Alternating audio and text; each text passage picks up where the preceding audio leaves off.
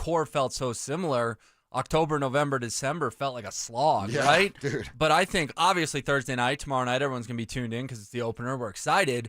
But even if they play the Hornets on a Tuesday night, I'm going to make sure to check it out because I want to see how Valanciunas plays when he's without Jokic and sometimes maybe when he's with Jokic. How does Bruce Brown look? We all remember Bruce Brown from 2023. Does he have a lot left in the tank? What's Tim Hardaway Jr. fitting in? And then, of course, Cam Johnson being the replacement for Michael Porter Jr. So he's going to be so good. He is going to be good, but I said give him until about Thanksgiving to figure out his role. But if the playoffs started tomorrow, and I know Michael Malone's no longer the coach, but if the playoffs started tomorrow, 4 of your 8 rotation pieces would be new. You're going to play the big 4, Jokic, Gordon, Murray, and Brown. But then the other 4 are going to be Bruce Brown, Jonas Valanciunas, Tim Hardaway Jr., and Cam Johnson. And I think what's curious about that is everyone says, well, the Nuggets don't have enough around Jokic. They literally remade half the playoff rotation. I think they finally have enough around Jokic. They did in 2023, but they obviously lost key pieces. So, yeah, that's what I'm watching. How are these 4 new guys who are not just 4 new guys sitting on the end of the bench, 4 new guys who are going to be playing in a Game 6, Game 7 against the Thunder come April, May, or June? Can't wait to see it. Can't wait for tomorrow. Obviously see the Avs with their hot start rolling right now. Not been able to be beat in a 60 minutes of regulation basketball. So fired up for this season, fired up that the MVP is here, and fired up to go play some golf. Oh, where are you playing? Look at you at the IU. Yeah, I'm decked out today. I love it. Well, I played good golf Sunday in IU gear. Yeah. So I'm trying to replicate that. Yeah. I love it. What course you playing? I don't want to say because it's always open and it's easy to book a tee time. I'll tell you off the air. Oh, you're gatekeeping. I'm gatekeeping, yeah. Does it start with an S? No. Okay. I'll text you. Start with an H. Yes. I have a guess. Does it start with an H? Oh, no. You know where it is. You know exactly what I'm talking about. Oh, does it have 2 names? Yeah. There's a second one start with an H. I love it. Go have fun. Go hit them straight. I was hearing you, Dover, just talk about, this upcoming season, and I am so fired up. But he said something there that I think is relevant. With Val playing, so if Val plays great, he'll be here for 1 year. I'm not so sure. And I'm looking at Cam Johnson's contract as well. Cam Johnson is under contract for 2 seasons in Denver. All right, his age 29 season and his age 30 season. I don't want to get carried away, but there's really an emphasis to win it this year. There's an emphasis to win it this year because I'm not sure how long this specific group of players are going to be together. And I mean, what an opportunity to go do it, but the future is unclear. Yeah, it's interesting because I've always said, hey, the window is open as long as Nikola Jokic is in his prime. And we think, what, Jokic's going to be in his prime 4 or 5 more years? But you're right. Sometimes you consider, is that window based on aprons and luxury taxes and all this other crap we have to deal with in the NBA, is that window smaller than the average fan realizes? Is that window this season? To get Jokic his second ring, to get Jamal another ring, Aaron, Christian Brown, those guys? I don't know. It's a good question because I don't think 1 year from now, if Nikola Jokic is still putting up 30, 10, and 10, we're going to say, well, they can't win it. No. You will just likely, you'll have a real decision to make with Cam Johnson. Right. Like these NBA players, they don't play on the final year of their contract. So you have a year to figure out if this guy's as good as I personally believe and a great of a fit as I personally believe that he's going to be. And then the Valanciunas, we're all excited. Hey, he's the best backup center that we've had in the Jokic era. He'll probably be here for 1 year. So it's just, look, we're just about to start a new season, and I'm already, looking ahead to next year. But it's just every year here moving forward, because this is going to be a repeatable conversation. Every year here moving forward when Jokic is in his prime, the emphasis to win the whole thing, you can't overstate it. You simply cannot overstate it. Because if you get 2 with Jokic, then everything afterwards feels like gravy. At least that's how I feel as a fan, because all the greats in sports have 2. Shouldn't say all. 90% of them have 2 titles, right? I would say 100% of the greats in NBA basketball have multiple. Sure. We do not have one player that we refer to in the pantheon as one of the greatest of all time, who has just one. That's a good comparison, because you're right. In football, before you flood the text line, people are going to say, well, Dan Marino never got a ring. He's still an all-time great. Yep. But in most sports, and you're right, particularly in basketball, that second one is what really gets you over the top. And I know as Nuggets fans, because we had never had one until a few years ago, that sounds greedy. But I don't care. Jokic is that great. He's that great. You got to get two. And then guess what? When we're sitting here on October 21st, whatever it is, next year, previewing the Nuggets, we'll go, gravy. Hope they get a third. But I think once Jokic gets a second, I can almost die happy as a Nuggets fan. Sure. Because I can just be like, we had the greatest player in franchise history. We had a top 10 player of all time. He got 2 rings. If the Nuggets suck for the next 40 years, they suck for the next 40 years. That 10 years of my life was worth it. I'm not going to feel that way if they only get one in the Jokic era. Well, I'll say this, Will. I think that if I had this conversation with the 2018 Will Peterson, you might have said something along the lines of, if they ever just get one, I'll die a happy fan. And now they have the one in their pocket. And so we readjust the expectations that Jokic himself sets for us. We are reacting to the absurd standard and bar placement for hit. Like consider this. I was listening to a conversation like this here within the last week on the Bill Simmons podcast. You have the 1980s are dominated by the Showtime Lakers or the Boston Celtics, right? Magic and Larry. That was their era. The 90s are dominated by Michael Jordan and the Chicago Bulls. The 2000s are dominated by Shaq and Kobe. The 2010s are dominated by LeBron and Steph. The 2020s are just there for the taking. But if you are going to isolate one person who has dominated the 2020s so far, it is Nikola Jokic with a championship and the MVPs and the Finals MVP, the insane historical statistical benchmarks that he has set. Because we're not in an era that's been dominated by one player or team championship-wise, the decade thus far is his. But if they win a second one, it's definitive. It's definitive, the Jokic era. That's the opportunity that begins tomorrow night. Yeah, and I love that you put it that way, because then you'll be listening to podcasts in 2050 where they'll just gloss over the 2020s. Well, that was the Jokic and the Nuggets era, right? Because you just went through it well of who has dominated the last 40 years in the NBA. And that's what we hope, because that's creating the legacy. That's leaving the legacy. It's like watching one of those election coverage maps right now and say there's 3 candidates in the race, and one candidate has 36%, another has 34%, another has 32%. Right? That's where it is with Jokic right now. But if he gets a title, they're going to put a check mark next to his name. He's got 50% of the vote, and he's the elected official of the NBA in the 2020s. Yeah, but what could be also at play, and the odds makers will tell you it's the most likely thing at play, is if Oklahoma City continues this run. See, they have a team unlike one that we have seen here in recent memory, where they win a championship, and on paper, not only keep everyone from the title team, but they should be more fortified than they were the previous year. Like Oklahoma City won, NBA record. And I know it's not the record, but amongst the best records in the history of an NBA regular season. Chet Holmgren was their 3rd best player on the championship run. He fractured his hip. He missed half the season.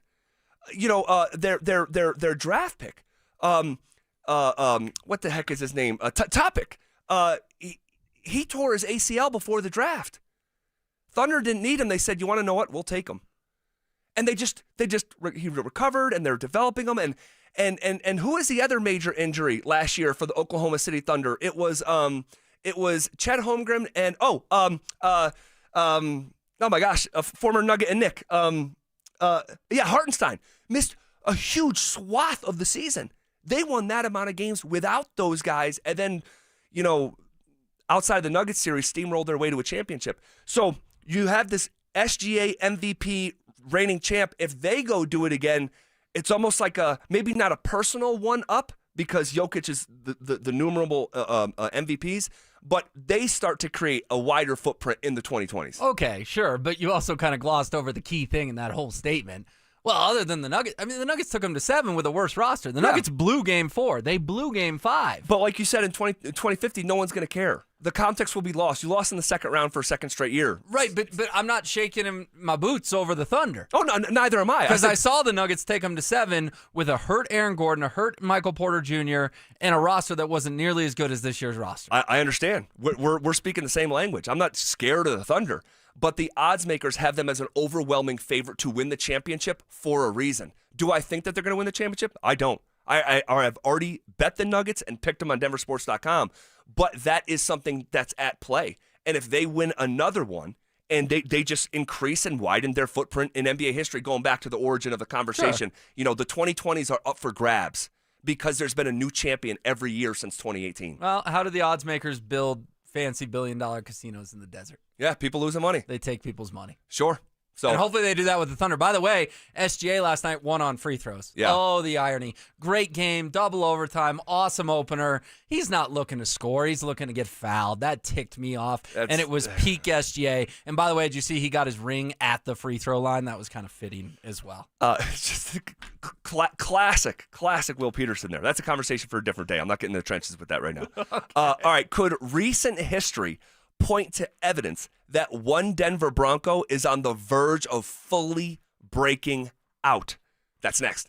Do the Broncos need to rip one particular play out of their playbooks? Bubble screens, no bubble screens. If they're not working and all we're doing is throwing for 1, 0 yards, minus yards, then stop running the darn things. And if they're not able to do it and block it up, simple stuff, then you got to stop running. Denver Sports 104.3. The Fan. All right, fellas. As you already know, intimacy is a special moment when we feel deeply connected to the ones we love. And truly, fellas, there are a few experiences out there that are wonderful as these. And I'm here to tell you that Rocky Mountain Men's Clinic is proud of the work they do in treating erectile dysfunction and other sexual health conditions. How many guys out there have a mediocre sex life?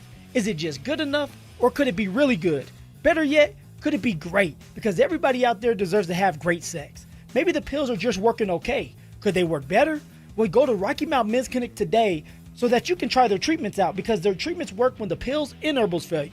Their treatments also have a success rate well over 90%. So some of these treatments can have you last an hour or even more if that's what you really want. All I need you to do is schedule a consult with Rocky Mountain Men's Clinic today. Your initial visit is only $99, and this will include a medical consult with a Colorado licensed medical provider, a T and PSA test, and if medically advised, a test dose. And if the test dose does not work in the office, the visit is free. They have 5 locations in Colorado to serve you as well. You can go to Fort Collins, North Denver, Central Denver, Castle Rock, and Colorado Springs. So give them a call today at 720-440-7900 or visit RockyMountainMen'sClinic.com. That's RockyMountainMen'sClinic.com. Ooh, ma. What was that? That is business phone bliss with the Ooma Cloud phone system. It handles all our voice, video, and messaging needs. You sound very... Calm? I am. Ooma has everything I need to run my business more efficiently, like virtual receptionist, call routing, and video conferencing. And it starts at just $19.95 per month per user, plus taxes and fees. Ooma. Nice. Find your business comm at ooma.com/radio. You're still glowing, flirting, grooving. You've still got it. But your immune system weakens as you age, making it harder to fight flu, pneumococcal pneumonia, RSV, and COVID-19. Vaccines are a key part of any health routine and help strengthen your immune response. Ask your doctor or pharmacist which vaccines you need. Schedule in minutes at vaxassist.com. Sponsored by Pfizer. Winning matters. Postman Law has recovered over $3 billion for clients. Injured? Call 844-POSTMAN. It's free to see if you have a case. Others promise. Postman delivers. Snow is coming, and Siltahar Motors is ready, stocked up on a boatload of Broncos sports built for adventure in rain, sleet, or snow. Only at Siltahar Motors, buy a 2025 Broncos sport for only $25,999 or lease for only $299 per month. Siltahar has the top selection with over 1,000 new and used vehicles available to choose from 5 different brands, all at one location. See their complete inventory of new and used vehicles at sthmotors.com. Siltahar Motors. Get everything you want out of a dealership. Hey, bro, weirdest thing is happening at the game. This guy sitting next to me says, "You're our good luck charm." Every time I crack a Bud Light, we score a touchdown. Now his entire family wants to buy me Bud Lights. I think I'm some kind of a football prophet. Talk soon. The team needs me. Anything for Bud Light, the official beer sponsor of the NFL. Stock up today. Enjoy responsibly. Copyright 2025 Anheuser-Busch Bud Light Beer, St. Louis, Missouri. Brandon Stokely here from my team, ROX, Rocks Heating and Air. Are you ready for winter? Worries you might need a new furnace? Don't know where to begin? Rocks Heating and Air makes it incredibly easy with their new, free, no obligation online heating and cooling quote. It takes less than 5 minutes and gives you options instantly. No calls, no waiting, and transparent pricing. Only at ROX, Rocks Heating and Air. Now play that jingle. HVAC service, installation, repair. ROX, Rocks Heating and Air. Football is here, and Fitness Gallery's fall football sale is your playbook for a winning home gym. Save up to 50% off on select premium equipment. Visit any of our 7 stores from Denver to Fort Collins and score big before the sale ends. This segment on 104.3 The Fan is brought to you by 5280 Exteriors, the altitude of quality. Stay up to date on the Broncos with our 9 News Broncos insider, Mike Kliss. Presented by Fitness Gallery. Hear the latest from every practice and every game every single week during football season. Denver Sports 104.3 The Fan. Denver Sports 104.3 The Fan presents The Drive with Zach By and Phillip Lindsay.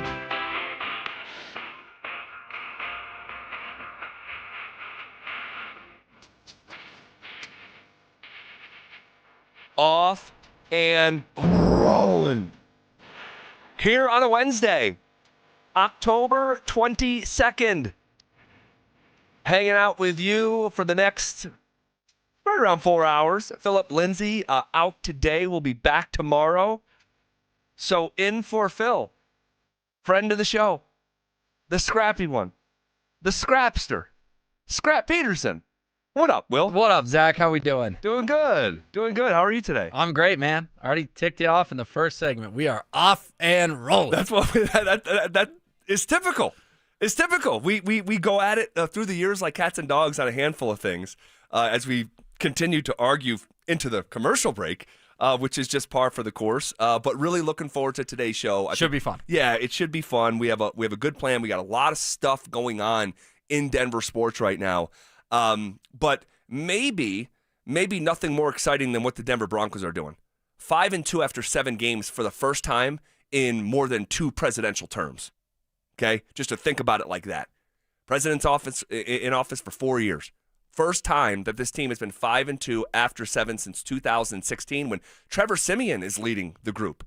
And I said going into the last break, could recent history point to evidence that one Denver Bronco is on the verge of fully breaking out? And I am talking about third-year wide receiver and special teamer Marvin Mims, coming off his best game against the New York Giants, to the degree that Marvin Mims had more yards against the Giants than he did against the Titans, the Colts, the Chargers, the Eagles, and the Jets combined. Wow.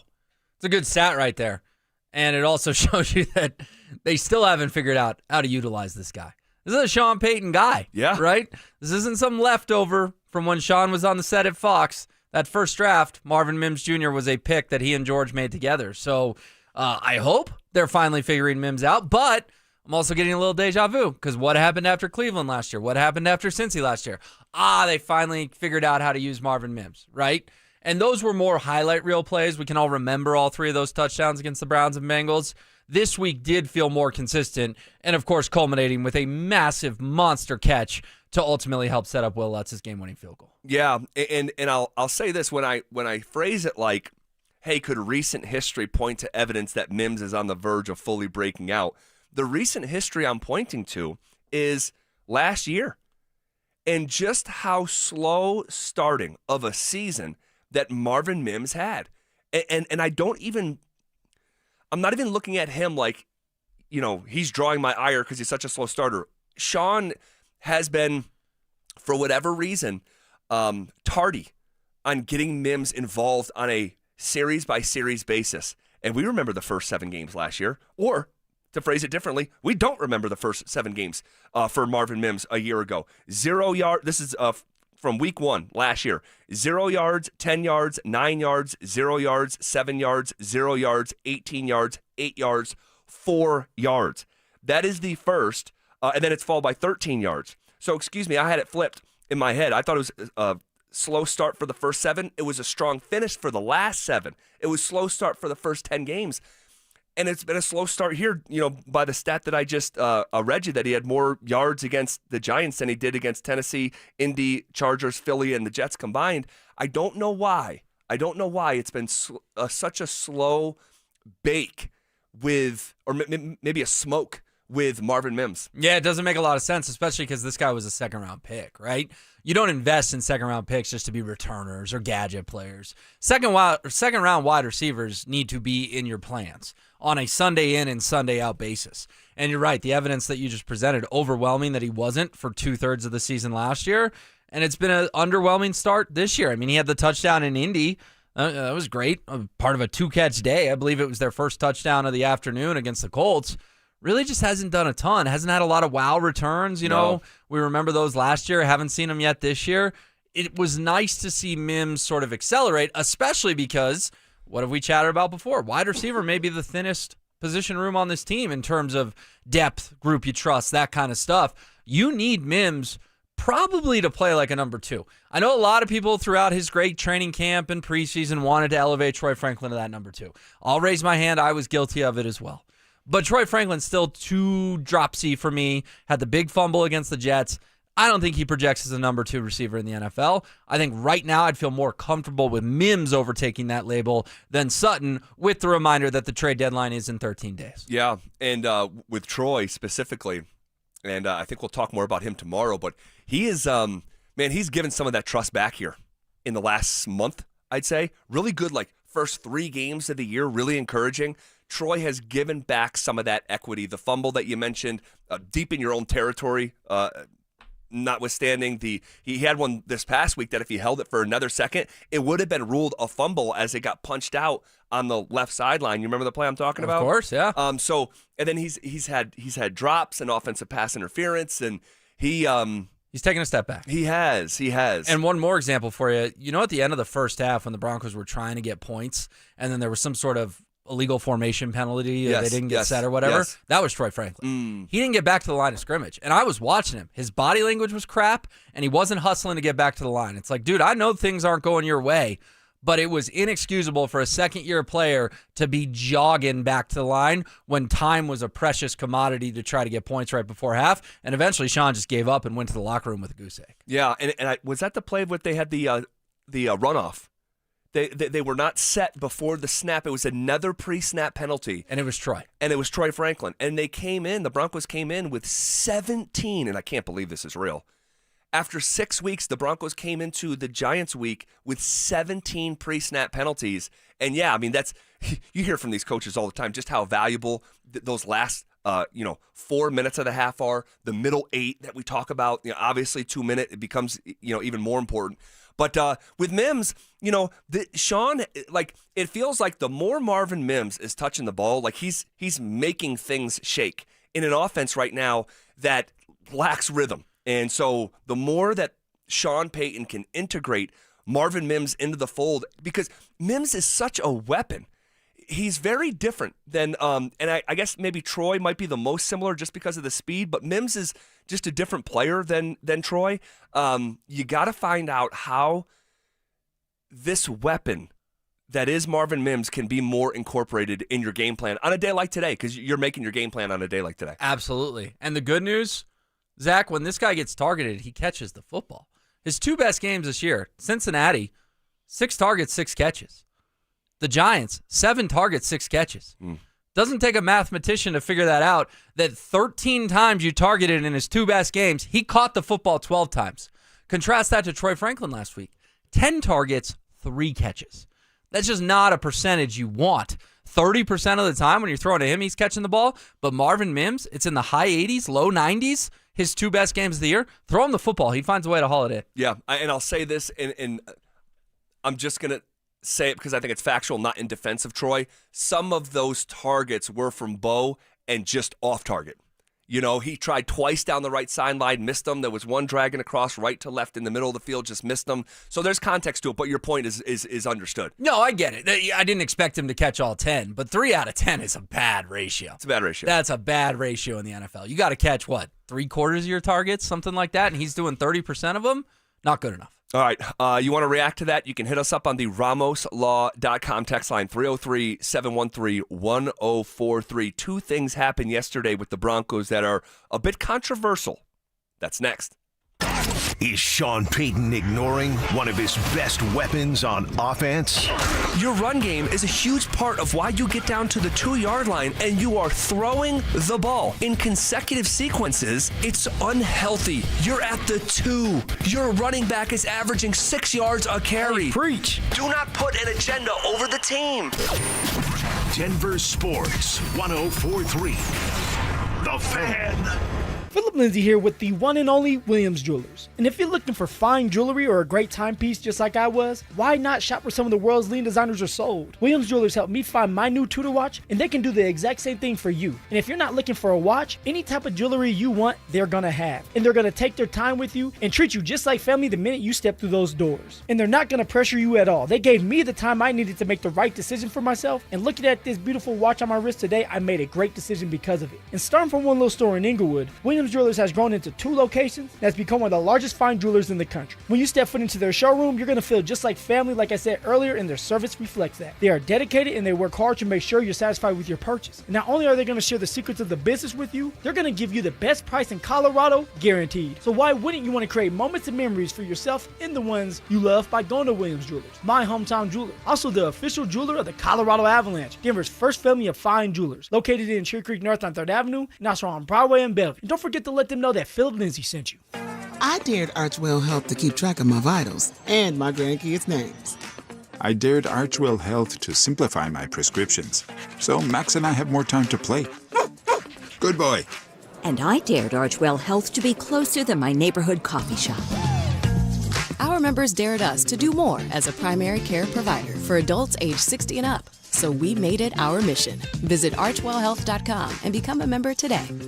Archwell Health. We dare to care. Dan Jacobs with 303 Law 4040. With just a friendly tip here, I like to remind people that they never want to be gambling that the person that hits them has good insurance. So I want you to take a look at your insurance policies. Check and make sure that you have 2 things. One's called MedPay coverage. You want to make sure you have that. And then also UM/UIM coverage. This will protect you in case you get into an accident and the person that hits you doesn't have good insurance. If you have any questions, just give me a call. 303 Law 4040. That's 303 Law 4040. Most people don't think about their garage door until it stops working. Hi, I'm Tommy Mello, owner of Don's Garage Door Service. A noisy garage door is a cry for help. Most repairs are simple, but if left untreated, they can turn into costly repairs. Your garage door works hard every day, and a little maintenance goes a long way. We fix garage doors fast with quality parts designed to last a lifetime. There's never a good time for your garage door to break, whether you're rushing to work or you're trying to get the kids to school. We know how much you rely on your garage door. That's why we offer same-day repairs, because life doesn't wait, and neither should you. Over 90,000 5-star reviews don't happen by accident. They happen by putting people first.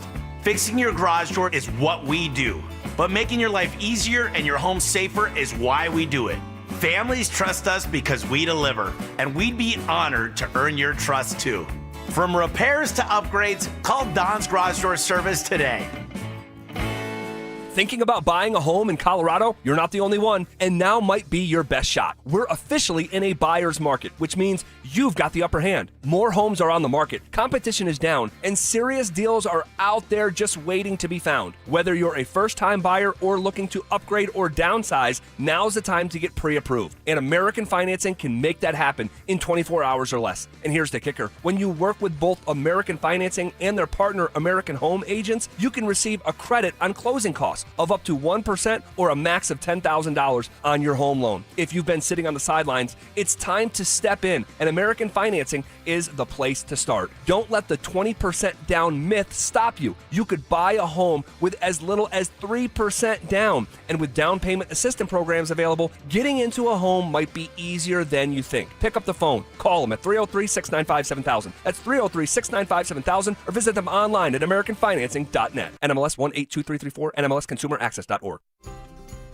It's the Medicare Advantage annual enrollment period, and Humana knows not everyone has the same needs when picking a Medicare Advantage plan. Now that I'm retired, I want to enjoy the life I've worked hard to build. So I want a plan that covers me when I'm traveling the country. Humana has a plan for that. As a veteran, I want a plan that fills in the gaps my VA coverage doesn't provide, like dental care. Humana has a plan for that. I feel good about my health. I just want care and coverage with predictable costs. No surprises. Humana has a plan for that. With a Humana Medicare Advantage plan, you get coverage and benefits that focus on what matters most to you. Learn more at gethumana.com. Humana, a more human way to healthcare. Humana is a Medicare Advantage HMO and PPO organization with a Medicare contract. Enrollment in any Humana plan depends on contract renewal. It's the Great Pumpkin, Colorado. Rock Creek Farms Pumpkin Patch and Corn Maze is one of the oldest in Colorado, with acres of pumpkins to pick, miles of mazes, baked goods, and more. Get your tickets now at rockcreekfarm.com. This segment on 104.3 The Fan's powered by Hellsberg. Shop and store are at hellsberg.com. You're listening to The Drive with Zach By and Phillip Lindsay on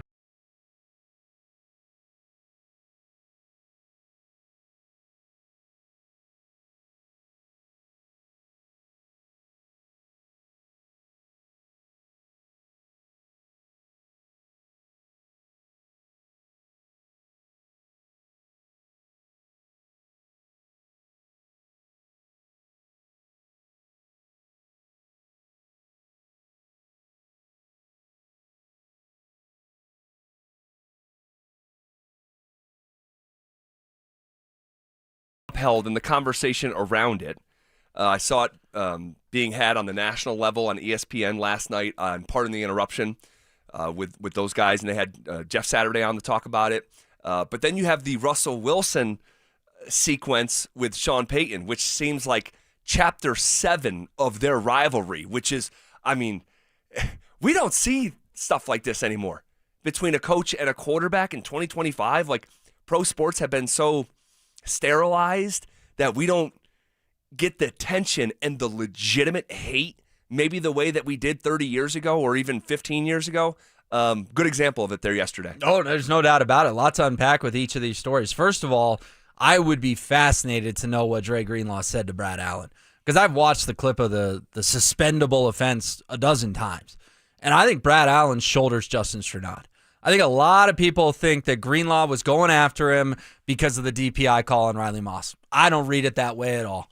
I think they were celebrating. They mobbed the field. They mobbed the kicker. And if you slow the video way down, Brad Allen throws a little shoulder at Justin Strnad. I think Dre Greenlaw was standing up for his boy. I'll show you. You're laughing. I'll show you the video, Zach. I've seen it. We watched it in slow-mo yesterday. It's just funny to hear, like, I think Brad Allen shouldered Justin Strnad. I think that's exactly what happened. I see it a little bit differently. I don't think Brad Allen wants to shoulder Justin Strnad. I think he was unhappy. But again, players, coaches, whatever, they chew out officials all the time. Sure. They get fined.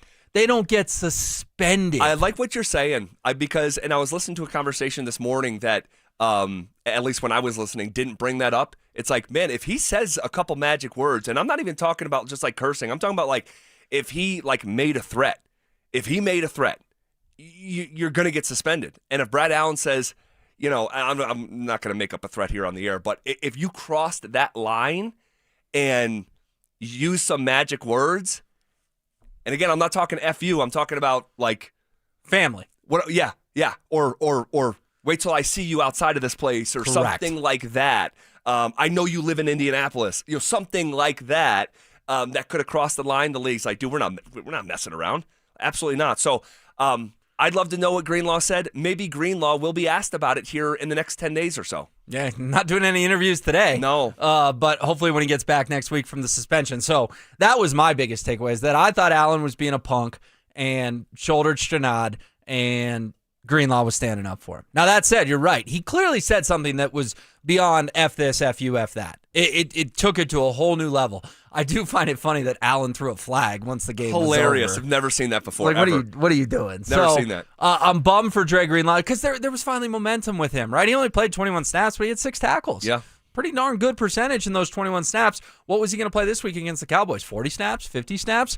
It certainly was going to get increased. So we finally get momentum with this dude, and it just gets squashed. Yeah. That was my biggest takeaway from Greenlaw. Now, in terms of for us. Hold on real quick before we move on. I just want to back up and say like how silly it sounds when you say that Justin Sternad got shouldered by Brad Allen, and then Dre Greenlaw had to stand up for Sternad against Brad Allen. Like, what are we talking about here? I mean, I watched the video. No, I'm telling you what I saw. I understand, but it's goofy. It is. Justin Sternad doesn't need you to go berate an official to stand up for him because he got shouldered in the middle of this chaotic sequence. So I just had to say that. Sure. Maybe he was unhappy about the DPI call. He would have let it go because they won, and then the shoulder just kind of set him off. Maybe so. Maybe so. With the Russ stuff, you have the shot from Sean Payton. Well, it was a shot, right? 100%. Clearly, 100%. And we know, if you don't know Sean, maybe you interpret it a different way, but we know Sean. It was a shot. And we know Sean's relationship with Russ. It was definitely a shot. Russ broke character. We have not seen Russ get in the trenches and get a little dirty. And, man, I feel like we're going to see this very differently because I was listening to you and Marcello on the way home yesterday, and Here's the way I see it, and then I'll lay out, and you can explain how you feel. Sean Payton just won a football game. He's taking a shot. He's twisting a knife because he's got the license in his head to do it. Russ didn't even play in the game. Russ is not an NFL quarterback anymore.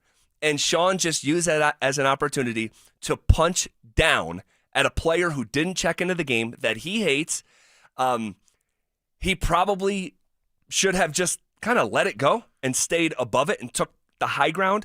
But we know that's not who Sean is. And even from a media standpoint, I kind of like it because it's good content and good fodder and started this war again. It's juicy. It's drama. It is juicy. It is drama. But Russell's reaction, in my opinion, and we talked about this yesterday when it came out, in my opinion, was just about the most human Russell has sounded or acted in years. And I can't stand Russell Wilson. I can't stand him. I went through it yesterday. I'm not going to do it again today in itemized fashion. I just can't stand him. Okay, he's one of my least favorite athletes I've covered here in Denver, and on a short list, by the way. So I just thought that, you want to know what? Russ might have come across as a little bit more relatable today than he did when I woke up yesterday morning and just defending himself. Sure, and I agreed with that part of it that, I can safely sit here today and say Russell Wilson is not a robot, right? He actually is a human being. Right. He showed that yesterday. I think there's a lot of people that thought maybe he could unplug that guy at some point. Seriously. And clearly, he's sitting at his locker yesterday. He's ticked off. He's still on the bench. He's got no path to playing in New York. And he fires off this tweet that now has $39 million views. Is that right? 39 million views. That is insane. Where he calls Sean Payton classless. My thing that I didn't love about it is he tried to be funny a couple different times. The whole bounty hunting thing, it's like this had nothing to do with bounties. You're trying to bring up some dirt from Sean in 2011, 2012. And then also, it was a shot at Broncos country, Zach, by throwing in the hashtag Let's Ride with the sideways crying face emoji. Oh, Lord. He stuck that knife that Sean took right back into our entire fan base because we all hated Let's Ride that much. He knew exactly what he was doing. No, he wasn't doing it to the fan base. Now, I'm sure Broncos country's not his favorite, and Russell's on the bottom of Broncos country's list. But I think what we have here is a situation where the majority of Broncos country, the majority, is taking up for the head coach because he's the head coach. All right. I can't stand Russell, but I'm viewing this sequence in a vacuum, and I will say probably unnecessary for Sean to kick Russ while he's down. Okay, but that's it was Sean. 10 minutes into a press conference. Yeah. On a day where you're right, Russ was a footnote. right? Like an absolute barely footnote. that. Barely that. The day was about Demaryius Thomas. It was about the Super Bowl 50 reunion, and then you throw in maybe the wildest comeback in Broncos history. No one was going to bed thinking about Russell Wilson. No. But Sean was like 10 minutes into a press conference. He's in a good mood, and he shared. He was not in a good mood. I'll give you pushback on that. He was not in a good mood. Okay, but he was in a chatty mood. I'll change my answer. Sure. Chatty mood.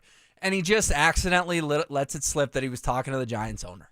And he told the Giants owner, hey, you think that was an accident? Well, he said, I wish you guys hadn't made a QB change. No, that's Sean being calculated. No, because Sean just talks and words just come out. No. The question he was asked had nothing to do with that. Sean drove the car to the destination where he wanted to be, and that's taking a shot at Russell Wilson. That's the most easiest thing to explain this. They hate each other. They can't stand one each other. So, like, I thought, like, look, one, it's not a big deal regardless, okay? This is not a big deal. But I thought Sean punched down. I thought Russell finally stood up for himself and came across as a human being, and I couldn't believe it. I'm like, I got to side with Russ on this one. No, he robbed the city of Denver blind.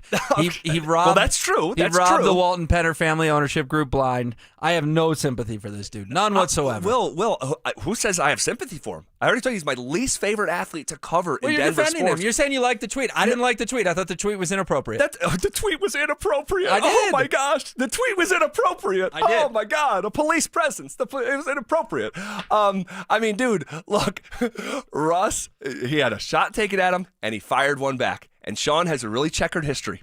So there's a reason why the NFL can't stand him. Okay? And so Russ used Sean's own history against him. It's all good. You know, I heard Mike say this morning, hey, if you're with Russ on this, you're a Rusty. What? No, absolutely not. I'm just analyzing the exact sequence, not their Wikipedia page or their resume in Denver, just the sequence in a vacuum. Can't stand the guy in general, but in this instance, I thought he was like normalized to a degree. Yeah, again, he's not a robot, but I thought Russ could have saved that one in drafts. Let's put it that way. All right. We'll agree to disagree on that here and leave it where it lies.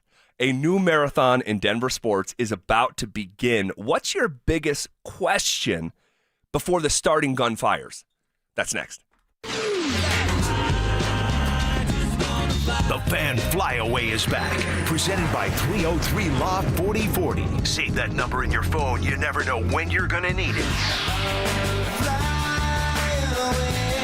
To kick off 2026, Denver Sports 104.3 The Fan is sending you to Phoenix for the biggest party in golf. Airfare, hotel tickets, and $500 in spending money, all included. Head to thefanflyaway.com to register. That's thefanflyaway.com. Denver Sports 104.3 The Fan.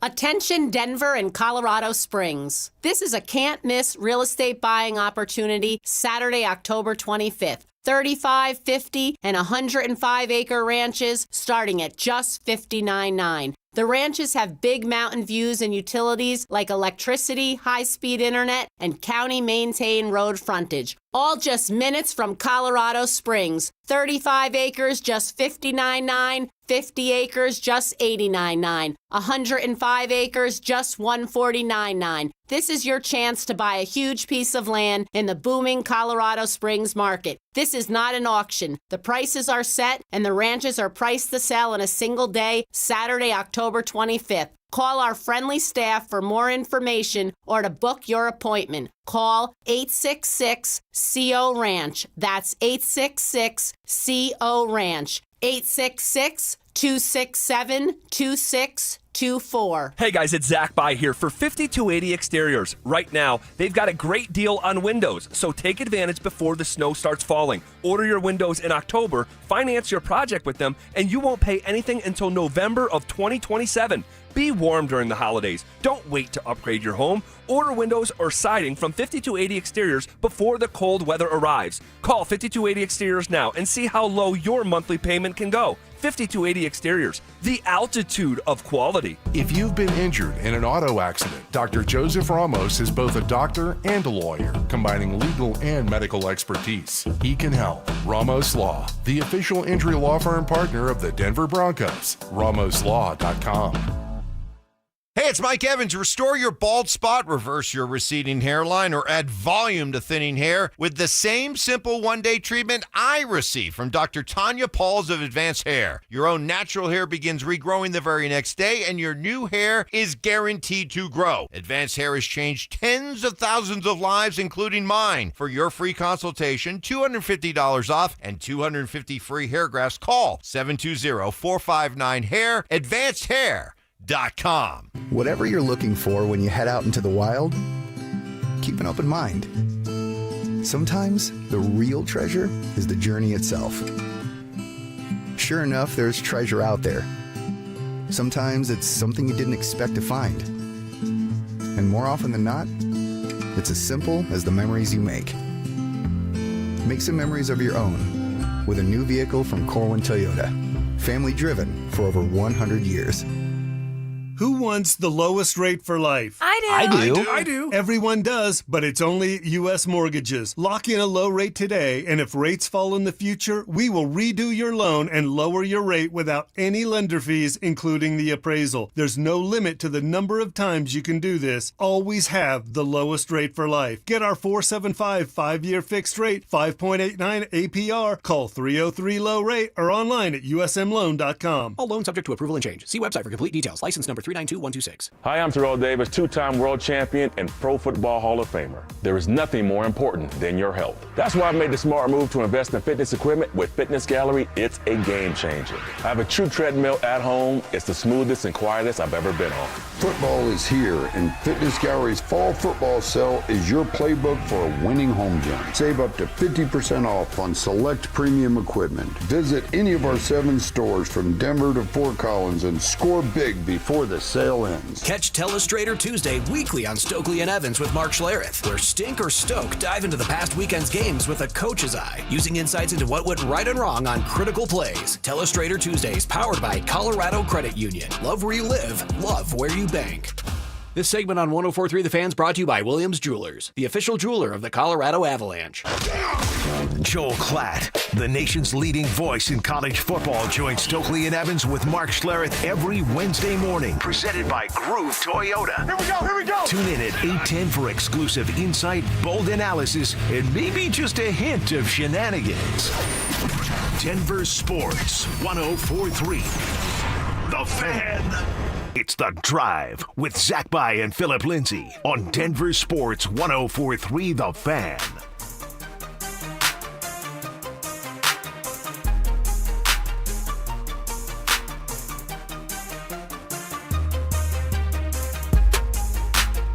All right, we're going to hear from Sean Payton in just a minute. But I'll just share with you real quick before we sequence into this other conversation. Sean just said that he did not take a shot at Russ in any way, shape, or form. Man, I got to tie half my brain behind my back, Mr. Will Peterson. I got to tie half my brain behind my back to believe that Sean Payton, in the way that we know him, mentioned that and had no ill intent towards Russell Wilson in any way, shape, or form. Yeah, who is he talking about? Jameis Winston? I mean, come on now. It's hilarious. What are we doing? I can't wait to hear it from Sean. See how many questions he gets peppered about this latest saga. But yeah, that's classic Sean. I almost wish he had just fired back and said, I don't know, something to continue this war of words. See, I wonder, and I'm glad that you just said that. I wonder, and I'm being literal here, if Greg Penner just checked in with Sean, because that tweet that Russell Wilson sent yesterday, that was news. That was on the front page of ESPN.com all day. And you know the traction that it got picked up everywhere. And Greg, from what I gather here in a sample size of about 3 years, is extremely classy and is I don't have an example of him not taking the high road on anything.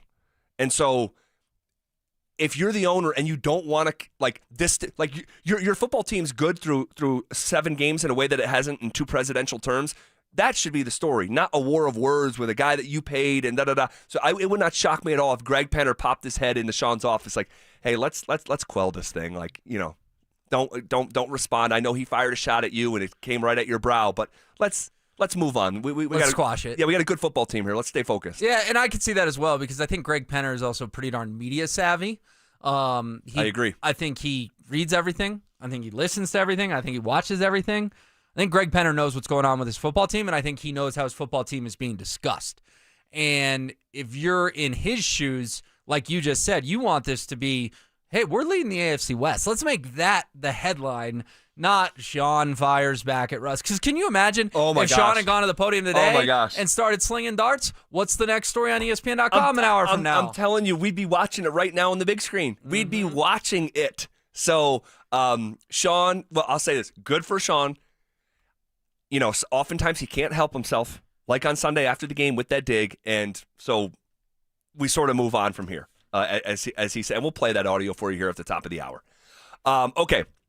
A new marathon in Denver sports is about to begin. What is your biggest question before the starting gun fires? NBA season opened last night. Nuggets' first opponent looked pretty good in a win. OKC ring night. The journey for these Nugs starts tomorrow night, rather. What's your biggest question that you have about this basketball team right now? Yeah, my biggest question, Zach, is that half the rotation is new. And I'm talking about potential playoff rotation. I understand Michael Malone's not the head coach anymore, but say David Adelman chooses to play 8 in the postseason. You're in a Game 7. You're probably going to play 8 or 9 guys. 4 of those guys are new.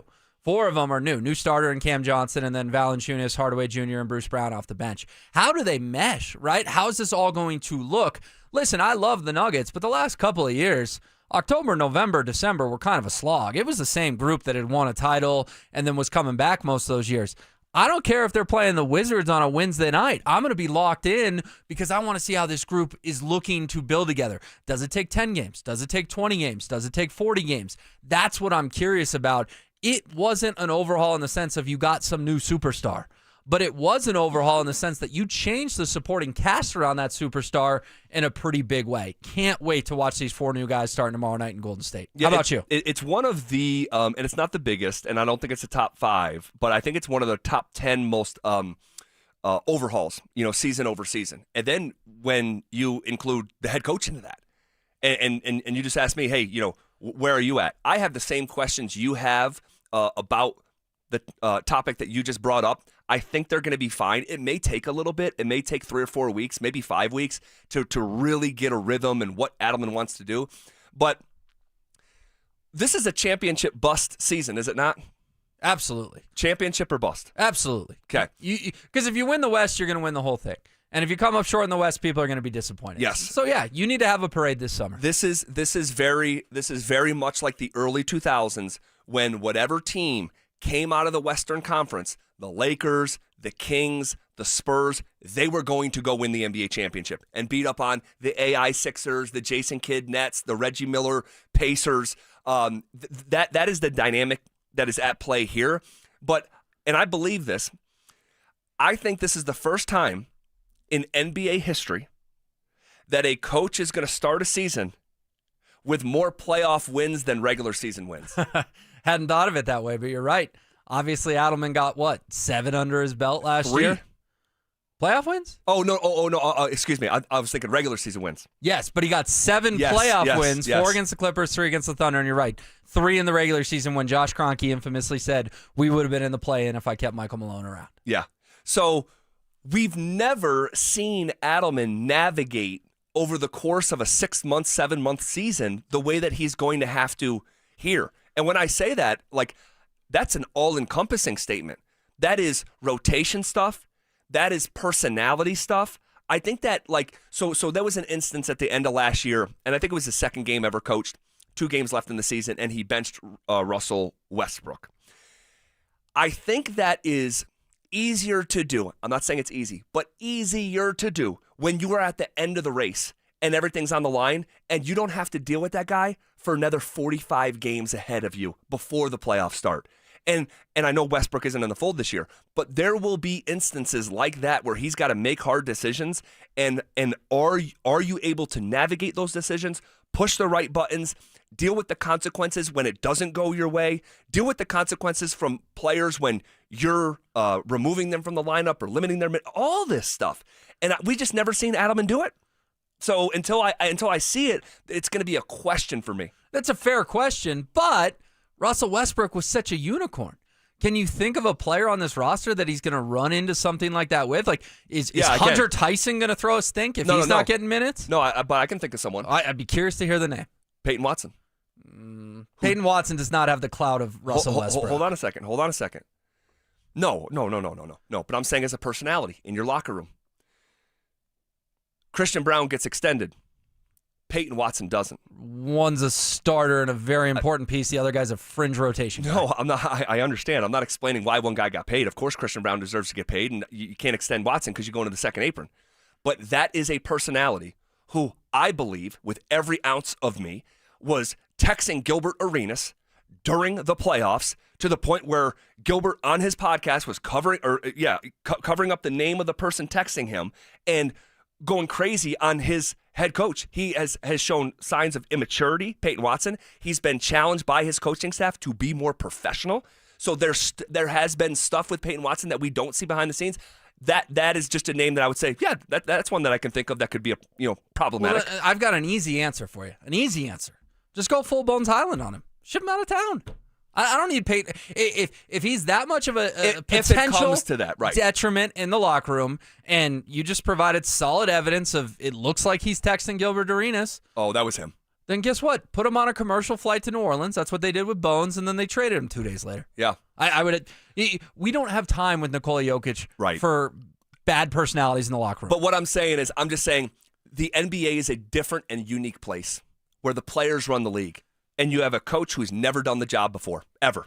I don't care. I know his dad was a coach, and he's been an assistant for a long time. Until you walk in those shoes and deal with those instances, it's going to be a question mark for me. Okay. And I'm not here to say that it's not going to work or he's not going to be the guy, but it's just going to be new. He's going to be coaching in his 4th regular season game ever tomorrow night. So we'll see. Super bullish on this team, and really, really cannot wait to get started. Okay, what are the projections saying about the Broncos' updated win total, playoff chances, odds they win the division after winning their 4th straight game? We'll pass along the numbers coming up next. Christian Brown is here to stay. The Nuggets locked down their rising star with a 5-year extension worth $125 million. With CB cemented into the starting lineup, is it officially championship or bust in Denver this season? Denver Sports 104.3. The Fan. This is the story of the one. As a custodial supervisor at a high school, he knows that during cold and flu season, germs spread fast. It's why he partners with Grainger to stay fully stocked on the products and supplies he needs, from tissues to disinfectants to floor scrubbers. All so that he can help students, staff, and teachers stay healthy and focused. Call 1-800-GRAINGER, click Grainger.com, or just stop by. Grainger, for the ones who get it done. Okay, I have to tell you, I was just looking on eBay where I go for all kinds of things I love, and there it was. That hologram trading card. One of the rarest, the last one I needed for my set. Shiny like the designer handbag of my dreams. One of a kind. eBay had it, and now everyone's asking, ooh, where'd you get your windshield wipers? eBay has all the parts that fit my car. No more annoying, just beautiful. Millions of finds, each with a story. eBay. Things people love. Heads up, pros. Now's your chance to unlock deeper savings. The Home Depot's new Pro Extra Preferred pricing can help you save thousands on the products your business uses the most. But the current benefit ends November 15th. Don't miss out.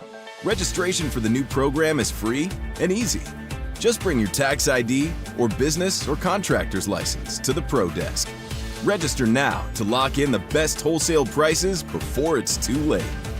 Looking to sell your used Rolex watch? We buy and sell pre-owned Rolex watches, all styles from old to new. Hi, I'm Scott Matthew with Matthews Fine Watches and Jewelry. Bring in your Rolex watch and we will buy it on the spot. Matthews, located in Highlands Ranch, serving Colorado since 1951. Comcast Business can help turn your small business into a connected, secure, modern business.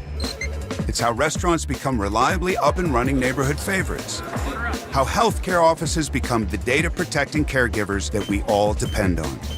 and how wealth management firms become cyber-securing guardians of your information.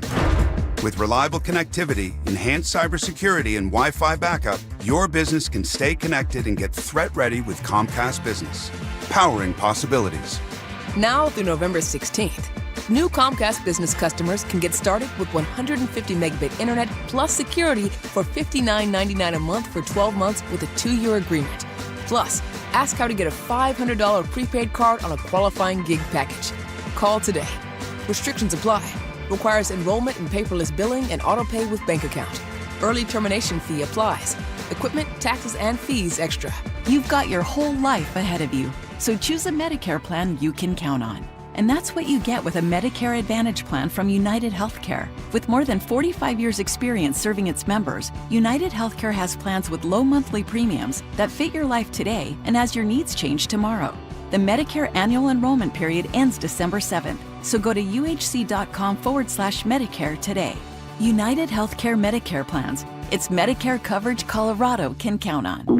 Oh no, stomach issues again? Stomach issues? Who are you? Your pancreas. I could be the real reason for your diarrhea, gas, bloating, stomach pain, or loose oily stools. I thought it was my stomach. People often do, but any of these symptoms could mean having a condition called exocrine pancreatic insufficiency, or EPI. With EPI, the pancreas doesn't release enough enzymes to break down food, but EPI is manageable. Use the symptom checker on identifyepi.com and speak with your doctor. That's identifyepi.com. Sponsored by AbbVie. Okay, I have to tell you, I was just looking on eBay where I go for all kinds of things I love, and there it was. That hologram trading card.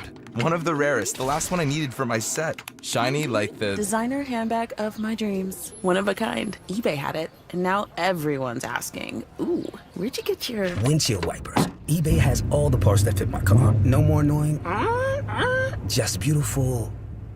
Millions of finds, each with a story. eBay. Things people love. Fall means football, and at Postman Law, we know winning matters. Our attorneys have won more than $3 billion for our clients, delivering the results they need when life gets tough. Car crash, workplace injury, serious accident. We know the insurance company's playbook, and we're here to help rewrite it for you with speed, ease, and results. Call 844-POSTMAN or visit postmanlaw.com. Others promise. Postman delivers. This is attorney advertising.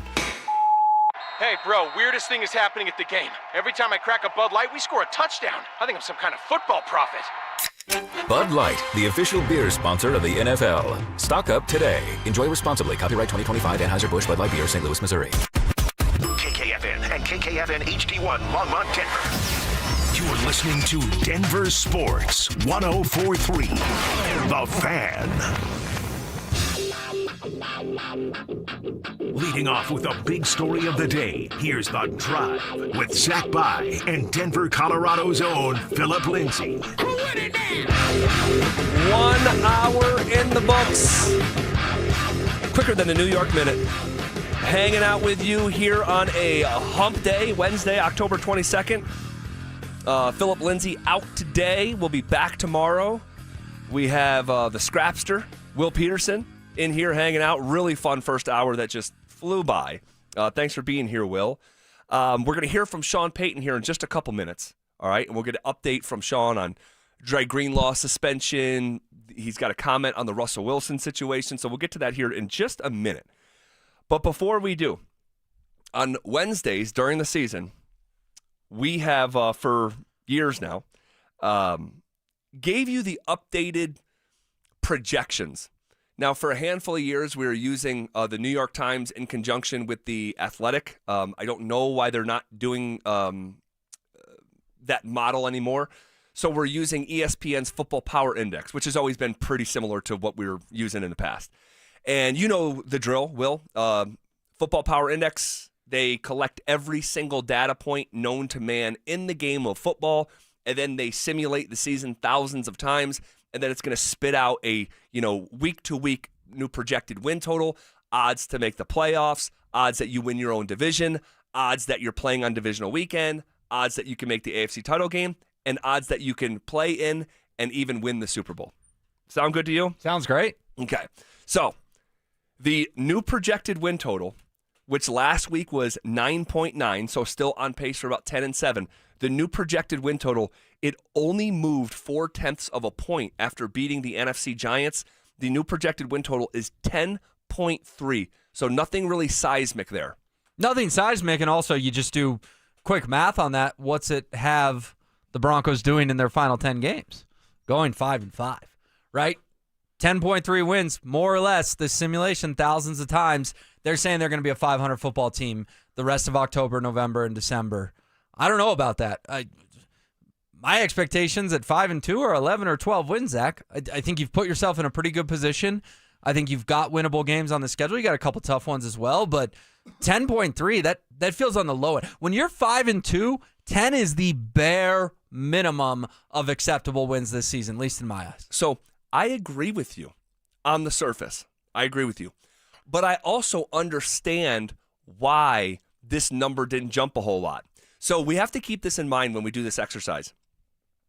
This is not a model that is just going, you win or you lose, and then here's your updated totals. They're weighing in and factoring in who you are down to down on game day.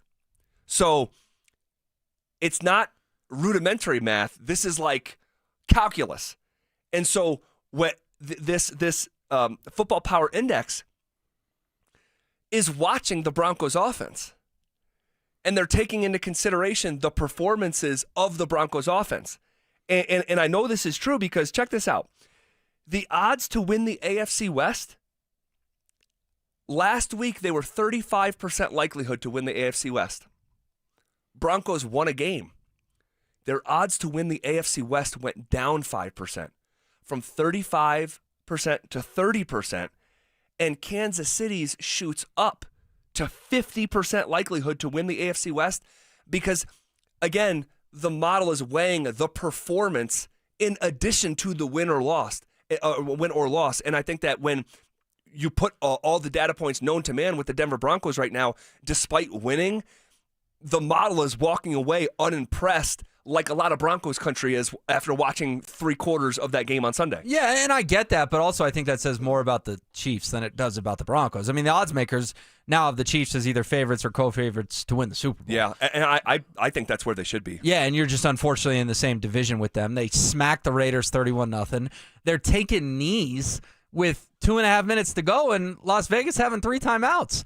I mean, that was the definition of Little League, we feel bad for you, we're just going to call this thing off. Pete Carroll's head coach with a lot of pride, done it for a long time, and he's got to sit there and watch Kansas City just go, you guys are so bad that we're just going to take a knee and call it good and go home. So I think the Chiefs skyrocketed because everyone's saying, well, we're really lucky the Chiefs have 3 losses, but how many games are they going to lose this year? 4, 5? I mean, the vast majority of the Chiefs' losses have probably already happened. They look like an 11-6, 12-5, 13-4 type football team. They do, and getting healthier. Exactly, and Rashid Rice is back from the suspension as well. So I think that one, to me, doesn't say as much about the Broncos as it more does, hey, guess what? You've suffered it the last decade, this team being in your division. Here they are again. The Chiefs are the Chiefs again. You guys are in trouble. Yeah, well, you know what? I partially agree and partially disagree. I think I partially agree with the Chiefs component because that team looks like it's rounding into form and it's like, man, we've seen this movie before. But the other part that I maybe disagree with you a little bit is about their view of the Denver Broncos. And their view of the Denver Broncos is, I think, similar to mine right now, where the team has won games, and that's the most important thing. That is the most important thing. But I also still struggle with who they actually are right now as a team. And when it comes to the offense, we've seen 4 good quarters of offense through 7 games. And in 4 of the 5 wins this year, and you don't apologize, I'm just adding context why I feel the way I do. In 4 of the 5 wins, you beat Cam Ward in his first game, who his coach was fired a month later.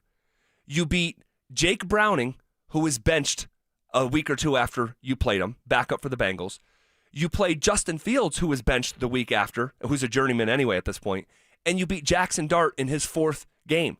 And I think that it sounds like I'm minimizing their wins, and I guess in some ways I am. But I think it just provides like context to, man, I just don't think this team has arrived yet, and I'm still gathering information on just how real this football team is. How much validity is there to their very glossy record right now? Okay, all right. The 4 wins that you outlined, sure, but can't just leave out the 5th one. They beat the defending champs in their house. They did. Jalen Hurts and Saquon Barkley. They did. And the Eagles seem to have finally figured something out, at least last week. Yeah, I don't know about that, though. Well, A.J. Brown and Devontae Smith both had huge days. They did. Huge days against the Vikings. But this was a team going into last week had the 30th ranked offense in the NFL. Sure. I get that, but I'm not saying you're cherry picking because 80% of the wins, you're right, you can dismiss as unimpressive. And I said 4 of the 5. Right. 4 of the 5. But we just got to be careful to include that 5th win in there. Yeah. The other side of the coin here, Zach, I'm being serious. I know you are. They are literally 2 plays away from being 7-0. Right. Literally 2 plays. And they're a couple more plays from being 3-4. So like this is the contrast of like what I'm talking about. Where it's like you can literally make an argument that the Broncos should have the best record in the NFL. You can make that argument without like overextending yourself and sounding like a psychopath.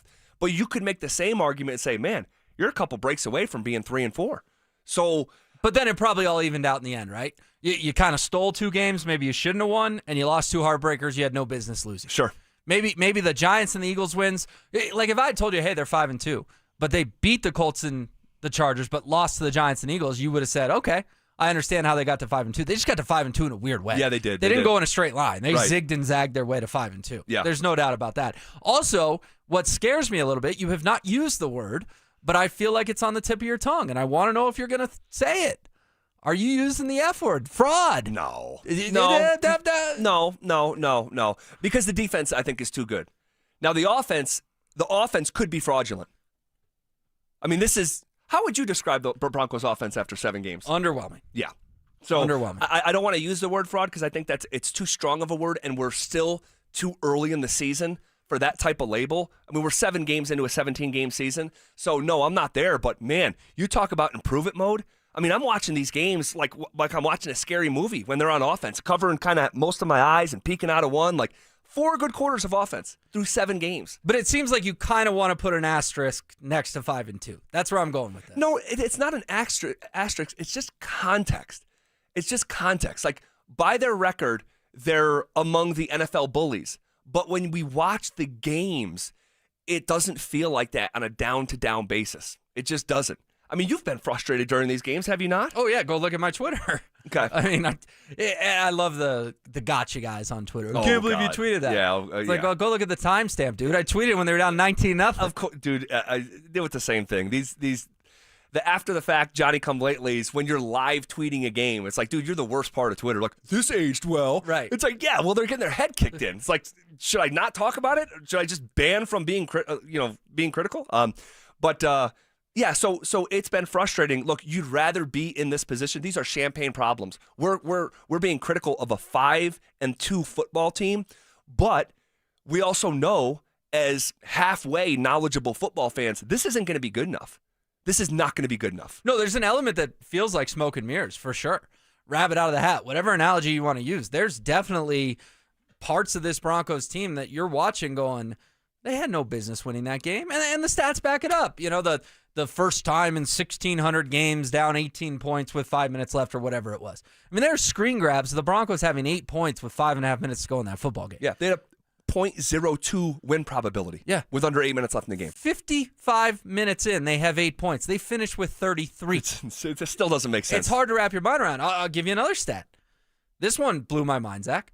The Giants had 5 touchdowns. The Broncos had 4 touchdowns and a field goal.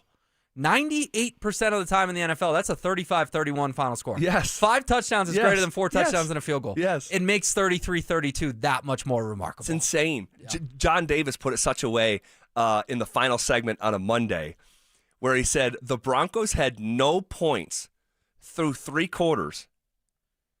The Giants scored 13 points in the 4th quarter alone, and the Broncos still won the game. It's just, and you can repackage this stuff in all different ways, and it just still, even here on a Wednesday, 72 hours after the game, It's psychotic. So none of it makes sense. It doesn't. None of it makes sense. It doesn't. And not to go like overly spiritual or religious, but like it feels like Demaryius Thomas was with them that day. I know. It does.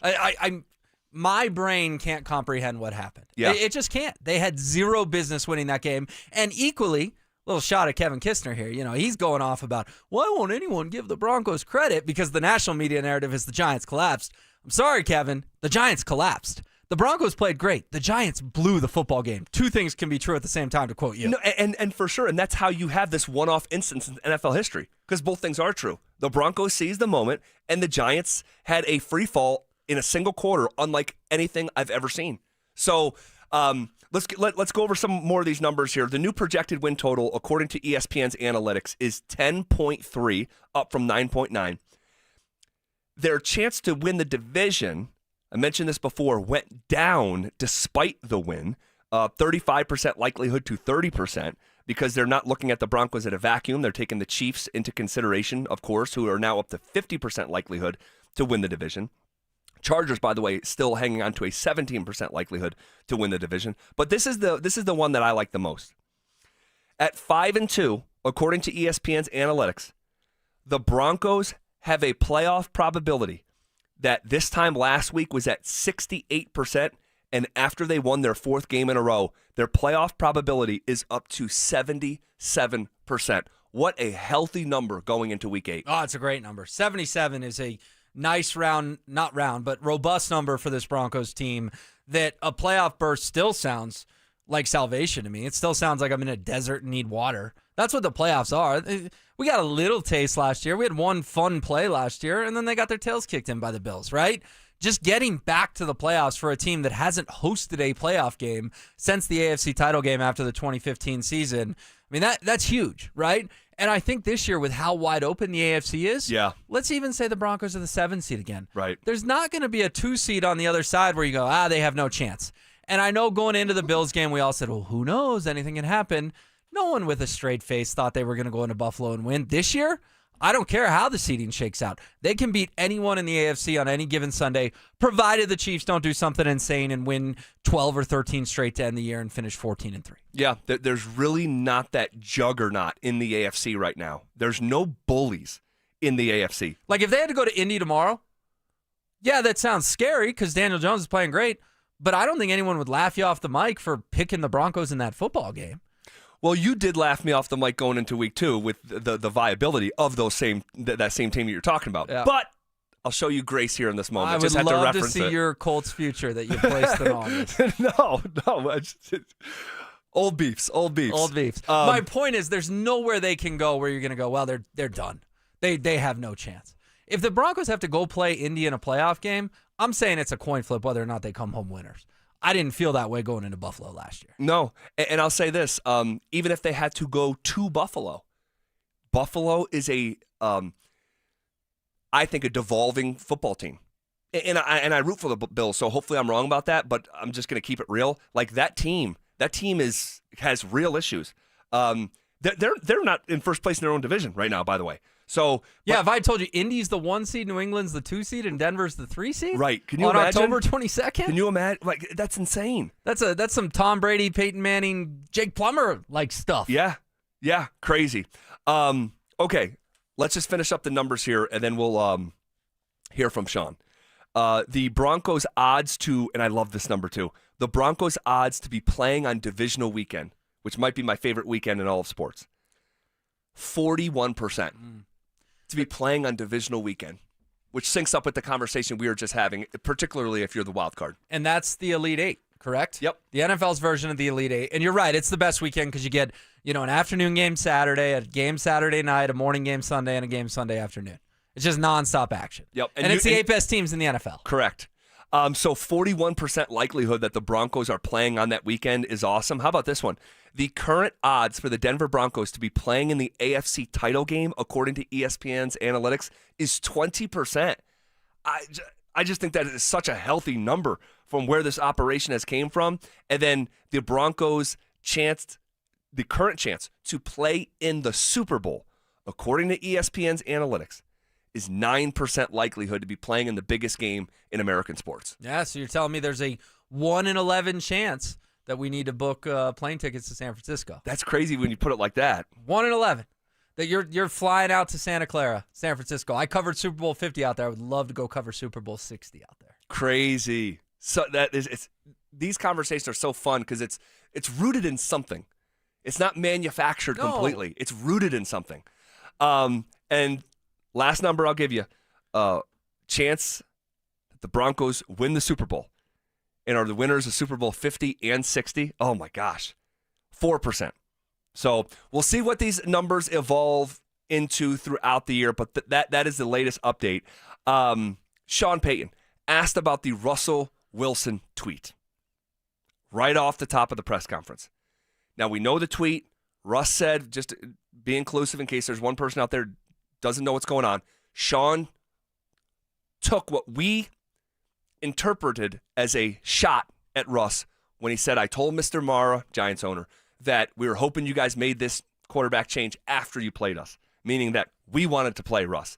Russ fires the tweet off yesterday. You said it has 39 million views. 39 million views. He called Sean classless and told him he was a bounty hunter. Yes, classless, but I'm not surprised. You're still bounty hunting 15 years later through the media. Hashtag let's ride with some crying faces. I mean, the tweet's funny. You're laughing right now. You think the tweet's funny. It's kind of funny. The tweet's kind of funny. It also was a shot at Sean and a shot at Broncos country. I don't believe that second part. I think it was a shot at Sean, not Broncos country. But we agree to disagree on that. Here is a Sean Payton moments ago when asked about Russell Wilson's tweet. Look, in the euphoria, the way that game unfolded, that was strictly about Dart. I mean, and I that was in no way, shape, or form anything that was directed at Russ. So, and I might be able to see how he might perceive that. But coming off that win and watching how he played, yeah, that wasn't any intention at all. What do you make of his response? It wasn't about Jackson Dart. It was about Russell Wilson. Come on, man. We're smarter than that, Sean. You threw a jab at Russ because you probably had a latte or two in the post-game locker room, and I'm obviously using that as an analogy here, metaphor, whatever. We know. But my point is that you took a shot at Russ. Russ has now sent a viral tweet back going after you, and you just want to squash this thing.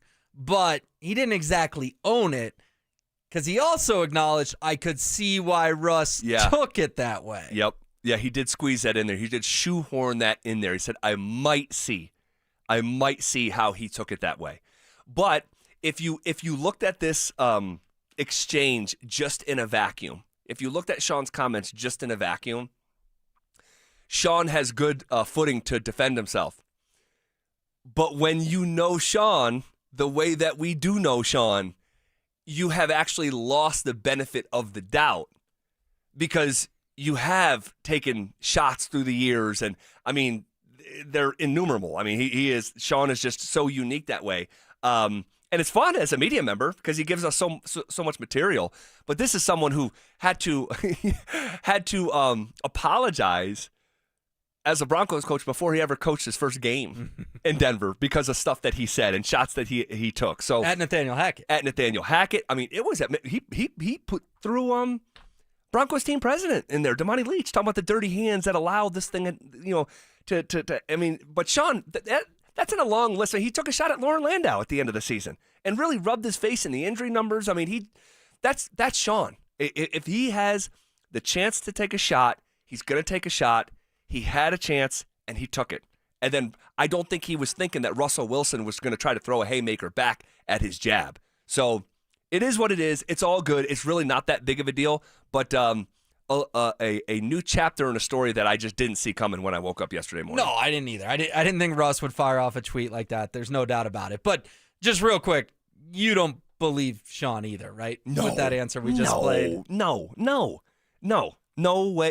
way, shape, or form. How about that? No way, shape, or form was that the truth. As he tries to say, no way, shape, or form was that a shot.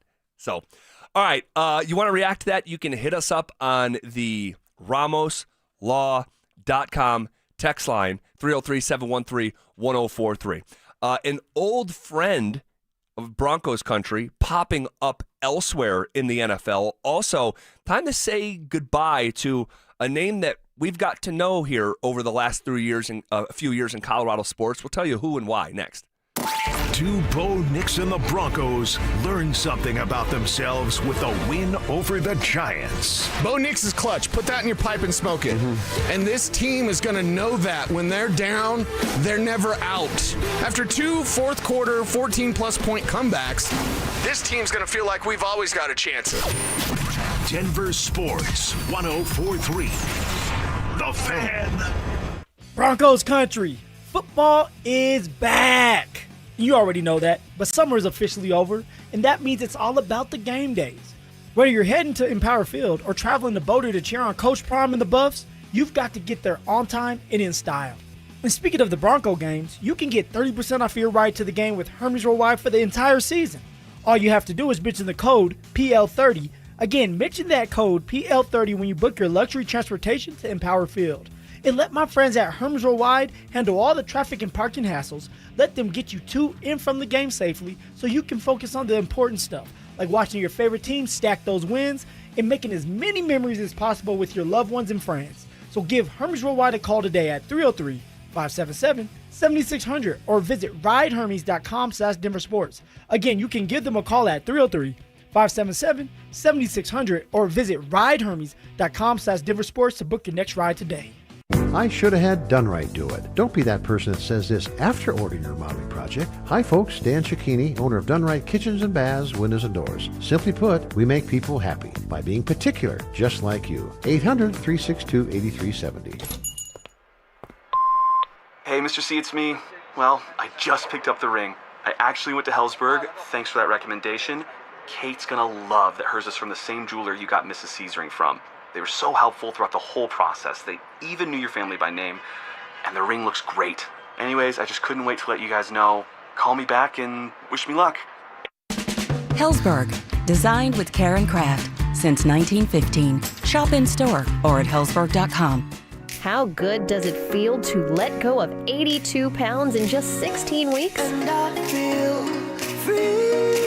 Soda Weight Loss is the #1 weight loss company in America for client satisfaction and results. In 16 weeks, I lost 82 pounds because I had learned how to eat smarter. And that's what soda does. They don't just help you lose weight fast, they help you keep it off with habits that last a lifetime. No hunger, no shots, no guesswork. You probably saved my life.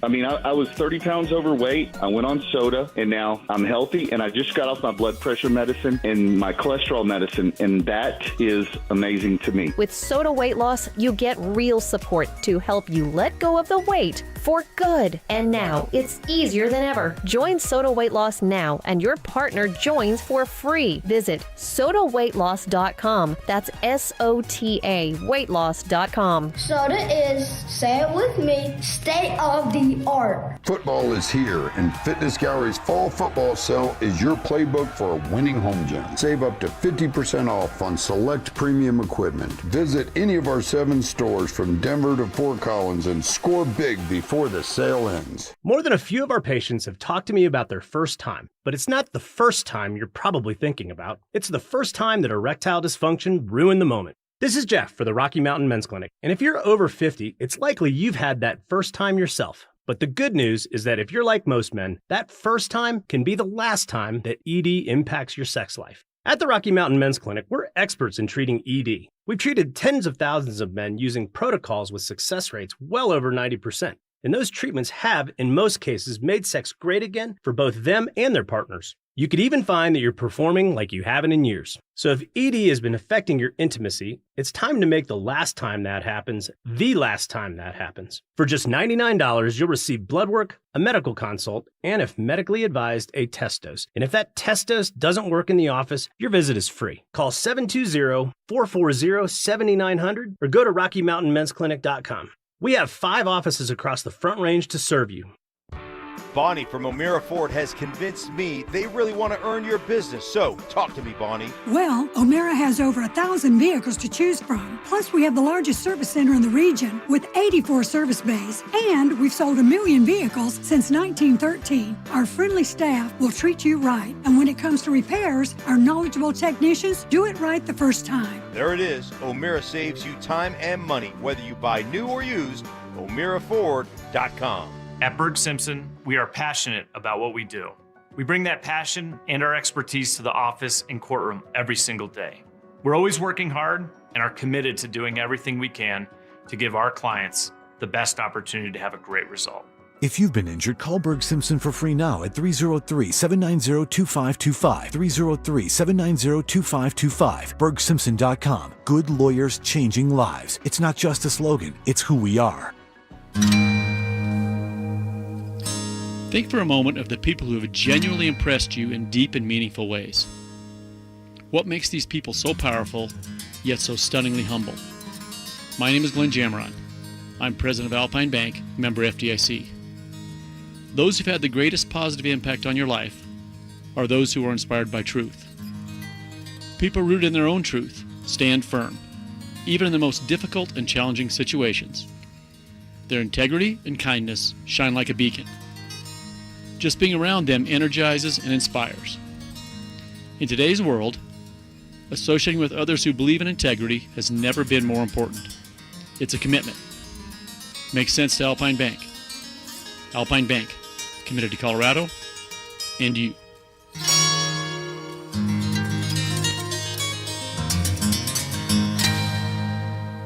This segment on 104.3 The Fan, powered by Rocky Mountain Men's Clinic. Want to partake in our contests? Check out the rules at DenverSports.com.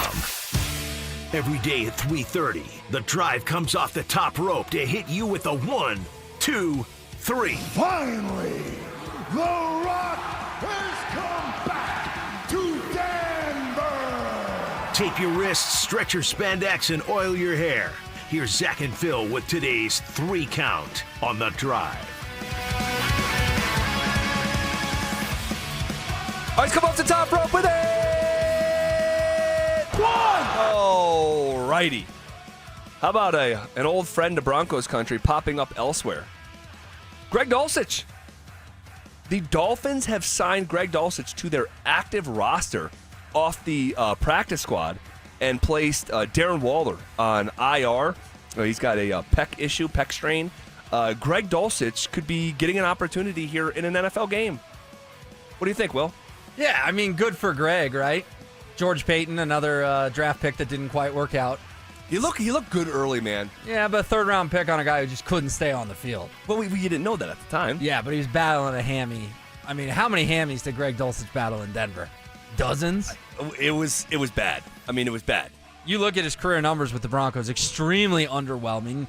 People forget he was on the team this time last year. It's true. They didn't cut him till November. They were trying to teach him how to run. Do you remember that report? Yeah. That they were trying to work with him to reteach him how to run. Like his gait was off.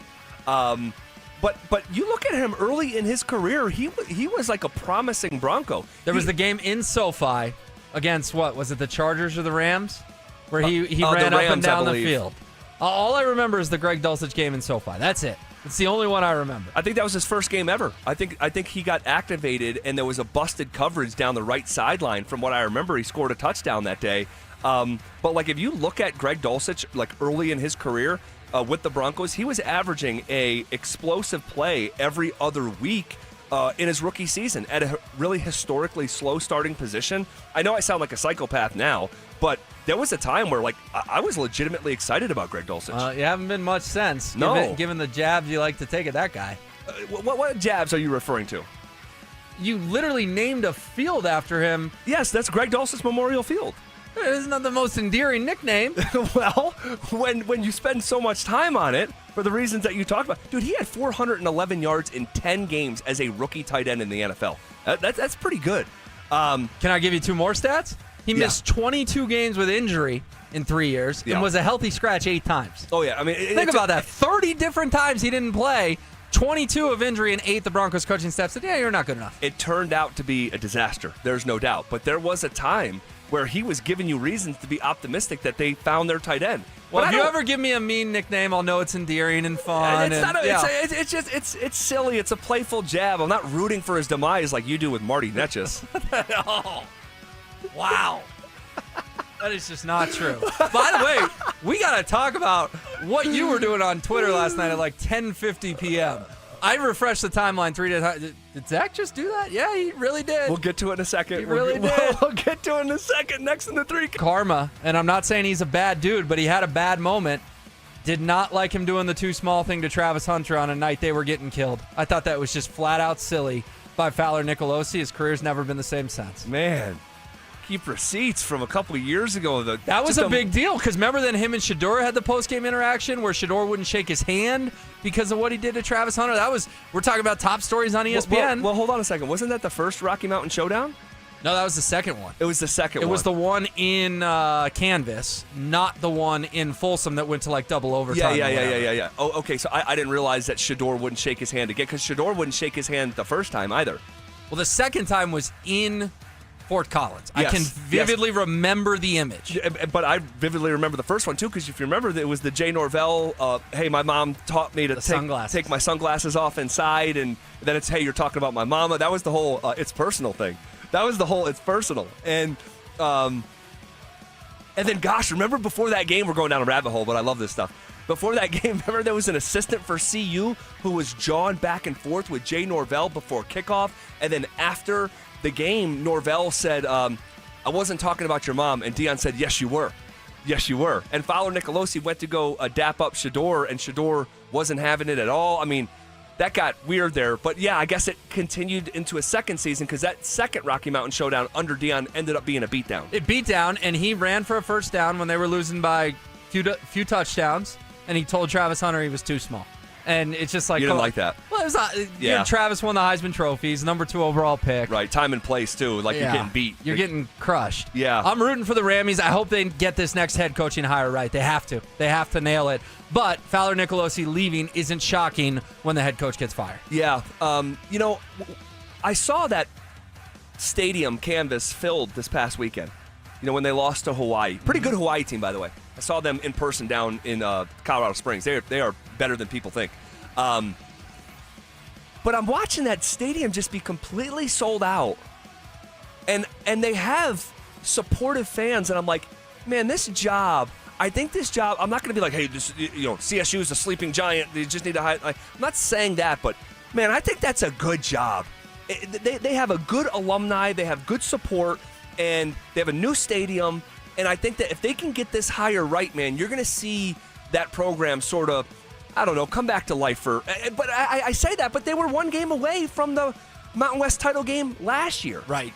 But the other thing about it, too, and I've heard the athletic director talk about it a couple of times, they are going to the Pac-12 next year.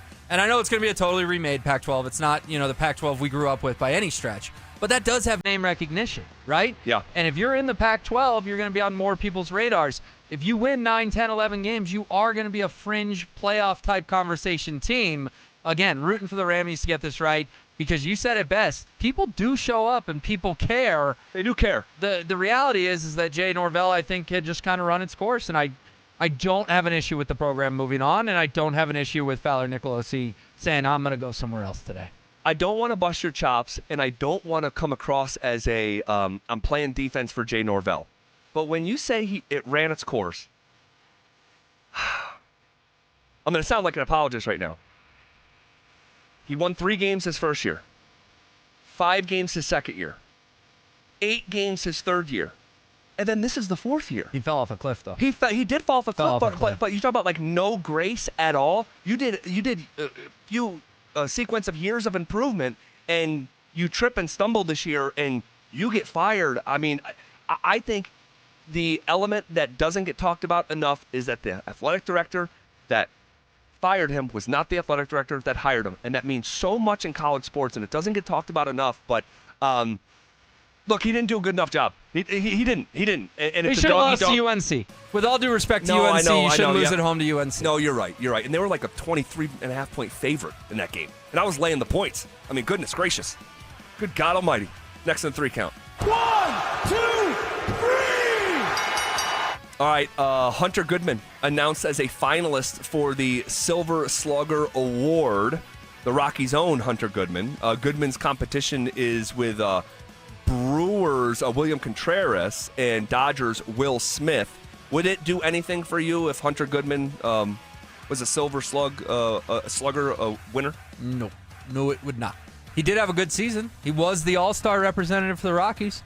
Maybe he's a building piece moving forward, but when you lose 119 games, I don't give a lick about individual awards.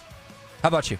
No, it doesn't do anything for me. I watched the Rockies less these last 2 years. It just sucks. I mean, the World Series starts Friday, and baseball hasn't been on our radar for 6 months. Crazy. Now, Hunter Goodman's name did come up because I said a couple weeks ago that I think J.K. Dobbins was the best bang for your buck contract in Denver sports.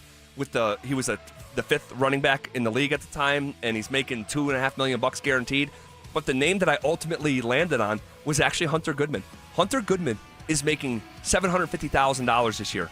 And I know the Rockies are dog water, but you had 150 hits, 31 homers, 28 doubles, 5 triples. You hit 278 for under $1 million for a Major League Baseball team. I actually think that's the best value contract in Denver sports, despite the team being terrible. Because that's a Saturday night at Coors Field for Dick Monfort.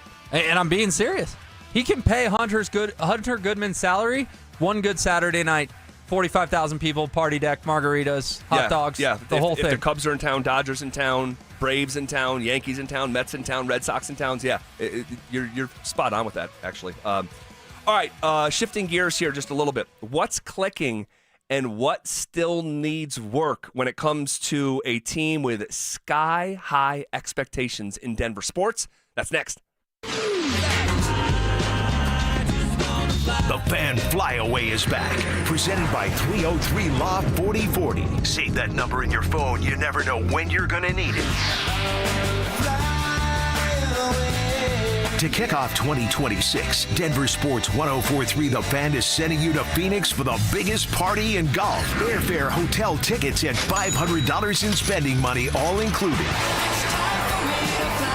Head to thefanflyaway.com to register. That's thefanflyaway.com. Denver Sports 1043. The Fan. Happy holidays, Colorado. Dave, come on. Isn't that a little early? No. Who wants to wait for savings? No one. Lock in our below-market 4.75 5-year fixed 5.81 APR. Wait, you have a 4.75% rate fixed for 5 years? Yes, and it comes with our lowest rate for life program. Our trademark lowest rate for life program allows you to lock in savings today, and if the market does improve after you close, even as little as 0.5%, we can redo your loan with no lender fees and no appraisal fee. And there's no limit to the number of times you can use this. This is the best program in the industry.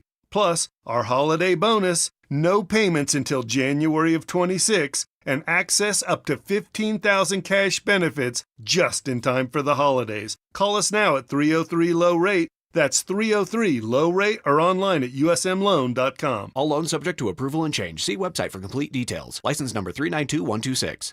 Every time I turn around, my friends at Pure Talk give me one more reason to feel good about switching.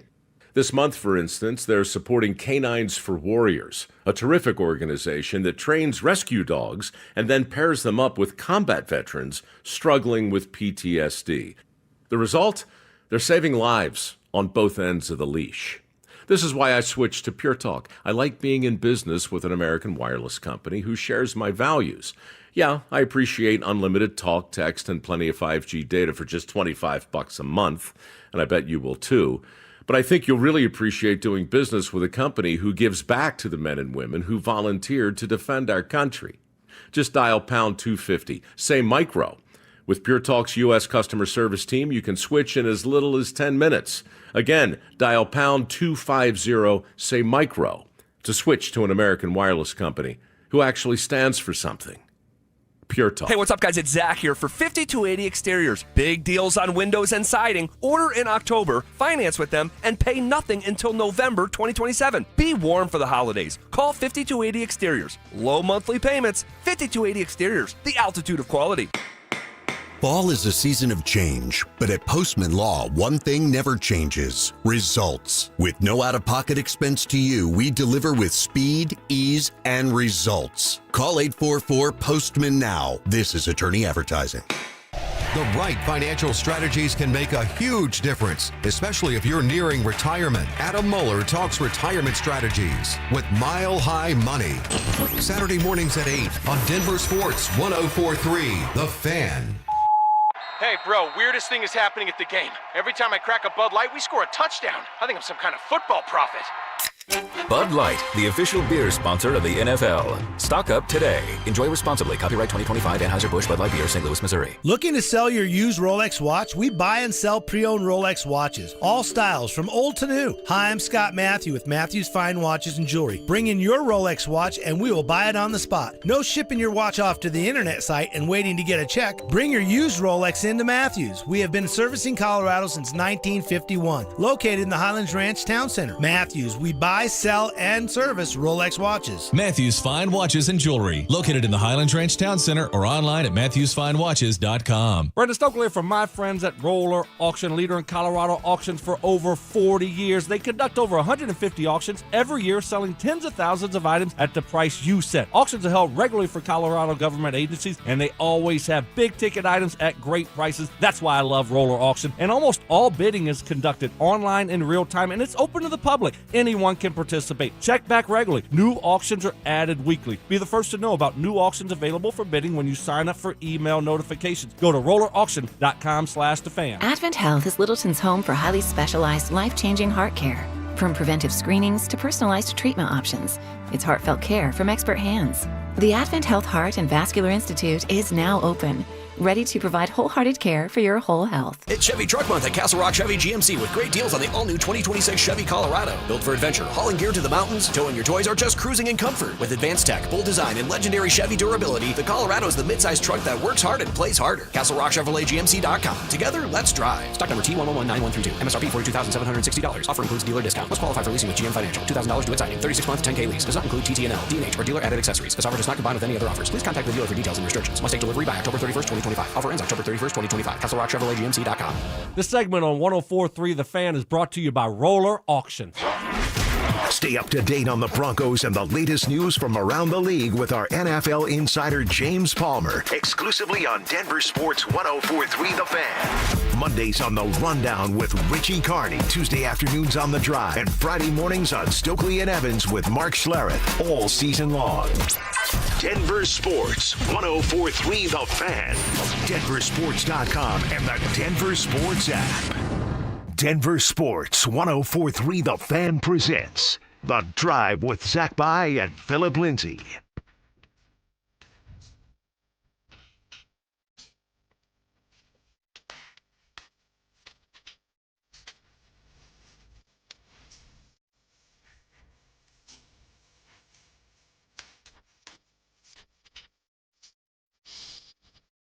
So what's clicking and what still needs work when it comes to a team with sky-high expectations here in Denver sports? Of course, we're talking about the Colorado Avalanche, who had the latest installment of their season last night on ESPN against the Mammoth. Unfortunately, Avs lose in overtime 4-3. That being said, though, The Avs still have not lost a game in regulation. A 5-0-2 is the record. 2 overtime losses to Dallas in a shootout. More Mikko. And then you have the overtime loss last night to the Mammoth. Only 2 teams in the NHL have still not lost a game in regulation, and our Avs are one of them. Yeah, no, it's a great start to the season, especially after going 0-4-0 last year and having all kinds of goalie problems. And the Avalanche certainly have that sorted out, and they're playing good hockey right now. I don't think, and I talked to Gabriel Landeskog about this at Media Day, I don't think they want to play big playoff games on the road, Zach. They just don't. When they won the Cup in 2022, every single series started at Ball Arena.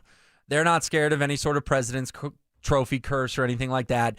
Game 7 spiraled out of control last year, and part of it spiraled out of control because they were on the road in Dallas, and the building perked up, and the Avalanche couldn't stop kind of the floodgates once they opened against the Stars in that game. So I'm really excited about the start. But can I just vent about last night real briefly? Sure. There was some stuff that pissed me off watching that game, too. So I'm lot curious of things to see that made me unhappy. All right, go ahead. You have the floor here. First of all, Gabriel Landeskog scores his first regular season goal in like 3.5 years. Mm-hmm. We're all celebrating. Everyone's excited. So stupid. And then there's this bogus offsides review. Insane. Where McKinnon wasn't quite off the ice, but Nichushkin's actions caused the puck to go back in, even though the Mammoth player hit the puck back into the zone. It was like his intent. It was so convoluted and ridiculous. Yes. And it was like, this is why no one likes replay. Because we're slowing it down to frame by frame, millisecond by millisecond. When the Avalanche made a great play, Gabriel Landeskog got a milestone goal for him personally. I'm sure that felt good. And it got wiped away. And it brought back memories of that Game 7 against the Sharks in 2019. Oh, my, yes. Where Landeskog had a very critical goal in an elimination game taken off of the board for a bogus offsides call. I forgot about that for a brief second. It was eerily similar. Eerily similar. God almighty. Yeah, that was rough. Anything else bother you in that broadcast? And then the second period advertisement commercial, whatever you want to call it, for the Utah Man. It was brutal. It was brutal. They had the owner of the team on there screaming his lungs out in the booth up there with John Butchergrass, and it was just... it was weird, man. It got to the point where they were talking about the Salt Lake City airport with the owner, and he's plugging sponsors. Delta, and I'm like, I just want to watch hockey. And then Utah scores, and he screams in my ear, and then it gets taken off the board, and then they score again, and he screams in my ear. So between the Landeskog balderdash, quote James Marilat, the advertisement for the Mammoth, and then, quite frankly, it's not getting talked about, but Nathan McKinnon had a really bad turnover in overtime. They won the opening faceoff. That's critical in OT when it's 3-on-3. And McKinnon just gags the puck. Utah comes down, scores. Ball game's over. That was rough to watch. So all three of those left me walk away not feeling satisfied. Yeah, and McKinnon pointless now in 2 of the last 3 here. So let's keep our eye on that. I don't think there's anything to worry about, but let's keep our eye on it. Are you okay with talking Marty Netchus? Absolutely. Yeah, of course. All right. Why wouldn't I be? You know why. Netchus scored the game-tying goal late in the third. He extends his season-opening point streak to 7 games. He's got 5 goals, 6 assists. It's hard to imagine a better start to the year than, and obviously I'm teasing you about Marty, which goes back to the Mikko stuff, and not going to relitigate all of that because we don't have enough time left in the show, let alone the segment. It's not his fault who he got traded for. So, look, Marty's been great. And again, hard to imagine a better start for him. Yeah, he looks pretty good. Looks pretty good. Yeah. See, look at you still. Well, Butchergrass was talking about last night he's not shooting the puck enough. He had something like 14 shots. I don't care what Butchergrass. I've watched every game. Marty's been great. Has Marty not been great? He's been very good. He needs to shoot the puck more, Zach. This guy's unbelievable. Nice shot last night, though. Pretty nice shot. Heck yeah, it was. Pretty nice shot. He snuck that between the goaltender's mask and the post. I mean, you watch the slow-mo overhead, it kind of glanced the mask and went in, and ultimately it helped the Avalanche steal a point because you were kind of thinking, hey, they're not going to win this one. Correct. And they're not going to even get a point. They're going to lose it in regulation. But as you outlined, they kept that streak going of they've at least earned 1 point in all 7 games, and Marty Netchus was a part of that last night. Yeah, so what are we talking about? The Avs have had a 14 potential points, and they have 12 in their pocket. Correct. I mean, goodness gracious. I know it's not flawless, and I don't want to be like patting them on the head after a loss, but like it's the same thing I just said about Marty, you could say about the Avs. It's hard to envision a better start, and it's hard to envision you getting better goaltending from your backup through 7 games the way that they've got from Scott Wedgwood. Clearly, and I think a couple weeks ago, if you'd asked me, hey, how many games is Scott Wedgwood going to play this year? I would have told you 30. 30. Well, he's getting the first 7 because Blackwood's hurt. We'll see if he gets tomorrow night against Carolina. Zach, I think it's getting more and more as this Blackwood thing continues to linger a little bit. He could be out there tomorrow night. We'll have to see. I think it's getting more and more that when you look at the stats, 82 games at the regular season, it's going to be about 40 games for Scott Wedgwood and 40 games for Mackenzie Blackwood. Yeah. I truly think this is trending more and more because of how good Wedgwood's played toward a time split. Yeah, in his last 16 starts, Scott Wedgwood is now 13-0-3, dating back to last March. The one thing Real quick before we actually, I'll hit this first, and we'll let you pay off what you teased last segment. Man, this power play has been lackluster. 0 for 1 last night. Did not register a shot on goal on the power play, and they're now 3 for 26 on the season. In the last 4 games, they're 0 for 11 on the power play. This is a central reason why they could not beat Dallas last year in the playoffs. They were brutal in that department. They fire their special teams coach that had been next to Bednar forever. They bring in a Dave Haxtell to improve this. I mean, goodness gracious, it's not good. No, it's one of the worst in the league right now. It's hard to watch. They're almost better 5-on-5 than they are 5-on-4. I know, it's true. And that's hard to wrap your mind around. And Ray Bennett, I believe, is with the Islanders now. I'm sure he's having a cigar and cackling a little bit watching this going, you think I was the problem? Yeah. You think I was the problem? Yeah. Wasn't the problem. Real quick, you referenced my tweet last night. Oh, my gosh. So I'm sitting there watching the end of the Avs game, and Marty scores to make it 3-3. And, Zach, you should have put a not safe for work label on your tweet on Marty Natchez. He's in a very suggestive pose. I just want to know where in the world you got that photo from. People should go look at your timeline to describe it, but it's spicy. I'll tell you what, man. This market had not seen this picture yet. Yeah. To my knowledge. I had it from a buddy who's a huge Carolina Hurricanes fan who lives in North Carolina.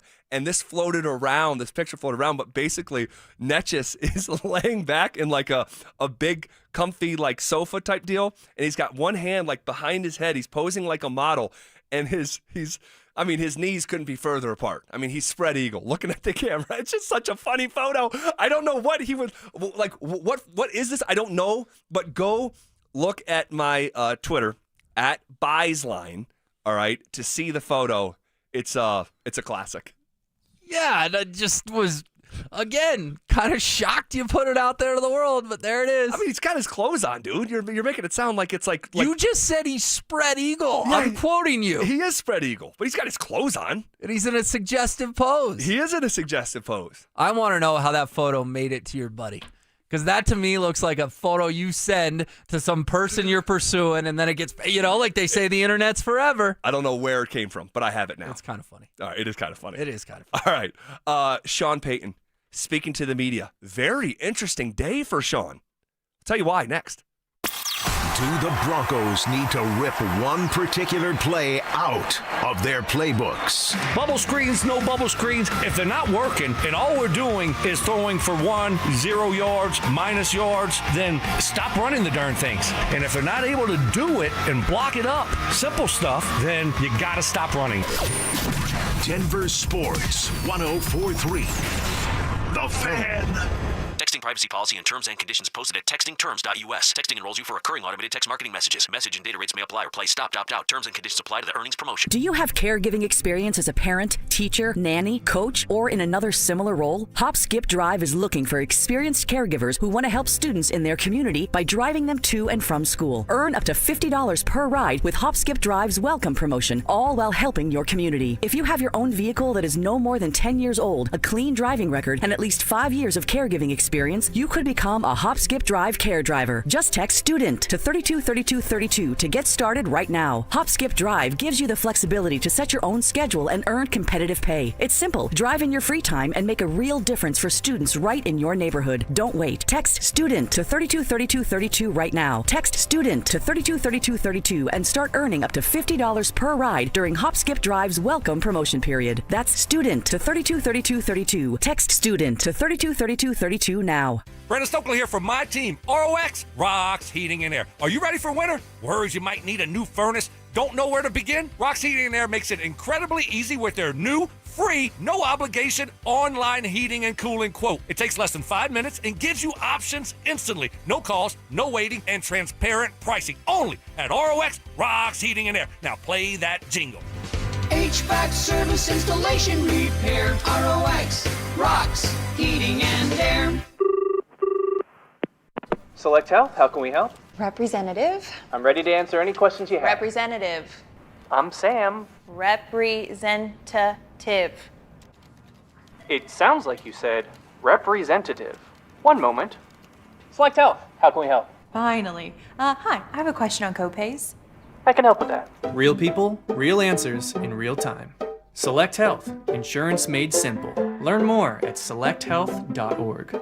What if you could delay your next 2 mortgage payments? That's right. Imagine putting those 2 payments in your pocket and finally getting a little breathing room ahead of the holidays. It's possible when you call American Financing today. If you're feeling stretched by everyday expenses, groceries, gas, bills piling up, you're not alone. Most Americans are putting these expenses on credit cards, and credit card rates are insane in the 20s or even 30s. American Financing can show you how to use your home's equity to pay off that debt with rates in the low 5s. Their salary-based mortgage consultants are helping homeowners just like you restructure their loans and save money every month, all without upfront fees. Their customers are saving an average of $800 a month. That's like a $10,000 raise without having to change jobs. Call American Financing before it's too late at 303-695-7000. That's 303-695-7000, or visit them online at americanfinancing.net. NMLS 182334, NMLSconsumeraccess.org. APR for rates in the 5s start at 6.196% for well-qualified buyers. Call 303-695-7000 for details about credit costs and terms.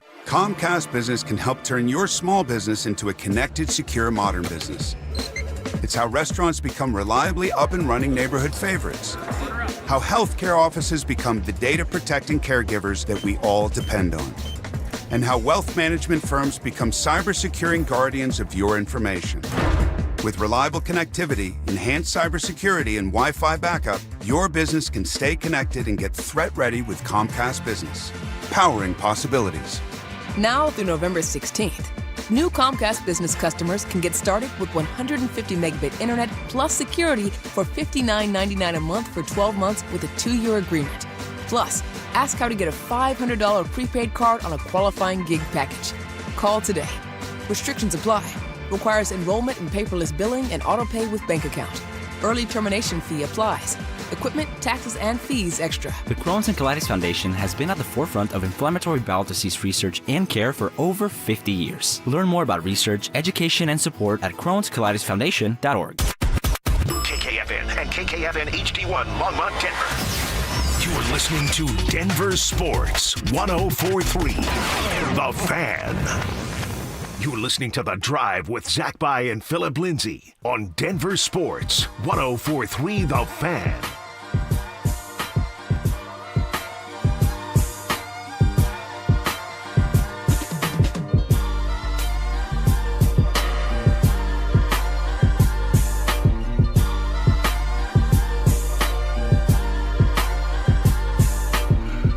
Rolling downhill. Back half of today's show on a hump day. And Will, I usually tell Phil that you get to that first minute of the 4 o'clock hour on a Wednesday show means that you are officially closer to Friday than Monday. And here we are. Thanks for being here. Phil took the day. He'll be back tomorrow. Will Peterson sitting in here. Appreciate you being here, Will. Yeah, thanks for having me. You've done 10 hours and 1 minute this week, and you've got 9 hours and 59 minutes to go. Exactly. You're I on like it. your thinking. You're on it. I like your thinking. You're on it. So Sean Payton, all right, spoke to the media here, and it was an interesting day from Sean. Sean's media sessions are like a box of chocolates. You truly never know what you're going to get. Last week, after the Jets game, coming into the Giants game, he gave the shortest answers that he has given in a year. I mean, he was just perturbed, cantankerous, was not in the mood, and today was a little bit different of a day. It started off, and let's just catch people up. I know we played it, but it was a big story yesterday, huge actually. 39 million, last time we checked, views of Russell Wilson's tweet clapping back at Sean Payton, calling him classless and all that. It was everywhere. Front page of ESPN.com, NFL.com, Bleacher Report, Sports. I mean, just it went crazy. Sean was asked about it right off the top of the presser. Look, in the euphoria, the way that game unfolded, that was strictly about Dart. I mean, and I that was in no way, shape, or form anything that was directed at Russ. So, and I might be able to see how he might perceive that. But coming off that win and watching how he played, that wasn't any intention at all. Do you believe him? No. Of course not. No, it was clearly about Russell Wilson telling the Giants owner, hey, I wish you guys hadn't made that change quite yet. He wanted to face Russell Wilson. He didn't want to face Jackson Dart. And you know what? He was telling the truth. Might have ruffled some feathers, but he was telling the truth. Dart looks like a guy. He does. He looks like he's going to be the best QB in New York since Eli Manning, and it's not going to be particularly close. We'll see how it ages. Yeah, but sometimes you know when a guy's a guy. Well, we thought Drew Lock was a guy when he went 4-1 and looked the part and putting up numbers, and let's see what happens. I'm not saying you're wrong because I would lean on the side of you being right, but man, when the sample size increases and your stuff gets out on tape, look at Bo. I mean, Bo has come back down to earth a little bit here, so you're probably right. He looks the part. I was impressed with him, but we'll see. I don't want to crown him just yet. My point is the Broncos scored 33 points in that game. If Russ plays, the Broncos probably win, 33-10, 33-13? They're not giving up 32 points to this version of Russell Wilson. So all Sean said was, I told the owner I would have rather faced Russ than Dart. Russ gets all offended, calls Sean classless, brings up Bountygate, whatever. But Sean today didn't really own it. He just tried to squash it. Yep. And I understand why he tried to squash it. He's not trying to create a bunch of headlines after he's already made headlines. Russ has made headlines firing back. But to tell the media and in turn tell the fan base and quite frankly tell football fans around the country that wasn't intended at Russ. That wasn't directed at him. Sean, it was directed at Russ. Yeah, we know. Yep. We know. And Sean has done this enough throughout his career where you lose the benefit of the doubt. I'm trying to teach my kids this. I gave him the full Boy Who Cried Wolf story. Did you get told that story when you were young? Sure. I gave him the full deal, like dramatic, and they're looking at me in their pajamas, and I'm trying to teach them about, hey, like, I can't believe you if you like lie to me repeatedly, and you lose credibility. And was there a particular incident that sparked this, or was it just story time with Dad? No. There was definitely an incident that sparked it. Okay. And but I went through the whole thing, and when I get to the part where like, and then the wolf really shows up, and you're crying to the townspeople, and no one's coming because they don't believe you anymore, and all the sheep died. And I'm really getting into it. You should have seen the look on their face. It's hilarious. But wait, the boy didn't get eaten by the wolf? Just the sheep? I did not have the boy die in my story. Yeah, that probably would have been a little much. They're 7 and 3, so maybe if they're like 9 and 5 or something. Yeah. So in a different way, Sean has done this enough where you lose the benefit of the doubt when you do try to say that I didn't mean it that way. That's all. Sean Payton on if he has any thoughts on the Dre Greenlaw suspension. Yeah, and they don't really matter, right? We take it, you focus on the things you can control, and then you're on to the next game. And then he was asked if they talked to Greenlaw, and this is what he said. Look, it was just prior precedents, that's all. So, yeah, we were clearly in his corner with the appeal. What normally has been a fine ended up being different. So, but again, we can't control that. The Broncos were in national headlines yesterday for this also is being discussed on Pardon the Interruption, Jeff Saturday, and all that. Unfortunate that this guy has had such a long road to get back, and here you are, healthy, and you're taking your own self out of the game. I know we're in Broncos country, and a lot of people are going to have his back, but this was avoidable. He should be playing on Sunday. No, but even Sean himself just said there that it's not normally a suspension. It's a fine, right? Shouldn't this just have been a fine for verbally berating an official, chasing an official, whatever he did? I mean, I would love to know what Dre said to turn this from a fine to a suspension. We see coaches, players all the time chew officials out. Is it right? Is it wrong? Different debate for a different day. But to turn this into a suspension? Yeah, he must have said something real bad. Yeah, and my guess is if they're saying it was like a didn't they word it like it was some sort of threat? Verbal threat was the NFL's language. Yeah, so if Greenlaw said, some traditional magic words and hey, you suck today and, bleep you or whatever, okay, fine. If he says, hey, I know you live in Indianapolis and I'm going to see you this summer, it's like, okay, that's different. That's a threat. That's a real threat. So I don't know what he said, but the NFL felt that they had enough, ground to stand on. They're inconsistent as it is. So to make matters even more complicated, I'm talking about the league itself and what they do and don't do. So I don't know what to make of this one. The only thing I do think I know is that this was avoidable, and you can't do it. Yeah, but Brad Allen also, if you slow the video down, looks like he threw a shoulder into Justin Strnad. And I think Dre Greenlaw was just standing up for his teammate. I don't think it was about the DPI call on Riley Moss. I think it was about the Broncos trying to celebrate and the ref taking a little shot at a Broncos linebacker. So I'm actually, put it this way. If the Broncos coach's name was Joe Payton and not Sean Payton, and I'm just throwing out a random name here, would Dre Greenlaw be suspended? It's a good question. I don't know. But I will say this as well. I don't think Justin Strnad needs Dre Greenlaw to stand up for him and go berate Brad Allen, the official. I still stand on the side of I think this was avoidable, and I hope that the Broncos are not missing him, Greenlaw, in a meaningful way on Sunday. Sure, especially because he played 21 snaps last week. You'd like to see that double this week, 42, 44, 47 snaps for Greenlaw, and that's not going to happen. It just, you said it well, it just zaps the momentum. We finally had some Dre Greenlaw momentum, and poof, it's zapped. Could it pick back up the following week against the Texans? Of course it could. But it just sucks that we finally get to see this guy, and he's already back out again for, like you said, an avoidable offense, even if in my eyes, the offense shouldn't have been punished with a suspension. Yeah, we will get into more Sean Payton audio here in just a few minutes. But could recent history point to evidence that one Denver Bronco is on the verge of fully breaking out? That's next. Is Sean Payton ignoring one of his best weapons on offense?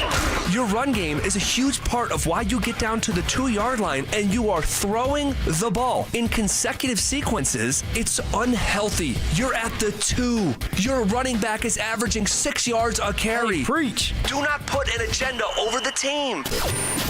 Denver Sports 104.3. The Fan. Hey, what's up, guys? Zach here on behalf of the Rocky Mountain Men's Clinic, talking to you men out there about erectile dysfunction. Now, don't go squirming in your seat or changing the channel because it makes you feel uncomfortable, because what's more uncomfortable than hearing the phrase ED is actually living with it. And I'm going to be honest with you guys. My least favorite dynamic in this conversation is just how treatable ED is. And a lot of guys just don't know it. Guys, ED is a medical condition, right? Most other medical conditions are treatable. And I'm talking about success rates with Rocky Mountain Men's treatments that have success rates well over 90%. No joke, all right? They've served the Front Range of Colorado for nearly a decade. They're not new at this. And they've successfully treated tens of thousands of men just like you. So I hate to break it to you, you're not that special. ED is actually pretty common. So schedule a consult with Rocky Mountain Men's Clinic. That initial visit is just $99. That includes a medical consult with a Colorado licensed medical provider, a T and PSA test, and if medically advised, a test dose. It's real simple. If the test dose doesn't work in the office, your visit's free. They have an expert staff and 5 locations in Colorado to serve you. So stop living with ED. Call them at 720-440-7900 or visit them online at RockyMountainMen'sClinic.com. You gave years, maybe decades to your job. You showed up, worked hard, and planned for retirement. But now, the company's changed. Or maybe you've taken a buyout or been forced into early retirement. So, what happens next? I'm Jeff Jr., founder of Trajan Wealth. And if you've built up a 401k or thrift savings plan, now is the time to ask, is that money really working for you? Many workplace retirement plans offer limited options and even less guidance. At Trajan Wealth, we help people just like you roll over their accounts into IRAs with more flexibility and personalized investment strategies built around your goals. For households with $500,000 or more, let us build you a personalized plan. We operate on veteran values, service, trust, and doing what's right. Your next chapter starts now. Call Trajan today, 720-204-8100. That's 720-204-8100. Advisory services offered through Trajan Wealth, LLC, an SEC-registered investment advisor. See website for details.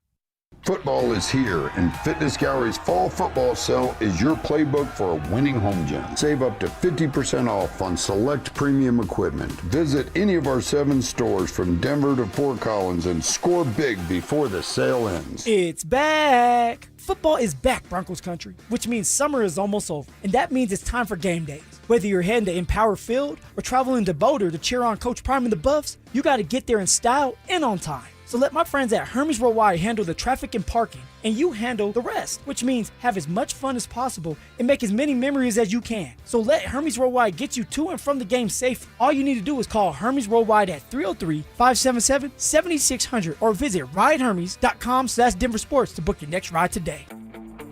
You could save thousands of dollars on the products your business uses the most with the Home Depot's new Pro Extra Preferred Pricing. Registering is free and easy. Just have your tax ID or business or contractor's license ready. But don't wait. The current preferred pricing benefit will end on November 15th. Visit your local Pro Desk to register now and unlock the deepest savings on the level. It's the perfect fan flex. I've got all the action right in my living room, plus Xfinity's best picture and sound with enhanced 4K, so clear it feels like I'm in the stadium. Sometimes I've got 4 games going on at once. Why? Because why not? On top of that, I get real-time notifications, live stats right on my TV. It's the best seat in the house every single time. Next game day, make sure that big fan isn't a big fail. Learn more at Xfinity.com. Xfinity, imagine that. Restrictions apply. Multi-view requires Xfinity 4K cable TV box. For over 50 years, they redefined rock. The spirit lives on.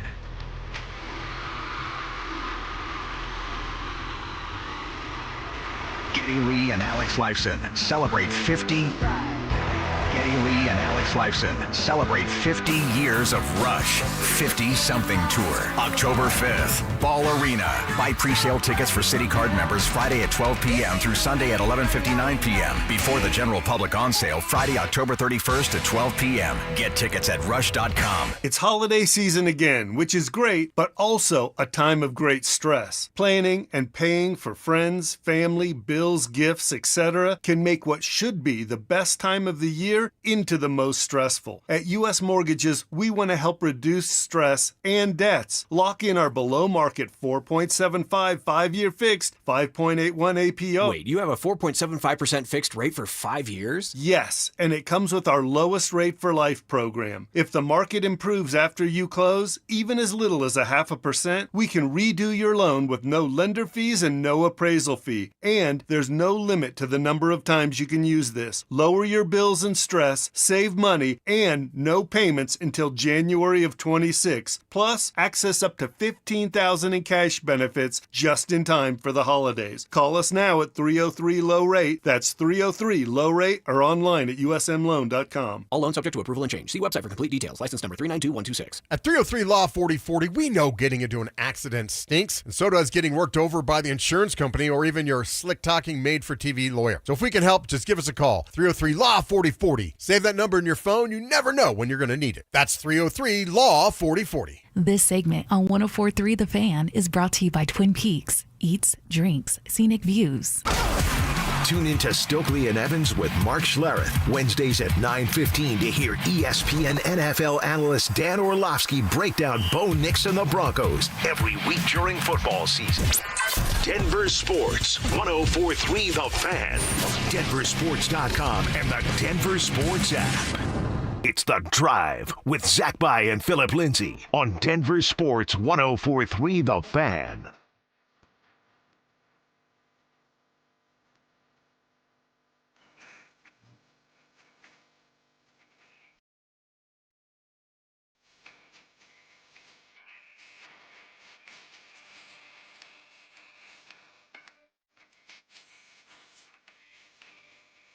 Could recent history point to evidence that one Denver Bronco is on the verge of fully breaking out? I am talking about Marvin Mims, who is in his 3rd season here and just had his best game of the 2025 season against the New York Giants. But it's also glaring just how the Giants game stacks up to the rest of his season. Here's what I mean. Mims had more yards against the Giants than he did, and mind you, a non-100-yard game had more yards against the New York Giants, than he did against Tennessee, Indianapolis, the Chargers, the Eagles, and the Jets combined. Wow. No, it's pretty jarring when you put it that way, especially because His only other, quote, good game this year was against Cincinnati on Monday Night Football. 6 targets, 6 catches that night. 7 targets, 6 catches against the Giants. But we're 7 games in, and I'm sort of getting a little deja vu from last year. Right. Where is Marvin Mims? I mean, you've only effectively utilized him in 2 of the 7 games this year. You didn't do it for the first 8, 9, 10 last year. He obviously exploded against the Browns with the 94-yard touchdown, the highlight reel catches against the Bengals. But this is a former second-round pick we're talking about. This isn't some free agent, undrafted. This isn't a 7th-round flyer. This is a guy who got drafted in Sean Payton's very first draft in Denver and has flashed at times, and they clearly like and have big plans for, but it just hasn't been consistent enough, if you will. No, it hasn't. And I know you just touched on it in passing, but you go back to last season, Will Peterson filling in for Phillip Lindsay today. Phil will be back tomorrow. You go back to his season a year ago. It was the definition of a slow start. And this was year number 2 when Sean would openly reference Mims like, and you guys are going to start asking me about Marvin Mims. You look at his season a year ago. This is week 1 through week 10. 0 yards, 10 yards, 9 yards, 0 yards, 7 yards, 0 yards, 18 yards, 8 yards, 4 yards, 13 yards. Here's the last 7 games. 49 yards, 44 yards, 105, 20, 62, 103, 51. I mean, of his 503 receiving yards, 90% of it came in the last 7 games, and it's sort of feeling like, maybe not as dramatic as that, but it has been such a slow start.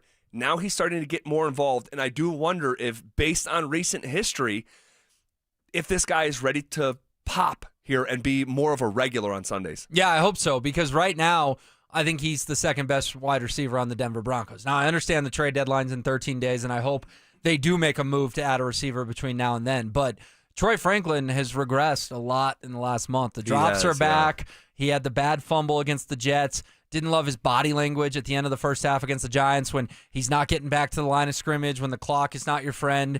They get a penalty, a 10-second runoff. I mean, Troy Franklin, to me, just looks like kind of the rookie that we saw of the frustrating pull-your-hair-out type guy.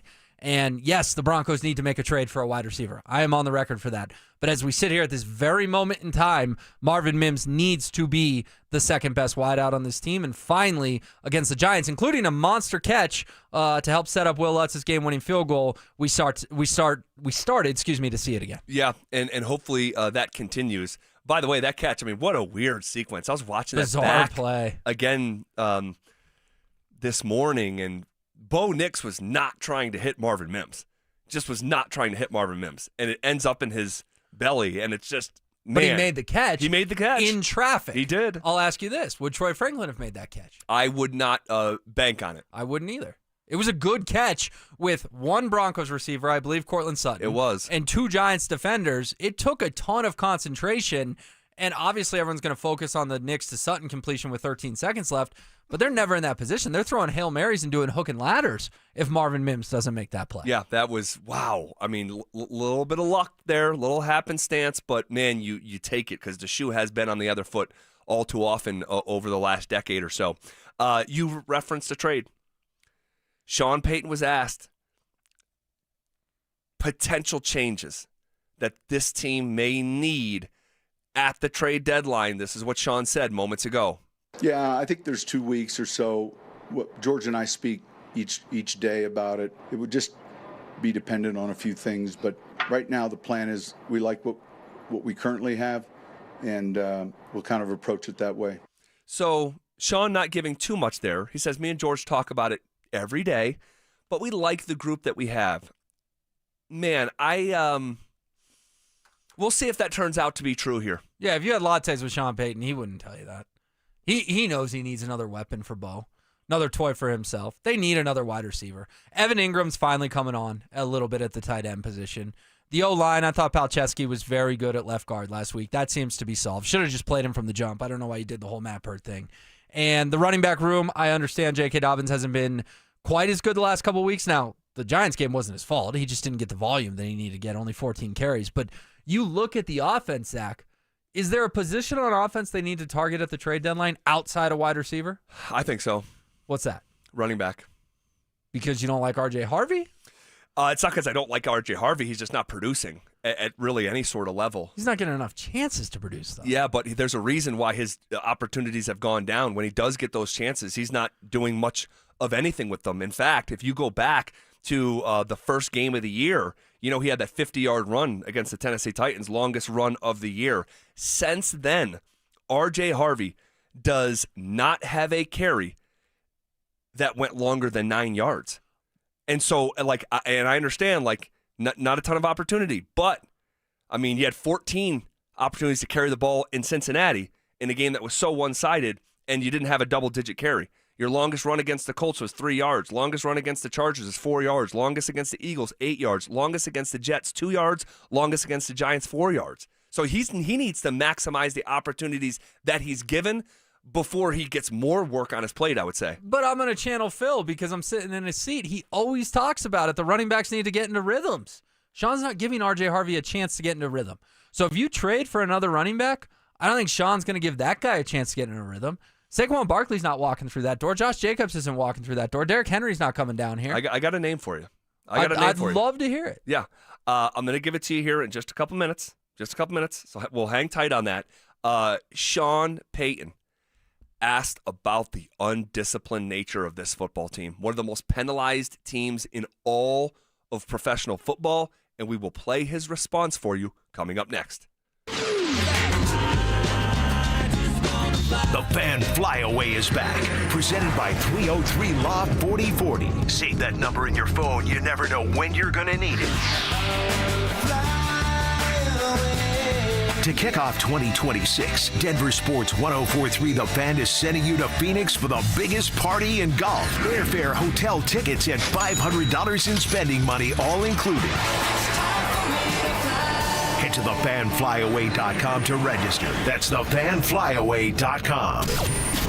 Denver Sports 104.3 The Fan.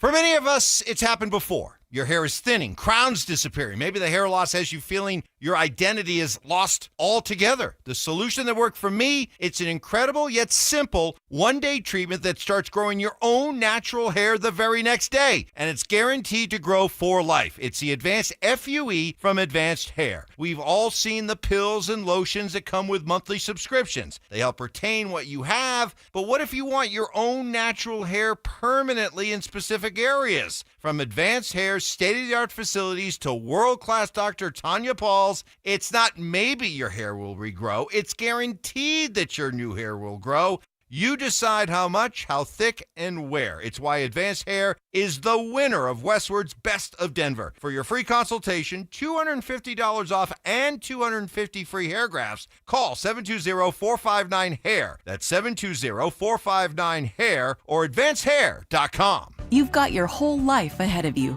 so choose a Medicare plan you can count on. And that's what you get with a Medicare Advantage plan from United Healthcare. With more than 45 years' experience serving its members, United Healthcare has plans with low monthly premiums that fit your life today and as your needs change tomorrow. The Medicare annual enrollment period ends December 7th, so go to uhc.com/Medicare today. United Healthcare Medicare plans. It's Medicare coverage Colorado can count on.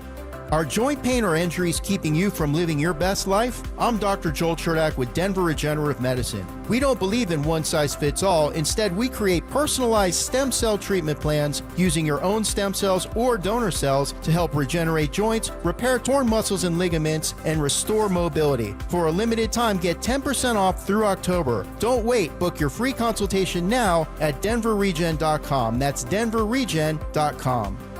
Brandon Stokely here from my friends at Roller Auction. Do you have items you're looking to sell? Since 1976, Roller Auction has been conducting commercial and industrial auctions for Colorado government agencies, Fortune 500 companies, small business owners, secured creditors, individuals, and more. They have a large marketplace to showcase your assets, so don't wait. Visit rollerauction.com for a free consultation and turn those items into some cold, hard cash. Again, go visit them at rollerauction.com. That's rollerauction.com. With Progressive's collision coverage, my family gets up to $1,000 for vet bills if I'm injured in a car accident. And that makes this Chihuahua really feel like part of the family. What's that? I don't sound like a chihuahua? Oh, I'm sorry. What exactly am I supposed to sound like? I guess all chihuahuas are high-strung, riding around in expensive designer purses. Actually, I prefer riding in cars. So I appreciate that my family protects me with Progressive's pet collision coverage. Okay, maybe I am a little high-strung. Progressive Casualty Insurance Company and Affiliates. Not available in all states. Coverage for dogs and cats is included with the purchase of collision coverage and is subject to policy terms. Rain-X wipers are the #1 wiper blades in America. That means all kinds of drivers choose Rain-X. Big drivers in small cars choose Rain-X. Small drivers in big cars choose Rain-X. Drivers with long hair and short commutes choose Rain-X. Drivers with short hair and long commutes choose Rain-X. Drivers with pets on board, babies on board, and bored babies on board choose Rain-X. Basically, drivers who love a clear view of the road all choose Rain-X wipers, the #1 wiper blades in America. Another summer is ended, and you may have noticed that your energy is lower, your workouts aren't as productive, perhaps you aren't sleeping as well and feel foggy all the time. Maybe even your sex drive is off. This is Jeff for the Rocky Mountain Men's Clinic. And if you're experiencing some or all of these symptoms, it's likely you have low testosterone. And if that's what's going on with you, don't wait. You need to call us at Rocky Mountain Men's Clinic and get treated for your low T. Because living with low testosterone is no way to live. With our low T treatments, if you're like most guys, your life will change considerably. Improved sleep, better energy, greater gains in the gym, better mental clarity, and your sex drive will likely improve as well. Plus, most men see these results in just a few weeks. So call us. Your initial visit is just $99 and includes PSA and T-test and a medical consult. And if you start on testosterone the day of your appointment, your visit is free. Call 720-440-7900 or go to RockyMountainMen'sClinic.com. We have 5 offices across the Front Range to serve you. Your air duct cleaning experts, Ductworks. Hey guys, Mark Schlereth here. Fall has arrived, which makes now the perfect time to call your air duct cleaning experts, Ductworks, at 303-425-0985. Ductworks complete ventilation cleaning packages, scrapes and vacuums every inch of your system, removing dirt, dust, and debris other companies leave behind. Here's why that matters. Your heating system kicks on in the fall. Dirty ducts can reduce efficiency, raise your energy bills, push dust into your home's air. A professional cleaning now helps your furnace run better, last longer, and keep your family breathing cleaner air. Don't wait until the first cold snap when everyone else is scrambling. Get ahead of the rush. Call Ductworks today at 303-425-0985 or visit ductworks.com for your free residential and commercial estimate. Your air duct cleaning experts, Ductworks. 303-425-0985.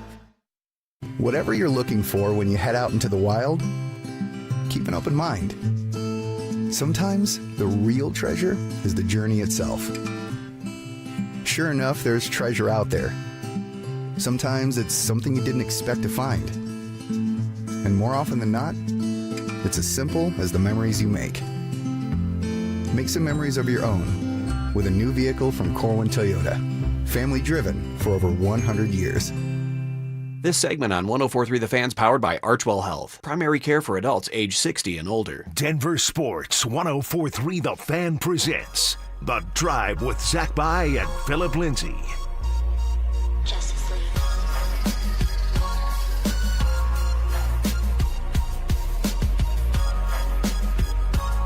All right, Sean Payton being peppered with questions. He was asked about the undisciplined nature of the football team. We will play you that response here in, call it 15 seconds. The Fan Flyaway is back thanks to 303 Law 4040. This time we're sending one lucky listener and a guest to Phoenix in February for the biggest party in golf. Here's what you get. 2 tickets to Saturday's round at TPC Scottsdale. Round trip airfare for 2 from Denver. 2 nights hotel stay and $500. For more info and to register, head to thefanflyaway.com. If you entered one of our previous flyaway contests, you're already good to go for this one. Once you sign up for one flyaway, you're entered for all future flyaways. All right, Sean Payton speaking to the local media moments ago. He was asked about all the penalties that this football team is taking, and this is what he said. Both sides of the ball, that's concerning, and we've addressed it. We'll continue to address it, and it's one of those items that has to get cleaned up. It would be unprecedented. In other words, I don't know that we can find, so that has to change to get to where we want to go. And he didn't say it. He didn't say it.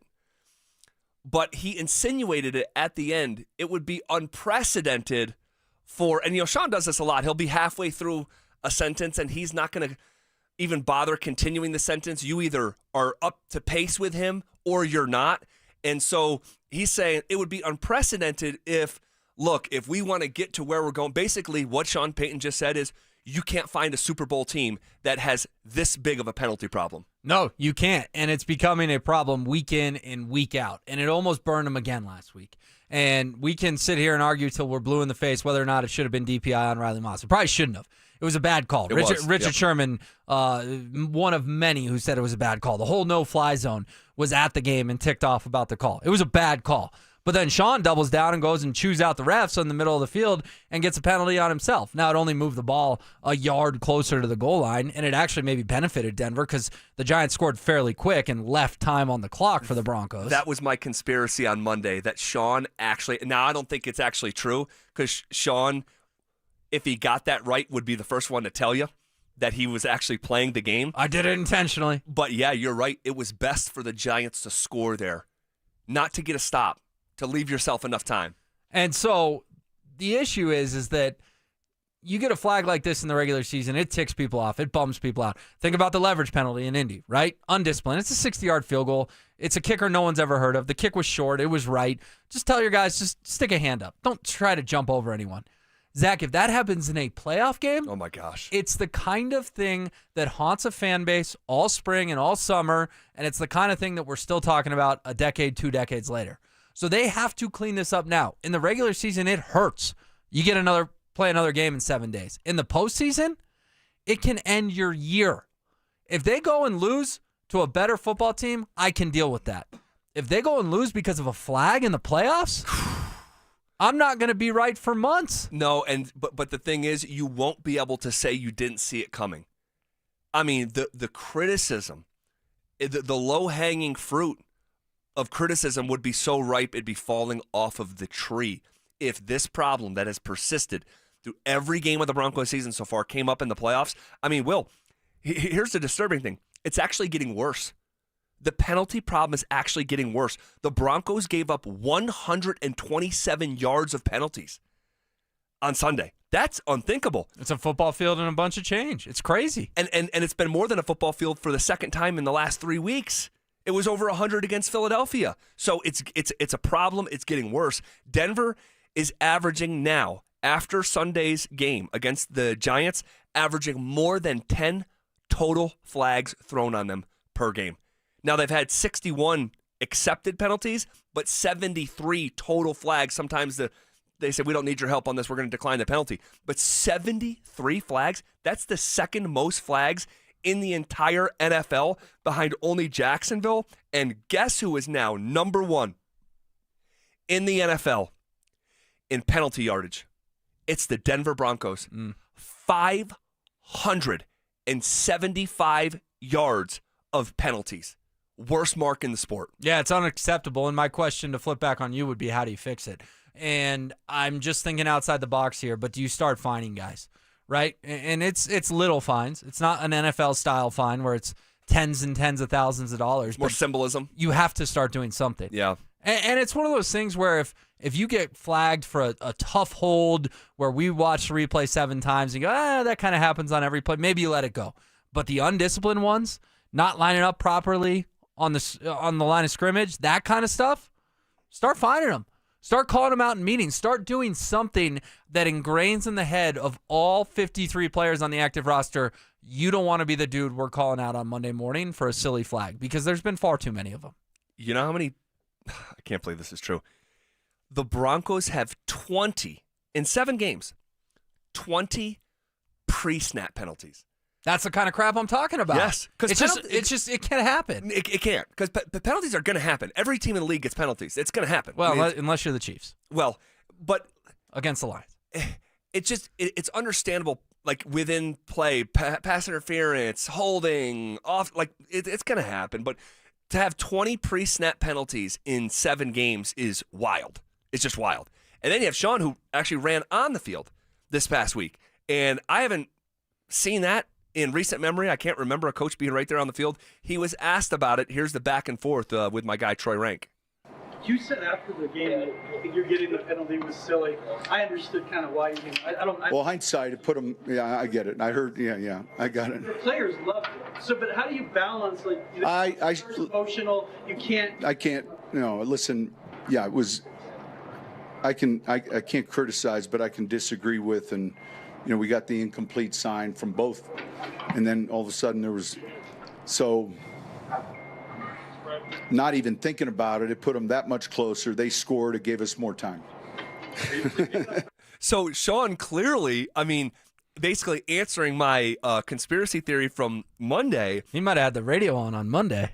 Well, yeah, I'll tell you. He clearly did not. He did not. Because, again, Sean, if he did it purposefully, he would tell you. Just like, we try to trick the Vikings or whoever it was before the draft and all this stuff like that. That was the J.J. McCarthy thing, yeah. Yeah, so, if Sean gets a dub, he's going to go eat the W in front of the media. So he genuinely did not realize that through his own undisciplined nature and reactionary nature, which, look, it was a BS call. I got it. He actually, in a roundabout way, indirectly helped the team win, which is just... Maybe we'll look back after they win the Super Bowl and be like, this was just this year. It was just psychotic this way. Yeah. Maybe it's just their year. Maybe it's just their year at this point because so many strange things have already happened and we're not even halfway through the journey yet. And if you count 2, 3, 4 playoff games, we may be about a third of the way through the journey. And quite frankly, Zach, in 7 games, it feels like an entire season worth of football has happened to this team. Yes, and that's why I think part of the tone of some of these conversations is so mixed. It has not been a straightforward season. It's been a very strange season so far. Sean was actually asked about it. He was actually asked about the weird nature of some of these games. He answered that question, all right? He was asked about Riley Moss, Javonte Williams, J.K. Dobbins. We're going to play all of that for you at the top of the hour. Also, a new marathon in Denver Sports is about to begin. What's your biggest question before the starting gun fires? We will get to all of this as we are on the doorstep of 40 consecutive minutes of commercial-free sports talk coming up next. Christian Brown is here to stay. The Nuggets lock down their rising star with a 5-year extension worth $125 million. With CB cemented into the starting lineup, is it officially championship or bust in Denver this season? Denver Sports 104.3. The Fan. It's the Medicare Advantage annual enrollment period, and Humana knows not everyone has the same needs when picking a Medicare Advantage plan. Now that I'm retired, I want to enjoy the life I've worked hard to build. So I want a plan that covers me when I'm traveling the country. Humana has a plan for that. As a veteran, I want a plan that fills in the gaps my VA coverage doesn't provide, like dental care. Humana has a plan for that. I feel good about my health. I just want care and coverage with predictable costs. No surprises. Humana has a plan for that. With a Humana Medicare Advantage plan, you get coverage and benefits that focus on what matters most to you. Learn more at gethumana.com. Humana, a more human way to healthcare. Humana is a Medicare Advantage HMO and PPO organization with a Medicare contract. Enrollment in any Humana plan depends on contract renewal.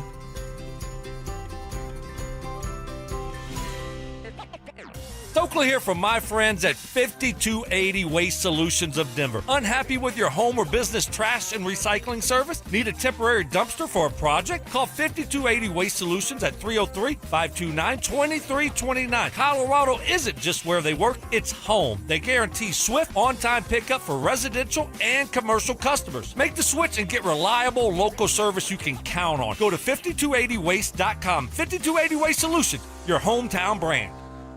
The right financial strategies can make a huge difference, especially if you're nearing retirement. Adam Mueller talks retirement strategies with Mile High Money.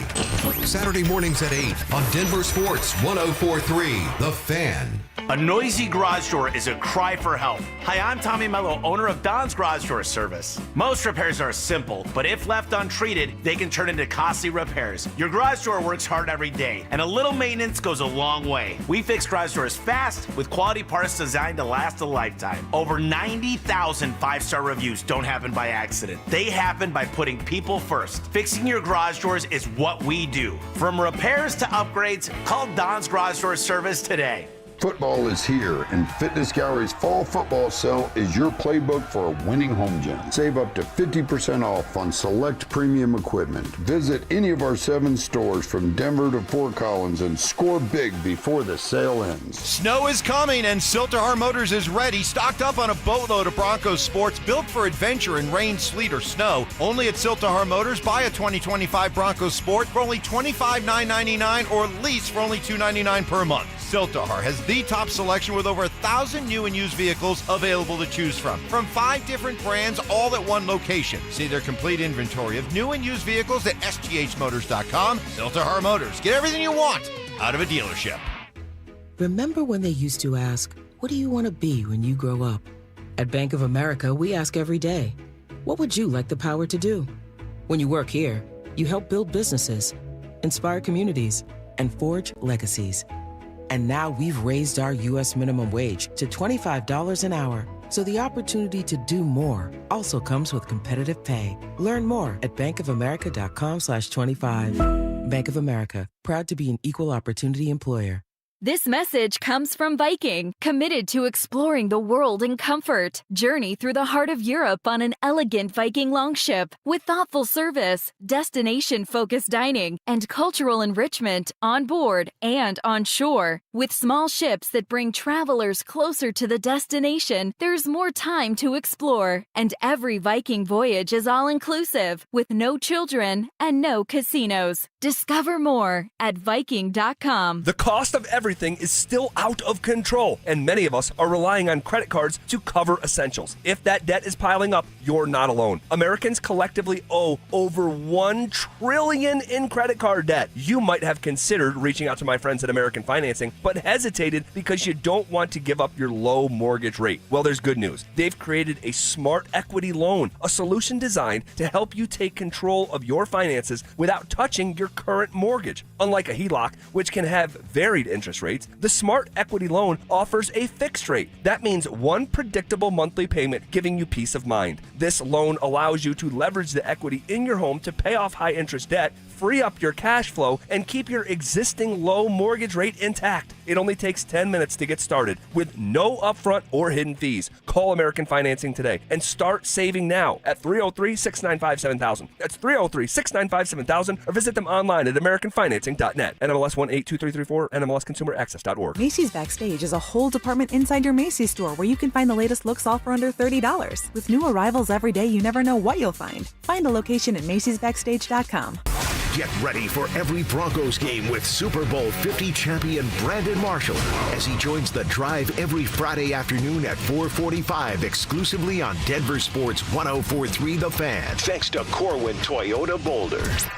Denver Sports 104.3 The Fan. DenverSports.com and the Denver Sports app. You're listening to The Drive with Zach By and Phillip Lindsay on Denver Sports 104.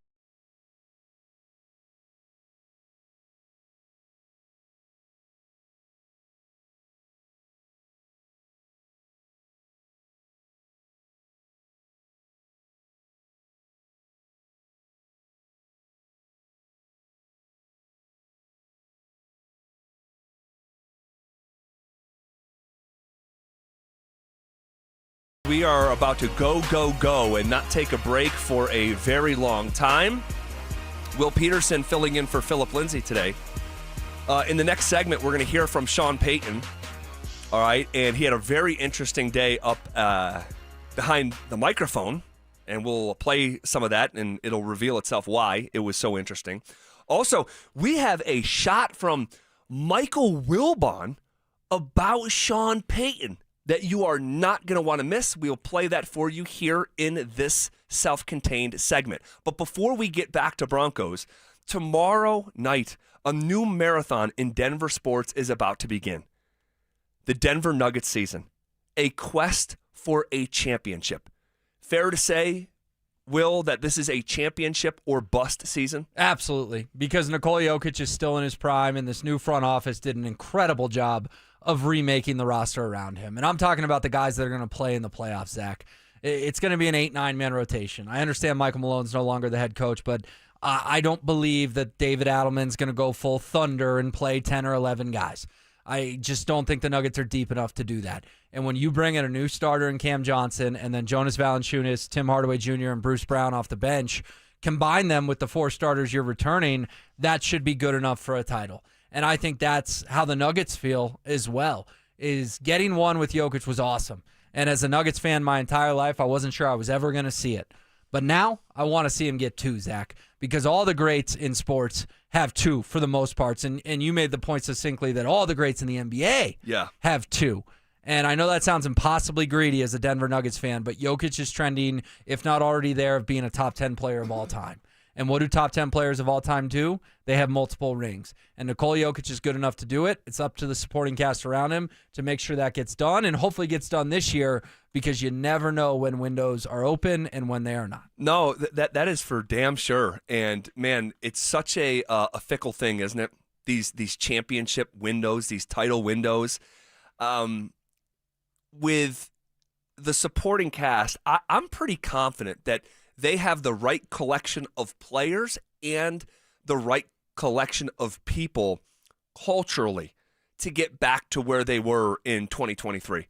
I mean, these guys, like the brand of guy that they have brought in here, Jonas Valanciunas, great cultural fit.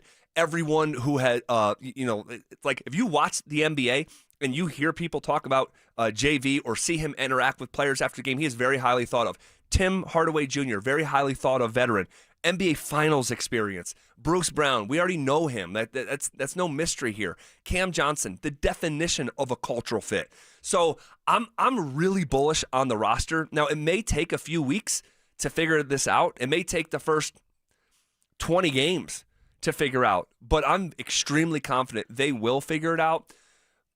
The question that I have, and in Jokic, before we move on, if you look at NBA basketball just historically, there typically is an era that is dominated by a team and directly linked to a player.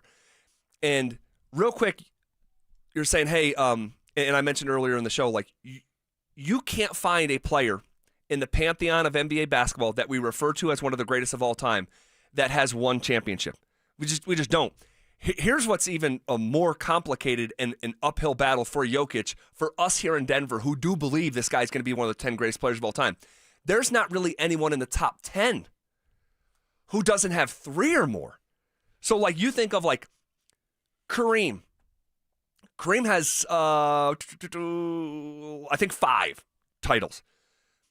Magic, 4. Larry Bird has 3. Jordan has 6. Kobe has 5. LeBron, I mean, it goes on like that. So, but also, and just to add even like more flesh to this conversation, and the NBA in the 60s, it was dominated by the Celtics. In the 70s, there really wasn't a single dominant team. In the 80s, that was the Lakers and the Celtics. In the 90s, it was the Chicago Bulls. In the 2000s, it was the Lakers and San Antonio. In the 2010s, it was, LeBron and Steph's teams. Here we are in the 2020s, and we do not have a repeat champion. So far, Jokic is the player of the 2020s. Now the footprint just needs to be widened. That's all. And another championship will do that. It'll widen the footprint in NBA history. Yeah, and if he gets another one this year, I think everything else will feel like gravy.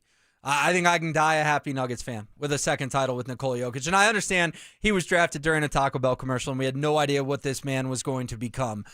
Clearly the best player in franchise history, and obviously trending towards becoming one of the best players of all time, if not already there. But that second title for me will just feel like, you know what? If he retires in a couple years because he wants to go hang with his horses, all good. All good. I got 2. I got to go to 2 parades. I got 2 championships. If he doesn't, It was great. It was amazing. He's on my Mount Rushmore of Denver sports. He's my favorite Nugget ever by a mile. But I'll always have that little bit of what if. How could they not find a way to get a second with this ultra-talented basketball player on their roster for most likely his whole career, which he doubled down on media day. I want to be a Nugget forever. Yeah, and I'll say this too, and this makes it even more complicated because the conversation would not be for us here anyway that, hey, Jokic only had one, but he wasn't in that class to win 2 or 3. It would be the organization did not put enough help around him. Jokic has still yet to play in his 30s now with another All-Star or another All-NBA player or another All-NBA defensive player. You look at the players that I listed a handful of minutes ago and the championships that they've won, and there's been graphs made of these, and I'm sure you've seen them, but like the number of times, so like if you play with one other All-Star 1 year, that's a point. So like every year that Jordan played with Scottie Pippen and Scottie was an All-Star, he gets a point for that. And if you accumulate those points, it's like some of these NBA legends like Magic and Larry and Jordan, like they have like 26 points. Jokic has never had that, ever. So it'll be maddening because I feel like, and I've said this before, I'm going to be in the old folks' home debating people that know Jokic was as great as all those other great players. He just was not put in the position. So hopefully we're not having those conversations. Well, and he's also not going to pull LeBron and go chase it, right? Correct. Because LeBron had crap around him in Cleveland. We all know that. And so he left and he did the decision, and then he did go back to Cleveland, but he had a guy named Kyrie Irving in his prime, and then he goes to L.A. He had the super team in Miami. That's not how Jokic is wired. Nope. Jokic is not going to go chase a super team. He's going to live in Denver half the year. He's going to live in Serbia the other half, and he's going to tell the Nuggets, I'm very good, put pieces around me to help me. And I think that Tenzer and Wallace have done it this offseason. This is a championship team on paper, Zach. It's going to be all about getting past the Thunder in the playoffs. And guess what? They took a Thunder team to 7 last year that is, probably better this year on paper, but they won't have that same fire because it's just human nature to not have that same fire when you're not chasing your first one, you're chasing your second one. I hope you're right on that. And the Nuggets blew games 4 and 5 in that series. Absolutely blew it. With Gordon hurt, Porter hurt. I mean, they should have, could have, would have beaten that team last year. If they stay healthy and we're knocking on all the wood, I would pick the Nuggets today over the Thunder, whether that becomes in the Western Conference semis or the Western Conference finals. Yeah, and I'm with you. Jake Shapiro put together, a panel and had us all weigh in on different questions. That was a piece here this week at DenverSports.com. And yeah, I have the Nuggets winning the championship. I do. But it's not going to be easy. It's not, because they have a lot of gelling to do. They have a first-time head coach that I still have questions about because I just simply have no substance, any significant substance to draw from with him as a head coach. But real quick, he did kind of take a broken team and salvage it last year. I mean, David Adelman did. He did a really good job. If Michael Malone was still the head coach, they may have played in the play-in. I don't disagree. First round. I don't disagree. And David Adelman was a bounce or two away from maybe winning an NBA title as an interim head coach. I think we both probably agree if they get past the Thunder, they win the whole thing. Well, I do agree with that, but can I give you some just a devil's advocate? Sure. They're also a bounce or two away and not making it out of the first round. But that Clippers team, everyone said, was the third best team in the West. Yeah, but they're in the West. They're in your way. And if Aaron Gordon doesn't have the latest putback in NBA history, like there's a scenario, so you're painting the context of, hey, they pushed the Thunder to 7 games, which they did, and lost by over 30 points in that game, by the way. Context for sure. But that first round series was helter-skelter as well. So I'm just saying the jury's out on Adelman. They didn't let the Pelicans take him to 7, though, Zach. They didn't let the Kings take him to 7. I mean, a lot of people have said the Clippers were a trendy pick to take down the Thunder and win it all themselves. Look, the Clippers have never won anything, so I don't misrepresent them like they were some juggernaut at the same time. They have players who have won something. The Nuggets, Kawhi Leonard's won a ring. The Nuggets, he's won 2 of them, 2 different places. The Nuggets had issues last year, and I think that there's a scenario where they went and won the championship, but and I'm not saying because I'm going to put my foot in my mouth here, like. I'm happy that they revamped things. They needed revamping. Clearly agree. The fact that the approach from Calvin Booth over a 2-year period was to go young around Jokic and do the 2 timeline thing and openly say when he thought he was off the record to the Ringer, when he's really on the record with Kevin O'Connor, saying that we're not obsessed with going back-to-back? Like, holy smokes, how disappointing. It wasn't good to hear what time it happened, but now you see all the veteran players that have been put around Jokic, and you look back at the former plan, it's like, what the hell are you doing? Silly. No, Calvin Booth was not good at his job. He made some good decisions here and there. Trading Will Barton for KCP, that was a good decision. Hell yeah, it was. And then telling KCP, hey, go take your money from Orlando. I'm moving on to Christian Brown. That was a good decision. It was. But mixed in there were, a dozen bad decisions? Uh-huh. Like big-time, very, very bad decisions? Correct. He was not a good GM. It's kind of like Jeff Bradich. People say, well, Jeff Bradich was the reason the Rockies went to the playoffs a couple times. Yeah, but Jeff Bradich's legacy is the Nolan Arenado trade, right? No one's going to go, well, they made the playoffs in 2017 with Jeff Bradich. Calvin Booth's legacy is not a great one in Denver. No, and he's sort of like John Gruden inheriting Tony Dungy's operation in Tampa. In Tampa in the early 2000s to a certain degree, not all the way, because you're right, he did push some right buttons, but to a certain degree, he inherited all the work that Tim Connolly did in building up this pyramid, and Calvin was able to put the top of the pyramid on, which was important. I mean, bringing in Bruce Brown in case, but yeah, not great. And I think when Tenzer and Wallace went to the podium, we were all kind of looking around going, that's not Bob Myers, right? Like they were supposed to do something splashy and fun, and Tenzer's talking about, I was an intern, and now I'm doing this, and we're like, what are they doing? And then guess what? All the apologies in the world, because the next month, 2 months, 3 months worked out brilliantly. And they had a huge offseason. They did. Tenzer and Wallace, they may be unknown, not household names in the NBA, A++ offseason. There's not one thing the Nuggets could have done differently this offseason. Well, I'll say this. It's not like they added an all-NBA player either. But that wasn't going to happen with their cap restraints. Well, which the last guys did by giving max contracts left and right like they were Halloween candy. No, I just think it's interesting as a basketball fan first that the Nuggets offseason has been lauded as A+++, as you just said, when they added 0 All-Stars or former All-Stars. But here's what I'll say. It's less about that for me, and it's more about putting these pieces together like a game of Tetris. Who fits where? Correct. And so putting the right puzzle pieces around this centerpiece that is the ultimate elevator in Jokic, I think they just did a fabulous job. I do. It does smack of the KCP Bruce Brown additions going into the 2023 season. So I can't wait for tomorrow night, man. I am super, super fired up. And we don't have to wait long, man. This is going to be a marathon that we're about to start here. Yeah, and it's going to be really fun. And I can't wait to watch every single Nuggets game. I would anyways because it's my job. But we all know there's those games on a random Tuesday night that you're like, I don't really need to watch that. Not with this team. Not with 4 pieces that are brand new. I'm going to be locked in every single evening because I want to see how quickly it takes or how long it takes to build that chemistry that you were discussing. Can't wait. All right, this is KKFN and KKFN HD1 Longmont, Denver. We are coming with it, and we are coming for it. It's Zach By hanging out with Will Peterson, filling in for Phillip Lindsay today.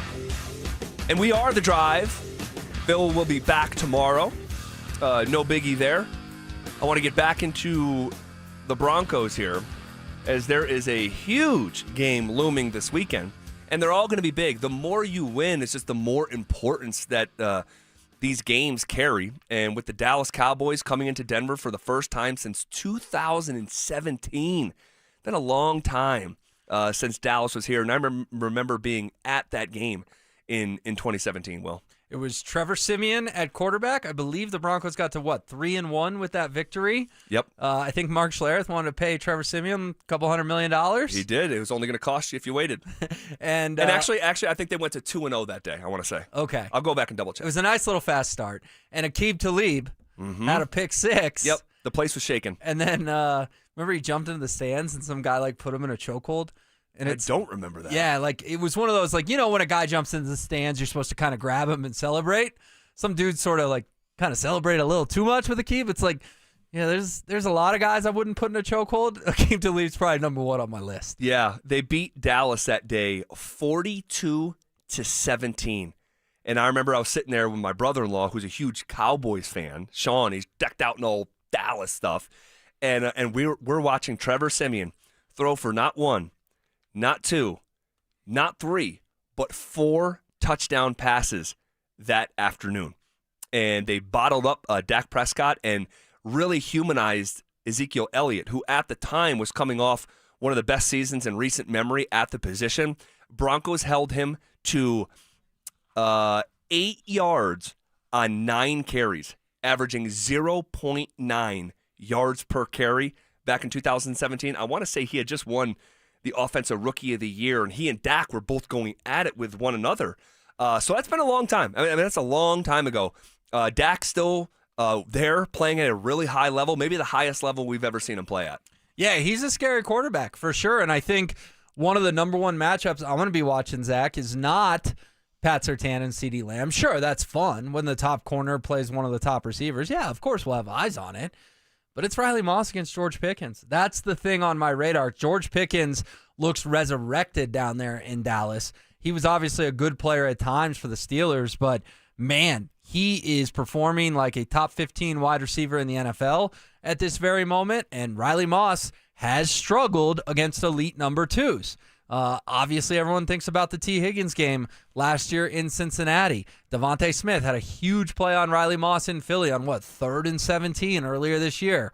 Riley Moss versus George Pickens could decide whether or not Denver wins this game. Now, I'm not going to give you too much pushback because that is a huge matchup, but I also believe that the struggles of Riley Moss have been exaggerated just a little bit. Why is that? And, I think that some of the plays that he has given up have been loud.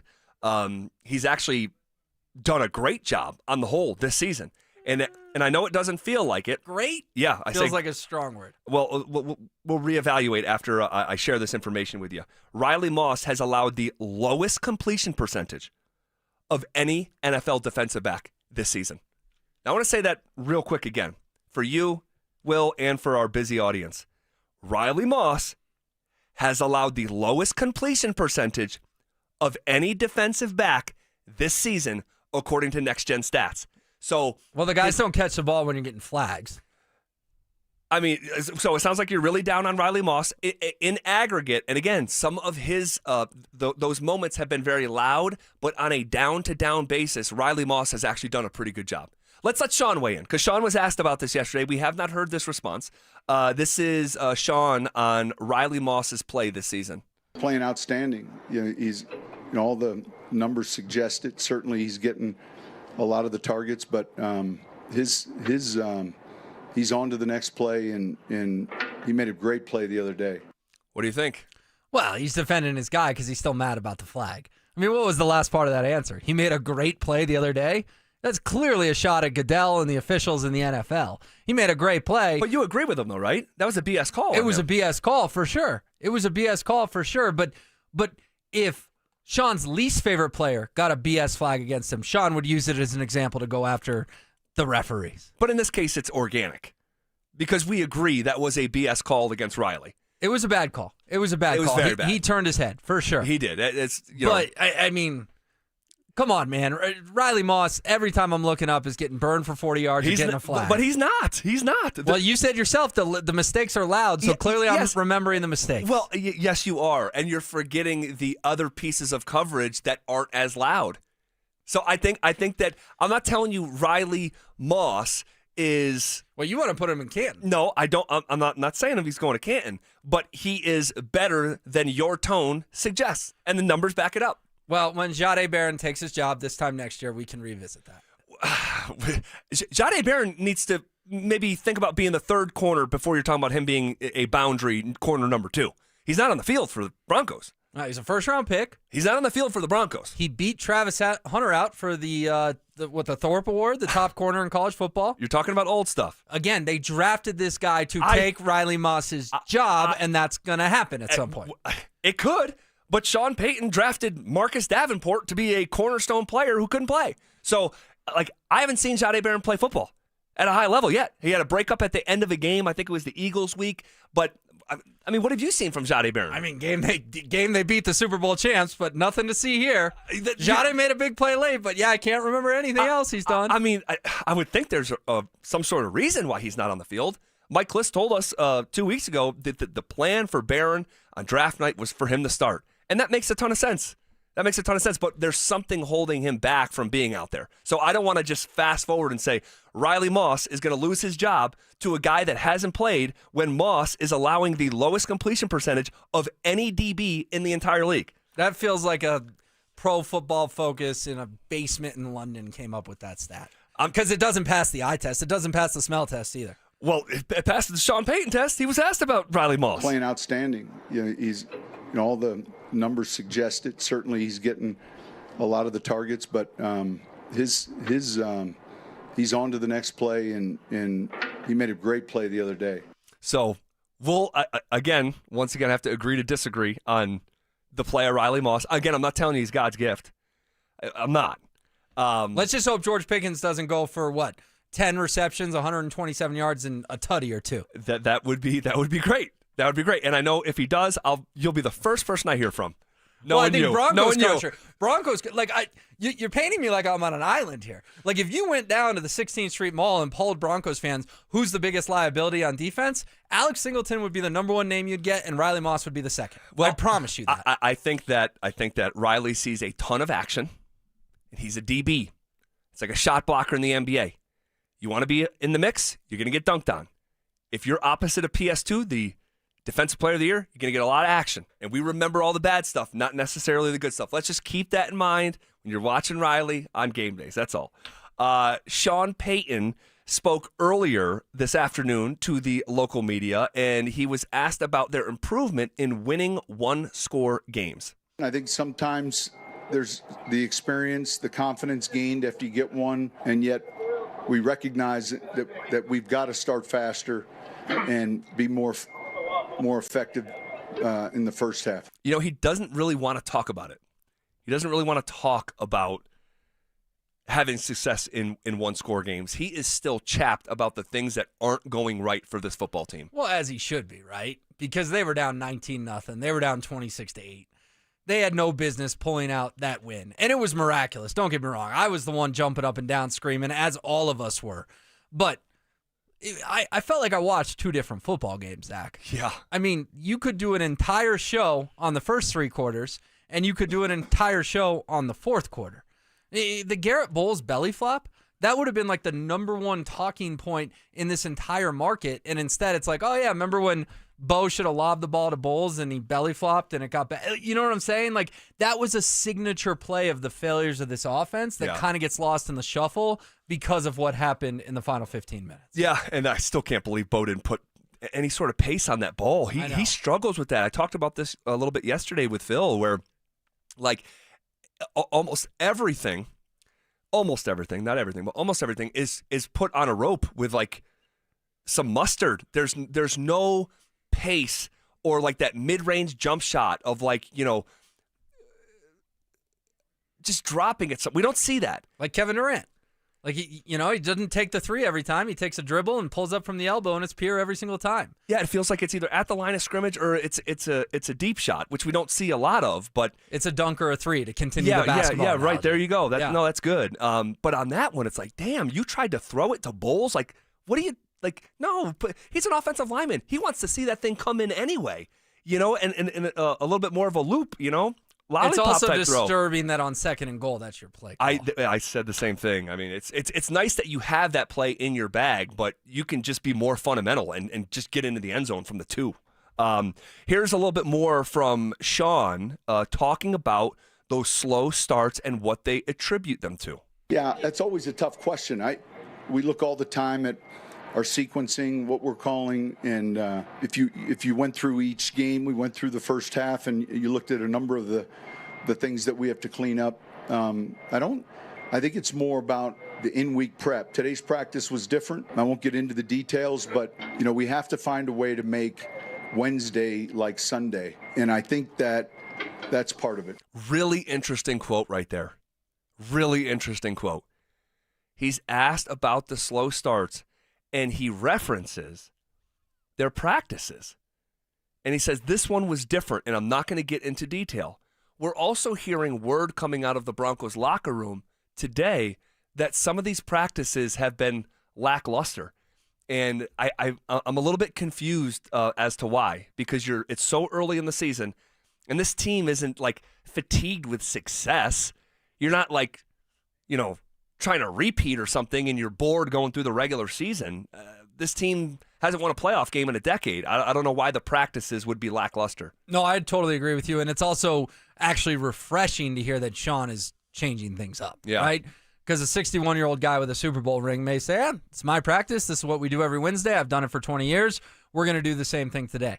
And I don't fault him for not sharing the details because he wants to keep those close to the vest, but I also do believe him that today looked different than other Wednesdays. And I think that deserves to be applauded, that clearly the coaching staff got together and they're not just sitting there going, well, we won, so we don't have to change anything. They saw it like the rest of Broncos country saw it. The first 3 quarters were so pathetic, so anemic that we need to mix things up, and that's exactly what they're doing this week. First time I've heard that bite from Sean Payton, and I'm really encouraged by it. Yeah, we'll see what changes and see if they can get off to faster starts, because what it's been is just, it's not sustainable. It's just not. Here is a little bit more from Sean Payton earlier today, talking about each of these games taking on a bit of a weird feel. Every game we play is weird. Right. Like the team that we just celebrated the other night, go back through their record. It's weird. Yeah. Well, I'm saying it's unusual to have less points scored than your opponents and win a Super Bowl. It's weird. So just to get to there's no, listen, we don't reflect back. We go forward. And that's how you have to approach it. Interesting. Sean just, hey, like, football's weird. Every game's weird.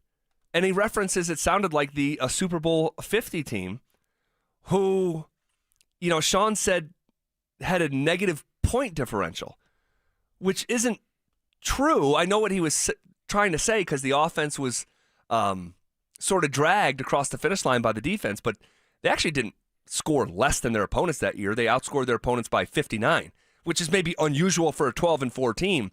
But yeah, it has been a really, really weird season. It's been football is weird. The seasons can be weird, but this is exceptionally weird. Oh, it's very weird. And 7 games has felt like 17 games. I mean, how many boring games have the Broncos had this year where there's been very little to dissect? Only Cincinnati really comes to mind. And that was just because they were still reeling from the Burrow injury, and Jake Browning proved time and again he's not an NFL QB.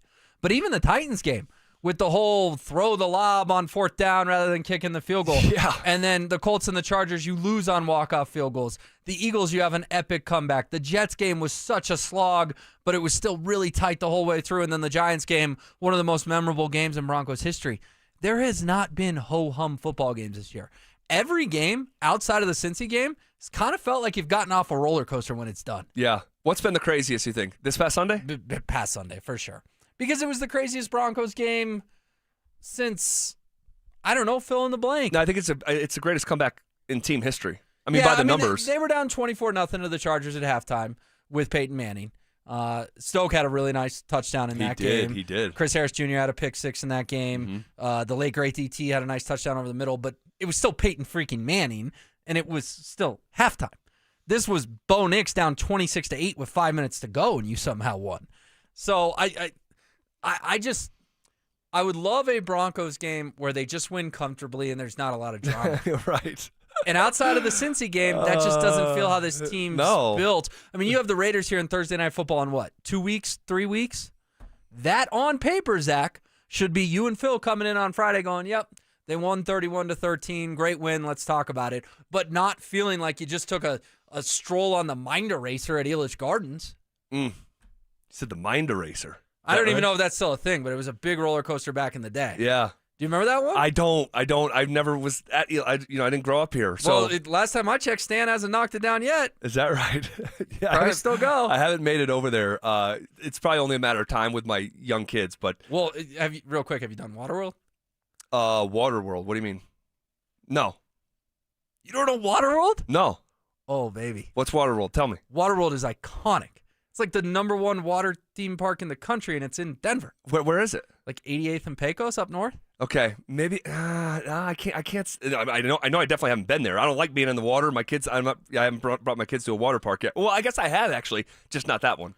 Oh, the text line's about to light up, my friend. Oh man, turn your computer off. Waterworld. Well, tell people to stop emailing me. Waterworld is, like, seriously, it's spectacular.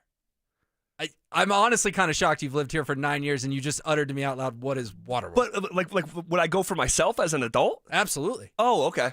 Like you'd take your kids. Yeah, but my kids But haven't been old enough like until this point where I would probably start bringing them to something like that. And Sure. we did do a water thing this past year. Like it's like a splash pad, you know? But no Waterworld yet. There's a little more than a splash pad at Waterworld. All right. I mean, you got these white slides that are, I don't know, 200 feet in the air, geez. and you go straight down. Oh, jeez. It's intense. Oh, jeez.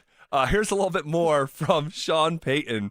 Well, he was asked about the screen game and being a little touch and go. This has been a big point of contention here in Broncos country, especially after they ran what I think was 11 screens, I think it was, on Sunday. Most I can remember seeing in the game. Here was Sean's response to it. And then there were some big ones. Yeah. Did you see those? How many? How many big ones? No, how many big screens? No, not enough. Go watch it.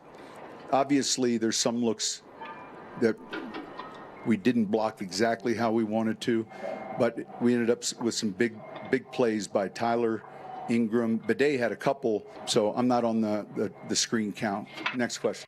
Wow. Wow. Now, that was Luca Evans from the Denver Post. Sean knew that question was coming. He was prepared for that question. I want to hear that just one more time, that back and forth. And then there were some big ones. Yeah. Did you see those? How many? How many big ones? No, how many big screens? No, not enough. Go watch it. Obviously, there's some looks that we didn't block exactly how we wanted to, but we ended up with some big plays by Tyler, Ingram. Bidet had a couple, so I'm not on the screen count. Next question. Oh, spicy Sean. Next question. Spicy Sean. He doesn't like it. He doesn't like the pushback. But here's what's not to be debated. It's an inordinate amount of screen passes that were thrown in that game on Sunday. I've never seen an NFL game with that many screen passes. No, it was too many screens. I mean, there was the ball going backwards a couple of times as well. You got to throw the ball down the middle of the field. You got to throw it forward, and we're just not seeing that enough in the Broncos playbook.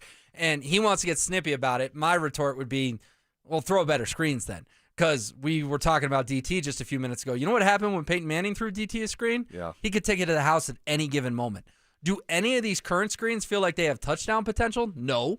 Do I even really feel like they have first down potential? Maybe 1 out of every 5, 1 out of every 6. But most of them are getting blown up at the line of scrimmage. So I get he's going to defend his play calling, but the questions were totally in bounds from the reporter, Luca. The screens were a big storyline, particularly in the first 3 quarters of that game. There's no question about it.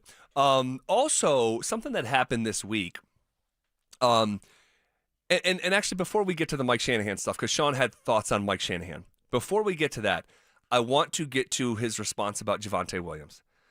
Man, Javonte has been a new man in Dallas, just a new man. And this is what Sean Payton said earlier today. He's a terrific guy, terrific player, and, we're proud of him. He's a great teammate. He's certainly, right at the top of the league in a lot of numbers. Man, it's hard to watch almost. And from a human being standpoint, I'm happy for Javonte, but goodness gracious, you talk about a new version of yourself in a new place. Holy Moses. Well, and I think it just is a good reminder that ACLs are different for everyone, right? Because even Cortland Sutton, he tore that ACL in 2020, the COVID year. He didn't look like himself again until 2023?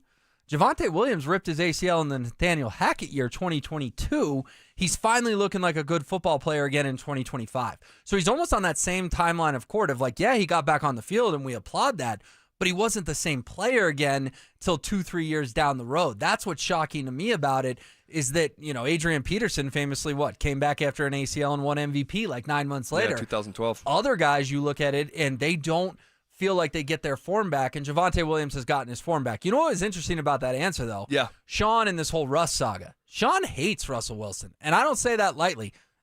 The H word is the right word. He hates Russell Wilson. Agreed. He really likes Javonte Williams, the human. It just didn't work out as a football player. But there was no ill will there whatsoever towards a guy who frankly underperformed for Sean Payton the last couple of years. There's no doubt about it, and I agree with pretty much everything you said right there.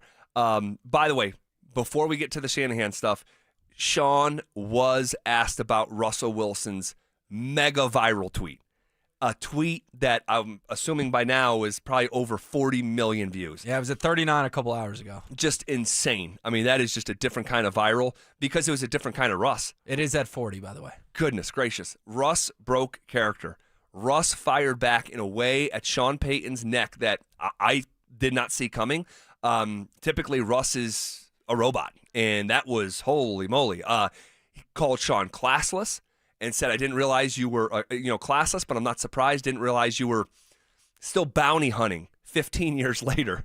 And had a hashtag Let's Ride, which I could not believe. Just an all-time sequence between these two guys who can't stand one another.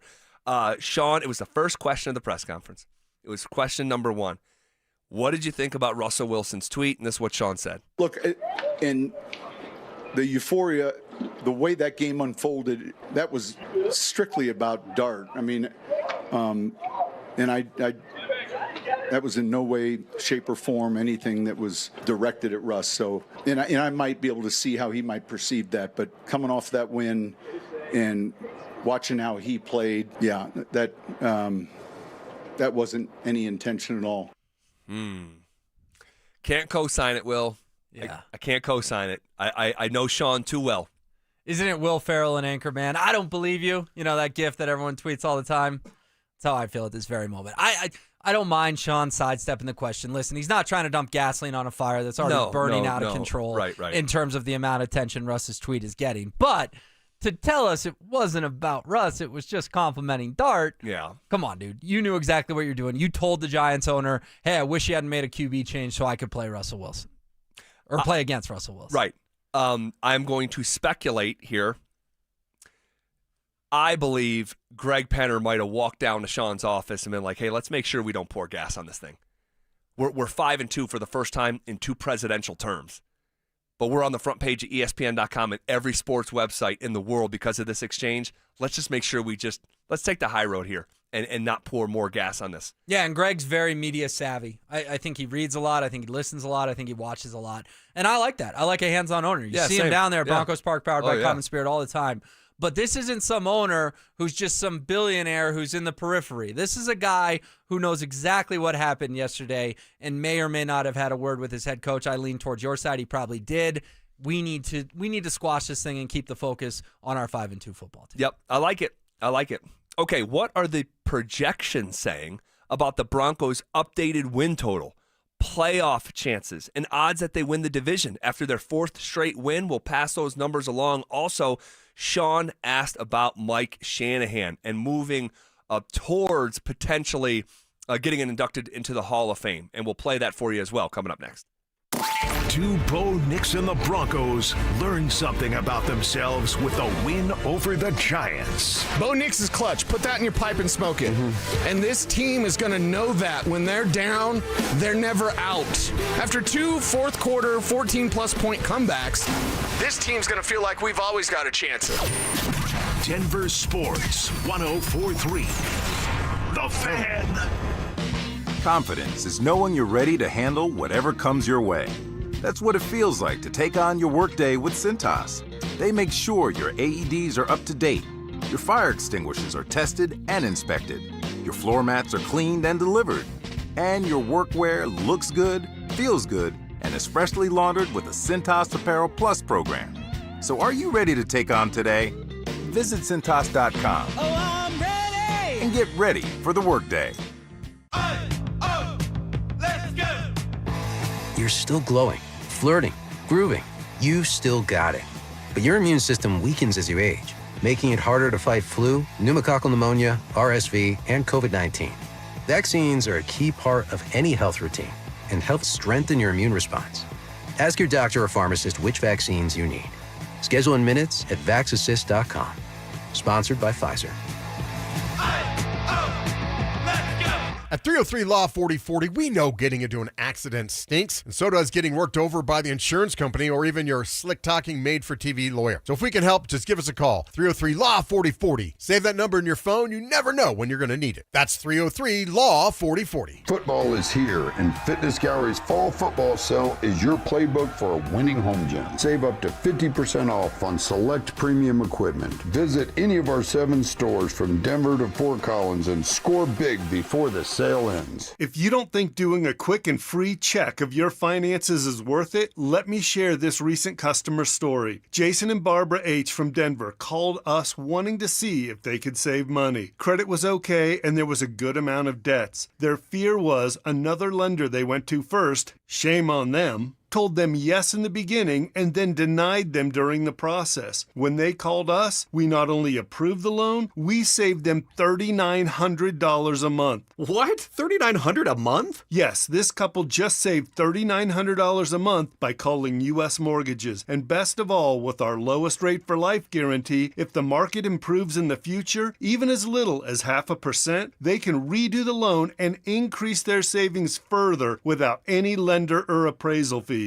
You could be our next success story. Call 303-LOW-RATE. That's 303-LOW-RATE or online at usmloan.com. All loans subject to approval and change. License number 392126. Peyton Manning here. Throughout my football career, staying healthy was a big priority, but bumps, bruises, and injuries were part of the game. And for me, it's not just the clinical excellence and expertise that sets a medical team apart. It's also the compassion, kindness, and empathy they show. At Common Spirit Health, healing is quality care and human kindness. And my friends at Common Spirit are teaming up with their partners to spread human kindness and create healthy communities. Common Spirit Health. Hello, human kindness.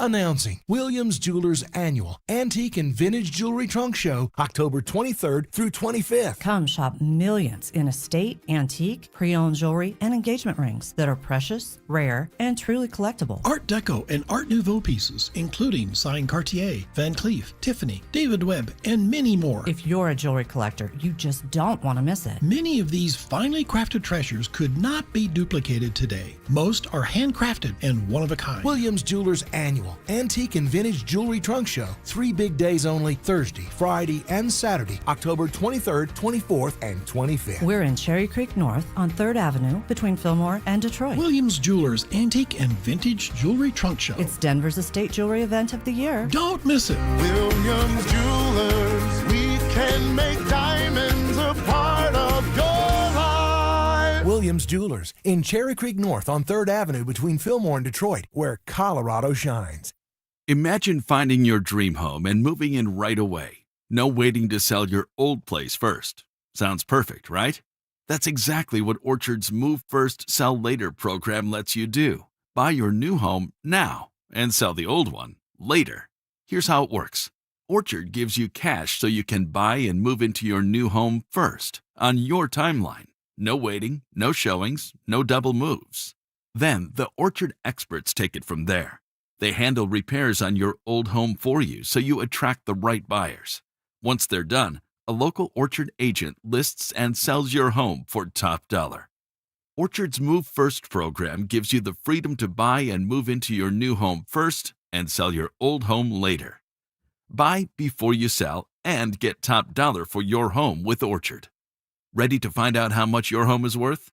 Visit Orchard.com to get your free home valuation. That's Orchard.com. How good does it feel to let go of 82 pounds in just 16 weeks? And I feel free.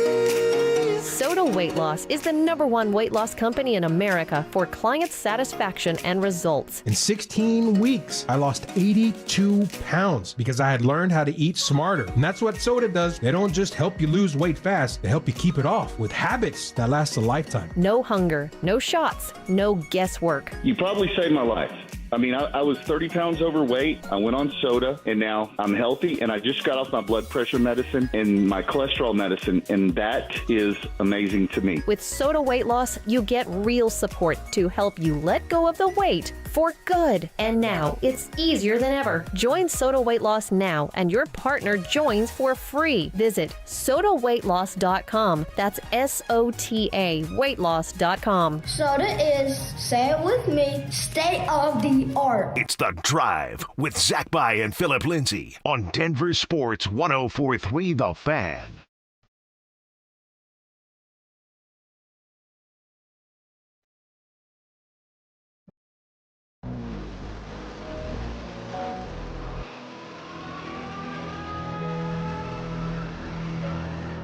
All right, bottom half of hour number 4 here on a Wednesday. Will Peterson filling in for Phillip Lindsay.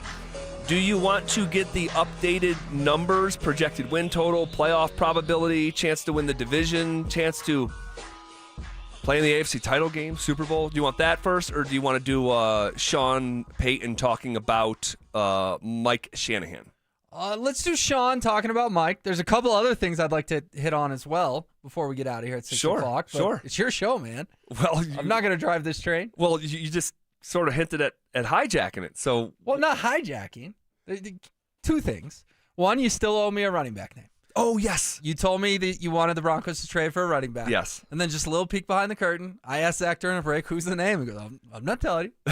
Wait like everyone else. I was like, okay, I'll wait like everyone else. So I still don't even know this all name. right, we'll get to that. And then 2, text line predictably lit up at Waterworld. I do want you to get up there at some point. Yes. Especially, you could even just take your son. Just do a father-son type day. Yeah, sure. Because it's honestly spectacular. I think it's like the top water park in the country. Well, that is only a matter of time. And me to my son right now, Will, the media team got beat by like 98 points. Mm-hmm. But me bringing home that trophy, I am Nikola Jokic to my son right now. That's cool. Like literally, I'm Jokic. And he is just, he can't stop talking about the trophy, touching the trophy, wanting to hold it and asking me a million questions. It's just the most adorable thing. And I didn't realize that Ryan Blackburn got a video of me actually in my bag a little bit against one of the assistant coaches. And so I got sent that today. I posted it to Instagram. If you want to see that, ZBy23, it's up there. Little package of moves. And now that he got to see me, he's never seen me play basketball. So now he got to see me play. Like, it's been such a cool 24 hours with that dynamic. I'm like larger than life to him right now. Oh, that's awesome, man. You deserved it. MVP. I like the Nuggets posting the reels last night. They had you at the very end. Very cool. Getting presented the trophy. And it's like, that's an NBA team on their official accounts posting you as the MVP of the game. So congratulations again. Very, very like, cool. You seriously will never forget that. No, that's never why, will. That's why I'm like there's been some people that have been negative to me about it. What? And no, and that's social media, and and it's like, guys, life is short. We were always going to get killed by the team. You know that, right? Yeah. Like they're going to give one MVP, and there's 30 plus media members, and it went to me. So I'm like, let me be happy about this. Let me just enjoy the small moment. Like, but people are people, You got beat by 100. Take a baseball bat to that thing. I'm like, dude, just like, goodness gracious. You do have to prepare your boy, though, that he's going to have a year with that thing. And you may not go back to back. You're going to try your best next year. I don't know if I will play. Oh, you're going to go out on top. I actually like that. Try to win the MVP twice. It's like, just maybe let that be what it is. And that's what John Elway did. That's what Peyton Manning did. They left on top. I think you should do the same. No, we'll see. Yeah, we'll see. We'll see. That's a year away. DG, what do you got for us? I was curious what the score was that you told Owen was. Owen has not asked about the score. Okay. So until he asks, kind of like the birds and the bees, until you ask me about it, I'm not going to just go there myself. So, but yeah, you'll see in the video, it's, first of all, these guys, they're pressuring the ball up the floor. They're not letting people bring the ball up the floor. Like, that's what type of afternoon it was. But you'll see a little in the video, you see a little inside-out hand exchange between the legs, crossover, behind the back, spin move, jumper on his head. That's what you're going to see. You showed me the video. It was cool. Like, you put this guy in a blender. I love it. You just did. I love it. And then the ball did not touch the rim. It did not. It Went did not. right through. Perfect swoosh. I love it. All right, here's Sean Payton on Mike Shanahan moving closer in the Hall of Fame process. He should be in. He's going to get in, and he needs to get in sooner than later. 2 championships, the coaching tree, the history as a coordinator, then as a head coach. And I think I don't even want to compare him against others that are in or candidates to be in, but his impact beyond just 2 Super Bowls, his impact on the game and offensively, having played against his teams, it's time. It is time. And that is something that, Sean just hit right on the head. And he, and you know Sean knows the history of these coaches, he did not want to start saying, hey, let's compare, like, look at Mike Tomlin's career, or not Mike Tomlin. Look at Bill Cowher's career. How is Bill Cowher in the Hall of Fame when Mike Shanahan is not? How is Marv Levy in the Hall of Fame if Mike Shanahan is not? So, but he didn't, he hinted at that, didn't want to go down that road, and I'm glad that he didn't, because then you're pushing people's head down. But yeah, I mean, goodness gracious, it's time. It's absolutely time, and it's a shame that Mike wasn't in last year, the year before that. And the problem is now you look at the nominees this year, Zach, and there's Bill Belichick. Bill Belichick's a nominee this year. Yeah. And the guy's got 6 Super Bowl wins. And that's because they just changed the rule last year that you can only be out of football for 1 year and be up for it. And if I'm the committee, I'm telling Bill to wait his turn. Because we got other guys who have been on the sidelines for far too long, starting with Mike Shanahan at number 1. And Dan Reeves, another great ex-Broncos head coach, is on that list as well. But if Bill goes in this year, that's just another slap in the face to Broncos country, because he's going to get in eventually. He absolutely deserves to get in eventually, obviously. I'm not breaking any news here. He's a top 3 football coach of all time. But don't just put Bill in because he's on the ballot. Put Mike in first, correct that wrong, make it right, and then Bill can get his turn down the road.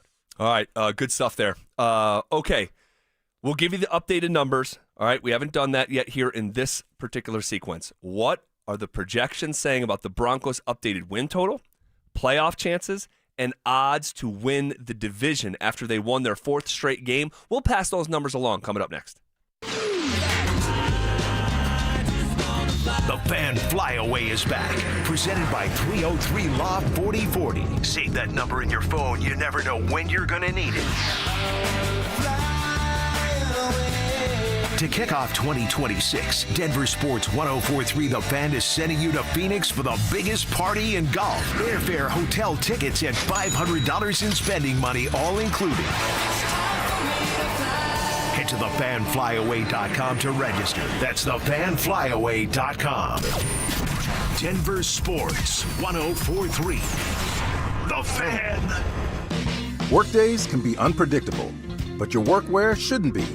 With the Cintas Apparel Plus program, you'll have freshly laundered garments for everyone on your team delivered every week. Cintas has workwear for just about any job imaginable, with high-performance fabrics and an uncompromising fit that stretches and moves with you. Don't leave looking and feeling good to chance. Visit Cintas.com. Oh, I'm ready! And get ready for the workday. When your reputation's on the line, you don't leave anything to chance, especially your primer. Painter's Trust kills primers for a smooth start, strong adhesion, and serious stain-blocking power. Now, the full lineup is only at the one place pros rely on. Need it fast? Get same-day or next-day delivery, or order online and pick up in-store. Kills primers exclusively at the Home Depot. If you're a pro, you know.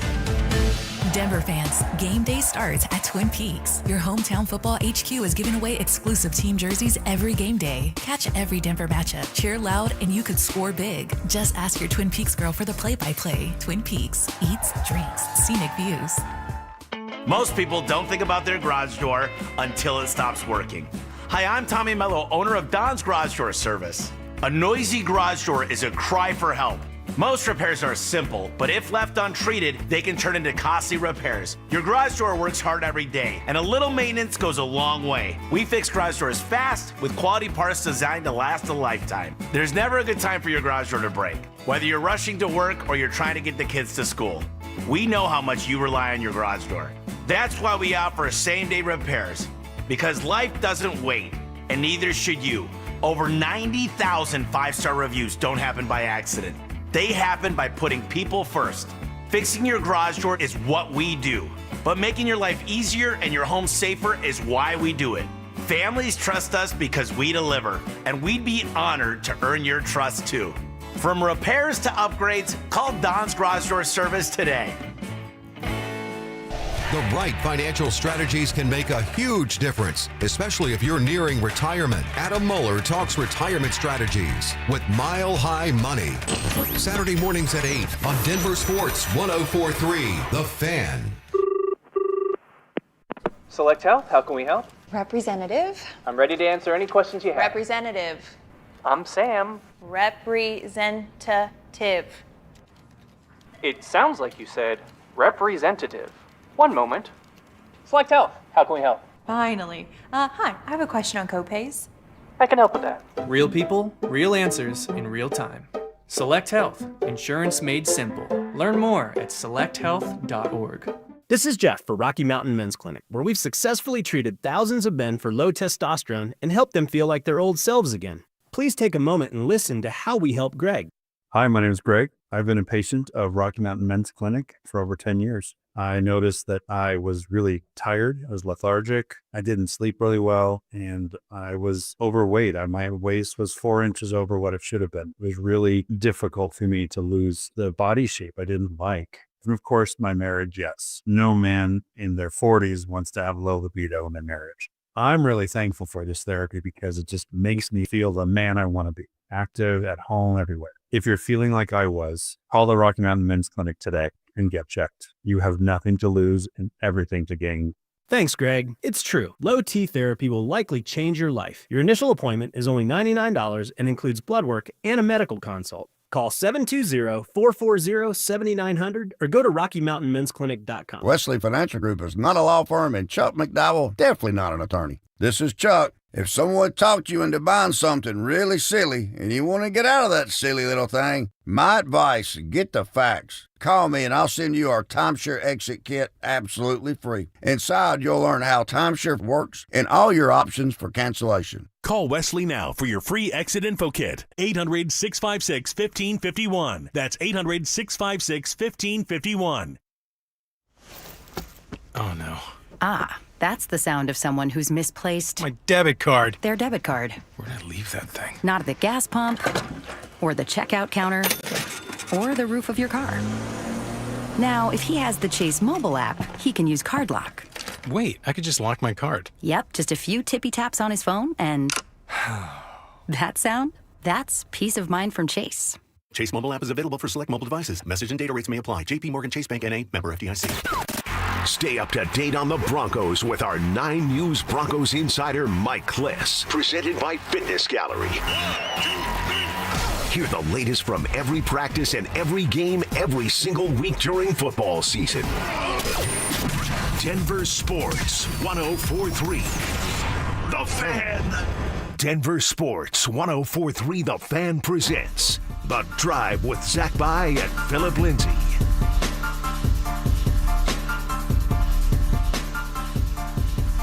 All right, final segment here on a hump day. And joining us for the last segment is Chad Andrus. What up, Chad? Surprise, surprise. How we doing? The maiden voyage for me on Denver Sports Tonight. Yeah, how about that? It's good to see you. Yeah, nice to see you. Congratulations on your thanks, man. Your victory in a loss yesterday. Yeah, a blowout loss, but the MVP's got to go to someone. So here I'll show my age a little bit, and you're gonna kick yourself that you weren't around a long time ago. There was a point in time where Denver media had a regular scheduled weekly pickup run on the practice court in the arena. Oh, wow. We played down there every week. That is so cool. Kiki Vandeweghe would come down and sit in there and watch and hang out. Well, that was a cool thing about yesterday is, like, I'm scoring on one of the coaches and I'm running back, and John Wallace, like, general manager, is watching the game. Christian Brown was watching the game. That made it special. Yeah, we're playing a game once, and we're in between, and everybody's getting a drink, and Kiki's there, and he's like, "Hey, Chad, how you playing?" I go, "Hit every shot I've taken." He goes, "Well, you're not shooting enough." I'm like, all right, I'll take the advice of the GM. I love it. Well, it's good to see you. Good to have you in here. You're going to be hosting Denver Sports tonight, and I'll give you these updated numbers, okay? And then I want to just get your thoughts, Chad, on where you think this Bronco team is at, because I think it's actually kind of complicated, to be honest with you. Here are the latest projections, and we do this on Wednesday. We draw from ESPN's Football Power Index.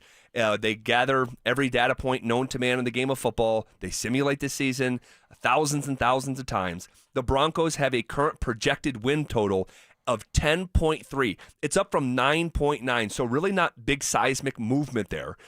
Their playoff probability, this is my favorite sequence here. It went from 68% all the way up to 77% likelihood the Broncos will be back in the playoffs for a second straight year.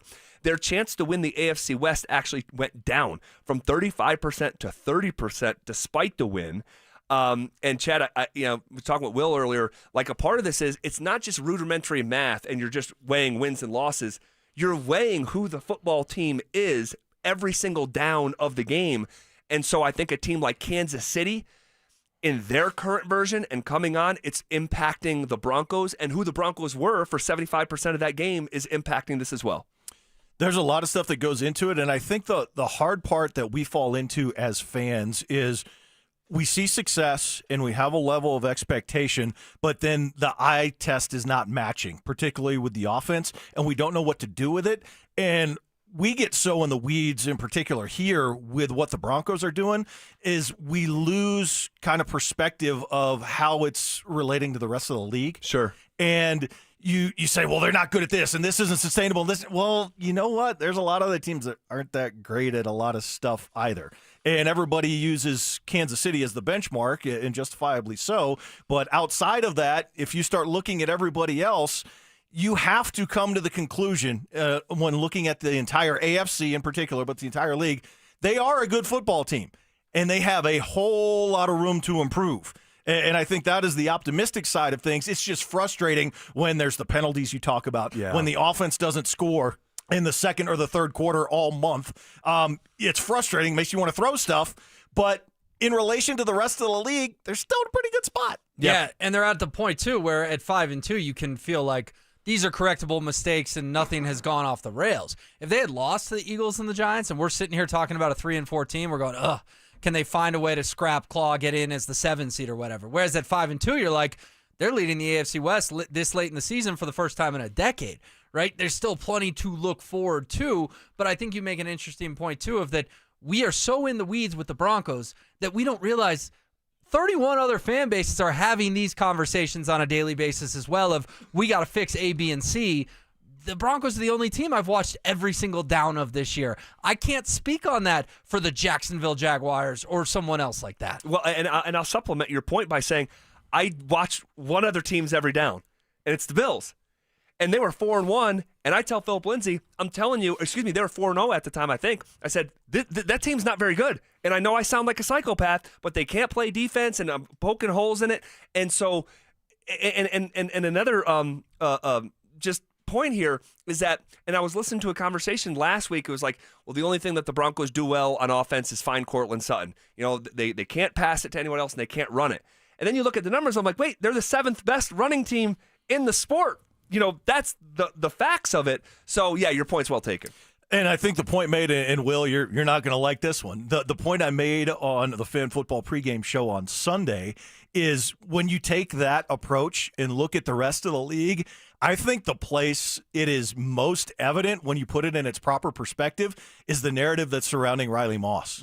And you look at every other team's second corner and put them up against T. Higgins or Devontae Smith or the guys he's gone against, and then you look at the tape, and Riley Moss is stride for stride on most plays. He's not busting coverages and getting lost. He's there. When Brandon Jones got the pick against the Colts, it's because he tipped the ball, right? It was a bogus pass interference call on him the other day, right? But nobody puts his performance in relation to the rest of the number 2 corners in the league. They put it in relation to Pat Surtain.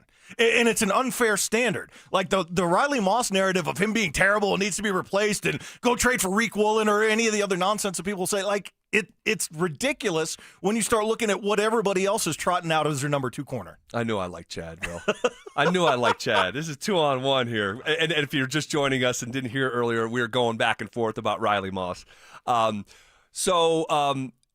the context, I don't want to be dismissive here because we're all agreeing on a lot of this stuff, but I also don't want to convince myself that this is like some ironclad resume. In 4 of their 5 wins, Chad, you've beaten Cam Ward in his first game, and his coach got fired a month later. You beat Jake Browning, who was immediately removed after that game. You beat Justin Fields, who was promptly benched after that game, and Jackson Dart in his 4th start. Like, it's great that the Broncos are 5-2. I agree with you. They are a good team. But, man, in terms of the believability box, there's still room to grow there. Yeah, they're not passing the eye test. And I think this week is so fascinating because the Cowboys' defense is terrible. And this is the time for the offense to finally wake up, change their approach, do things a little bit differently, and put some points on the board because they're going to have to. But it's also a litmus test for this defense because we have automatically kind of anointed them as a top defense, and their pressure numbers and their sack numbers absolutely dictate that. They could obliterate the 85 Bears sack record, and that alone makes you an elite defense.